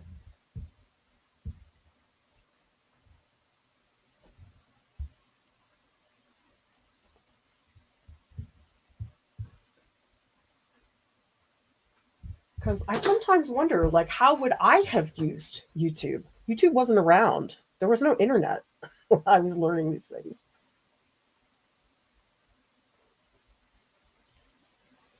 Oh, that's fun.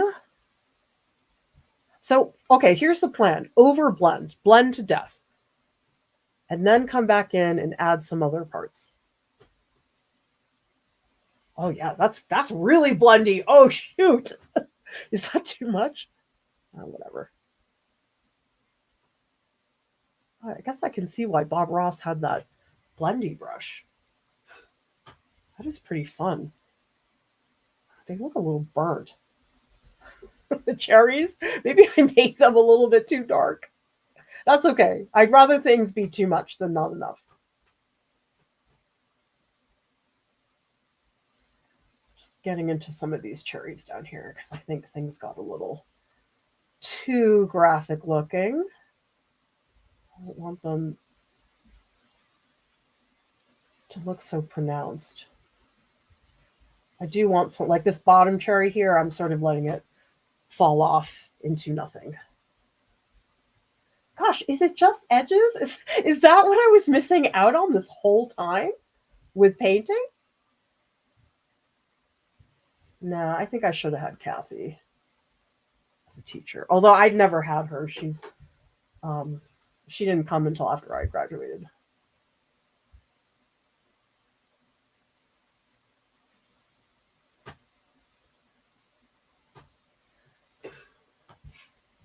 Right. A little touch here. Not a lot. This one doesn't have much at all.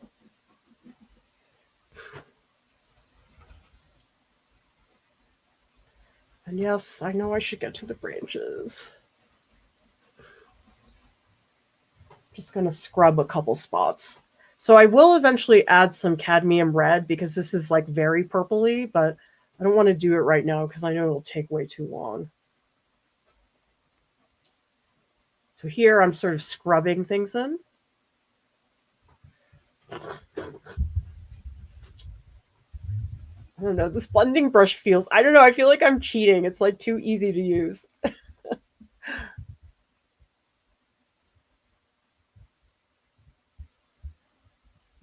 So I want the cherries to be separate, but I don't want them to be so separate that they don't group, because that's really what I'm after here is I want them to read as a group, but I want them to also be their own thing.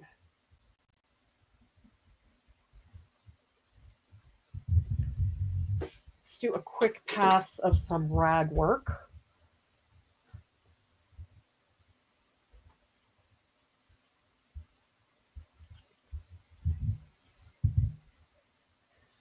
I feel like I want to get rid of some of this because the brushwork isn't great, but I also know that it just needs to be here somehow.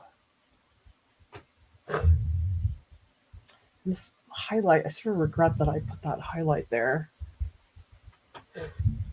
Okay, another pass.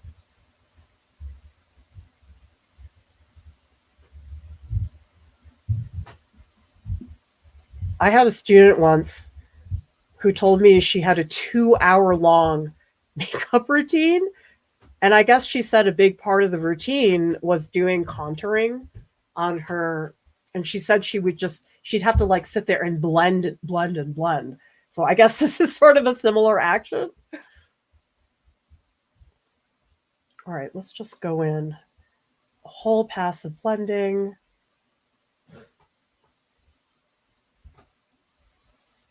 Here I'm sort of painting across everything, make it a little smoother. Because I really think sometimes it's the sharp edges where you get in trouble, where things just get really flat looking.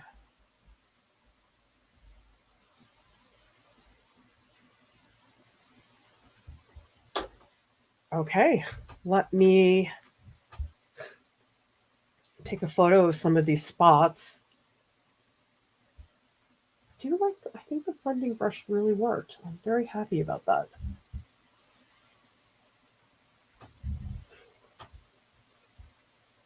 Okay.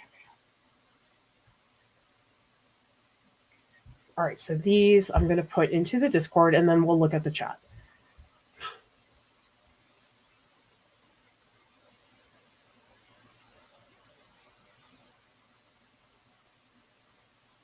All right, let's see what people are saying. Let's take a look at the Discord.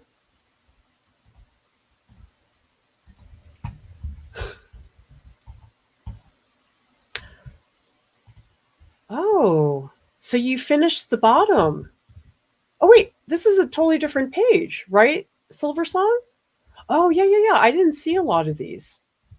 Oh, so I guess you've got individual colors that are going to be for each square. Oh, I love that. That is going to be really fun.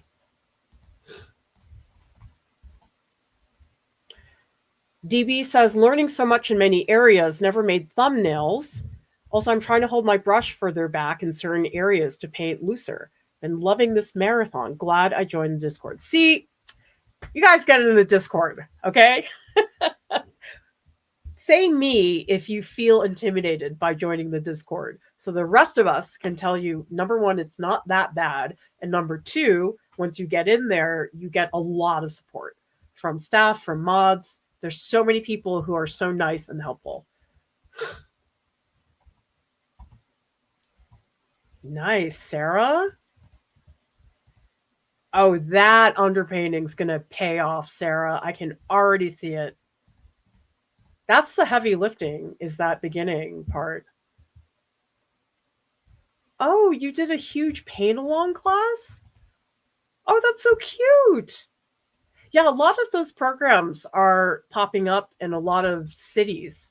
And I know they're a lot of fun. Oh, okay. I guess, Marta, you're updating us by the crane. There's two more in here. Marta's been doing these just incredibly huge marker drawings that are just wonderful. Okay, see, Salinas? Do I get to say I told you so?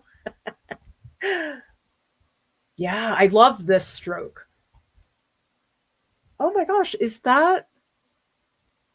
Wait, is this light blue over the green, or is the green over the blue? Because I like that effect.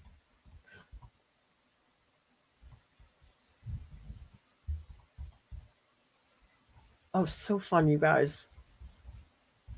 So here you can see the better colors if you guys get in there. All right, let's see what else is happening in the chat.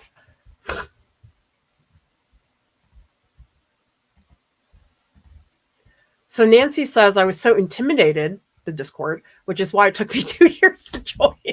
Best thing I ever did. I've grown more this year than I ever did working on my own. That's the thing about the Discord, is it's not just a one-way thing. You get so much from the other people. Probably you learn more from them than for me. And another reminder to people, certainly the Discord is mostly free, but we also have Art Club. Art Club is really fun. There are weekly voice discussions with staff. Lauren, Deepti, and Jordan do it. You get in-depth audio recording critiques from me with transcripts. You also have open studio sessions, which are very similar to this, except you get to talk to me on voice. So that is a great option for a lot of people looking for more attention.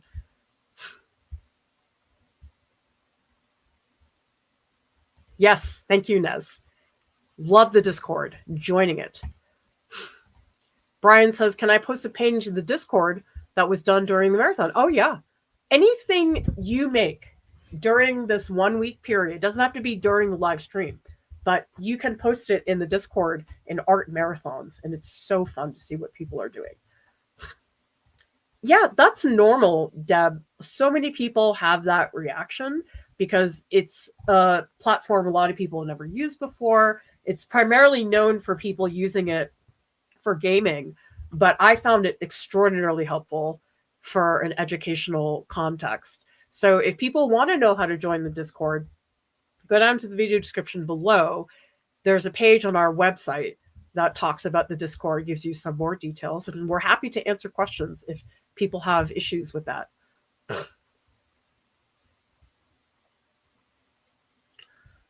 Norris, who is your favorite artist? What is your favorite art book? Oh, geez. I guess the art book, I'd have to figure out what type because there's so many. Although, I can tell you this. Okay. Very important book in my life. Ed Emberley's drawing books. Did anybody have those? He had this very cool way. It was step by step, and it's all shapes. So he would do like, okay, here's a rectangle, add a circle on top, add another circle on top. Now it's a mouse. I loved his drawing books. I had all of them. I drew from them all the time as a young child. And I think those really helped me just start to love drawing. Favorite artists, I think it's a toss-up between Kathy Kollowitz and Giacometti. Probably Kathy Kollowitz. But I really like Diane Victor, and I love William Kentridge, and probably others. But it's between some... Oh, wait, but I also really love Maynard Rosso's sculptures. I love his sculptures. They're so... incredible. Jennifer says it's very helpful to watch you work through changes you don't like and changes in real time. Oh, good, because there's a lot of them all the time.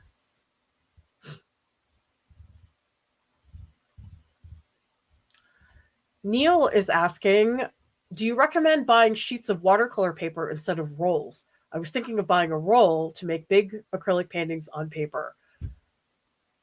I mean, if the roll really is going to help you, but I can tell you that they're really, I mean, you would have to spend time flattening that paper. And at least for me, it wasn't really worth it.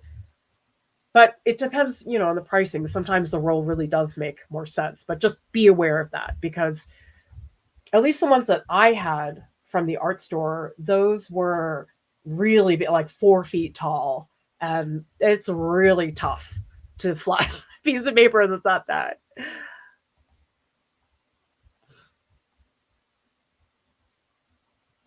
Nez says, I pick up little bits of inspiration from your process. Today you inspired me to use a brush I would never reach for. I know those little things really matter, don't they? Yeah, sometimes it's just realizing, oh, I'm not nuts. Paula has learned a lot how normal it is to have all those thoughts and feelings one can have when doing art, as you have had them too. Fantastic. This is so true, what Butter's saying. I'm learning the most from the Discord, watching everyone's work evolve. As a noob, I haven't ever experienced that before. It's fun knowing we're all working at the same time, all on the same team. Yeah. Anne says, my expectation of how long paintings take is warped due to social media. People make their process seem so short, so you validate that paintings take time, and swiftness doesn't necessarily equal skill. Yeah, I think we've all seen too many edited videos. And if you are not somebody who has had this experience, you would never know.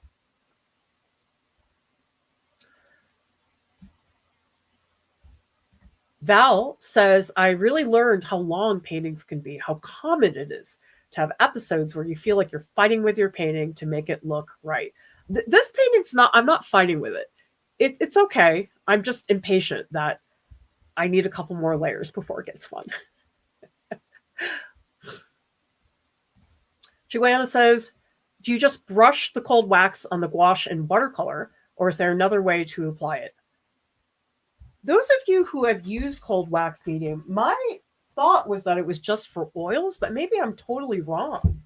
But it's basically, you would mix it in with oil paints and it makes the paint a lot thicker. It also makes it matte.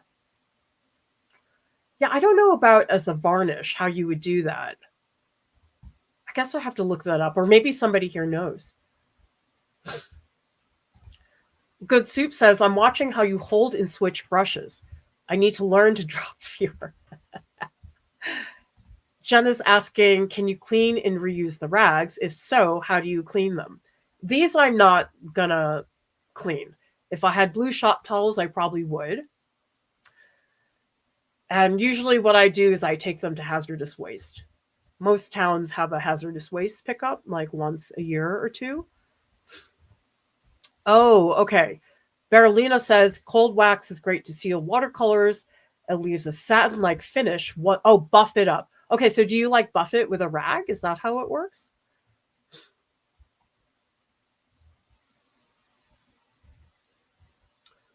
We also have,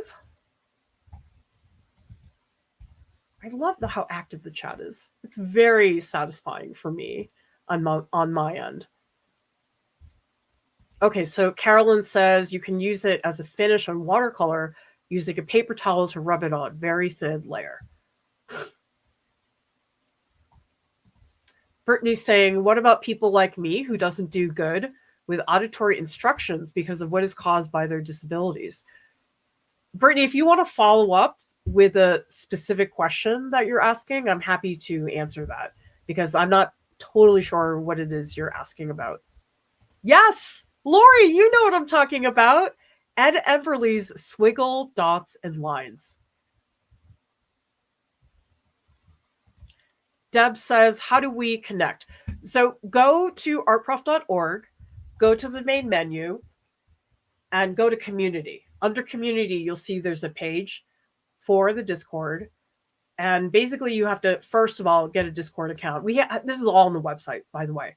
First, get a Discord account, and then you click on the link to our server invite. And then when you get in there, you'll know what to do.